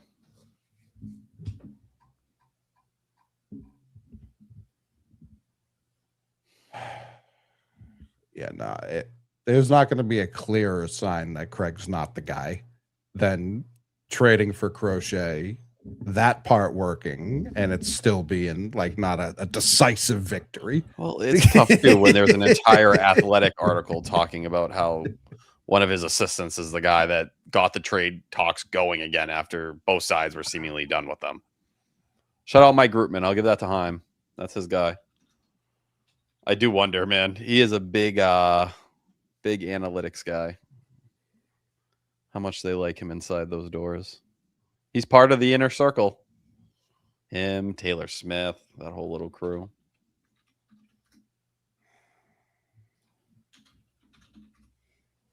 I'm not balding. Don't say that, man. Yeah, I wouldn't do that. It's the headphones, bro. It's the headphones. It's like, I feel like every time I do it, I feel like hair is coming out. Listen, I got a couple more years. Can't believe. Very happy for Braden Montgomery. Congratulations. Coley was a big Braden Montgomery guy. I mean, he just had like, what, he just got hurt? Yeah, the ankle, remember? It was Yeah. fucking smoked. That He stuff broke like that. He was going to go in like the top 5 if that hadn't happened. Remember they like carried him off the field in college and everything? Yeah. Big deal. It's a tough scene. I know Garrett wouldn't remember that throw. He's the exact type that would. How is everyone else posting this Braden Montgomery homer, but I can't? I think you did. Buddy. When I I tried. checked, when I saw it, it was working on desktop. I can't speak to Oh, so it's not working on mobile, but it is working on desktop. You're right. Fuck. Yeah, the app is beyond broken. And one thing, Jay, when you were talking about Bill James earlier, is he just like baseball Elon Musk? Well, yeah. Bill James had a good period, I think, right? Depends who you ask, but yeah. Yeah, he had a period where I liked his content at least. Yeah, he had a period where his content had to be edited by someone, and then he went free balling. Yeah, where the Red Sox kept him in a cage, locked up inside Fenway, just fed him stuff. Oh, I'm like an hour behind, and my God, is Jay Hay cooking with this Kobe rant? You're goddamn right, baby. Oh yeah. Lang said 5th ever walk-off homer in a debut. So it's pretty good. Got that going for us, which is nice. Is that first ever with a ghost runner? Definitely. Well, hold on. Well, we'll be able to tell that. Let me pull up her tweet. Oh, I've seen that. So yes, because Carlos Perez was the last one, May 5th of 2015. Okay. Miguel Cabrera, June of 2003. Josh Bard, August of 2002. Sox legend. And Billy Parker, September of 1971. Hat tip to the Elias Sports Bureau, of course. Yep. So Braden Montgomery, first guy in 11 years. Is that what that HT means? That's right. Hat tip. Oh, I never knew that. What did you think it was? I don't know. I had hashtag in my head, but I really never thought too much beyond that. It's not crazy. No, it's not. I could see in general not spending a lot of time thinking about what it was.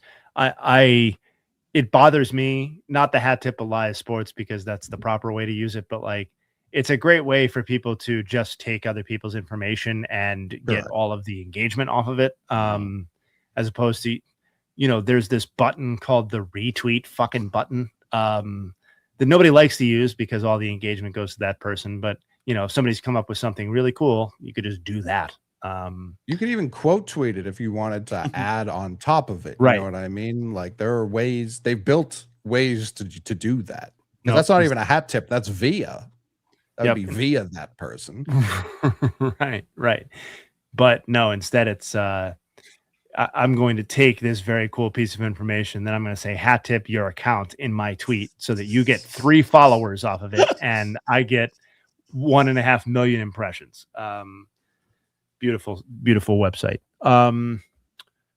Do we have any final thoughts here? I mean, are we going to keep going, or because that game is over? We set a time. Oh, it's super okay. over. I was about to say that. I don't think it ends better than fashion. No. Coley, final thoughts? My final thought was the Elon James thing. That was okay. That was my final thought. Like as you were talking about it earlier, like I was like, yeah, when we just kind of knew less about this guy, people totally. did view him in a different light. Obviously, Musk is proven to be much more destructive to society at large. But if you ask Manny Machado, he'd argue quite literally the opposite. As hard as someone could argue it. It's all about somebody's perspective, right? Yeah, right. Destructive to Manny Machado's society is different than maybe the larger society as a whole. Tyler, you got final thoughts? Ooh, final thoughts. We just hit the 4-hour mark here on the stream. Congratulations to everybody. Thank you. Yeah, the handmade pan pizza at Domino's is underappreciated. I think That's what true. they have going on with DoorDash right now with extreme discounts, more people should be taking advantage of it. If you're hungry, if you need food, and this isn't sponsored. Is this a paid read? No.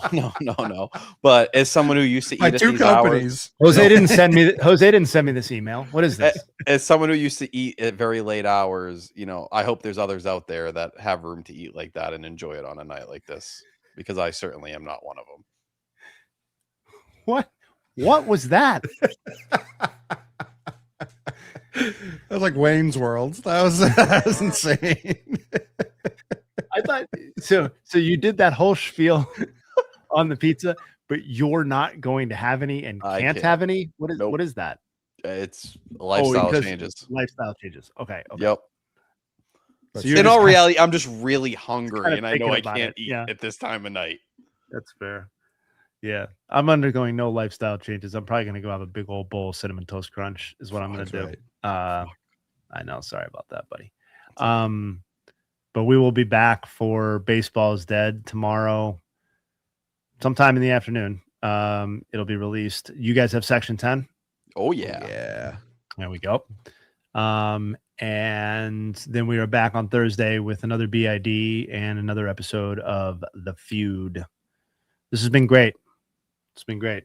Thank you guys for taking the time. Thanks to the chat, most importantly, for joining us on this evening. Obviously, you guys make it what it is. It's fun to get the questions and just, it seems to be less and less about actual baseball. That's more of a backdrop to what we got going on, and that's because we have so much fun and have so many interesting questions. And also, thank you to Jose for producing as well. Appreciate the late night and the quick turnaround. Other than that, we'll see you next week.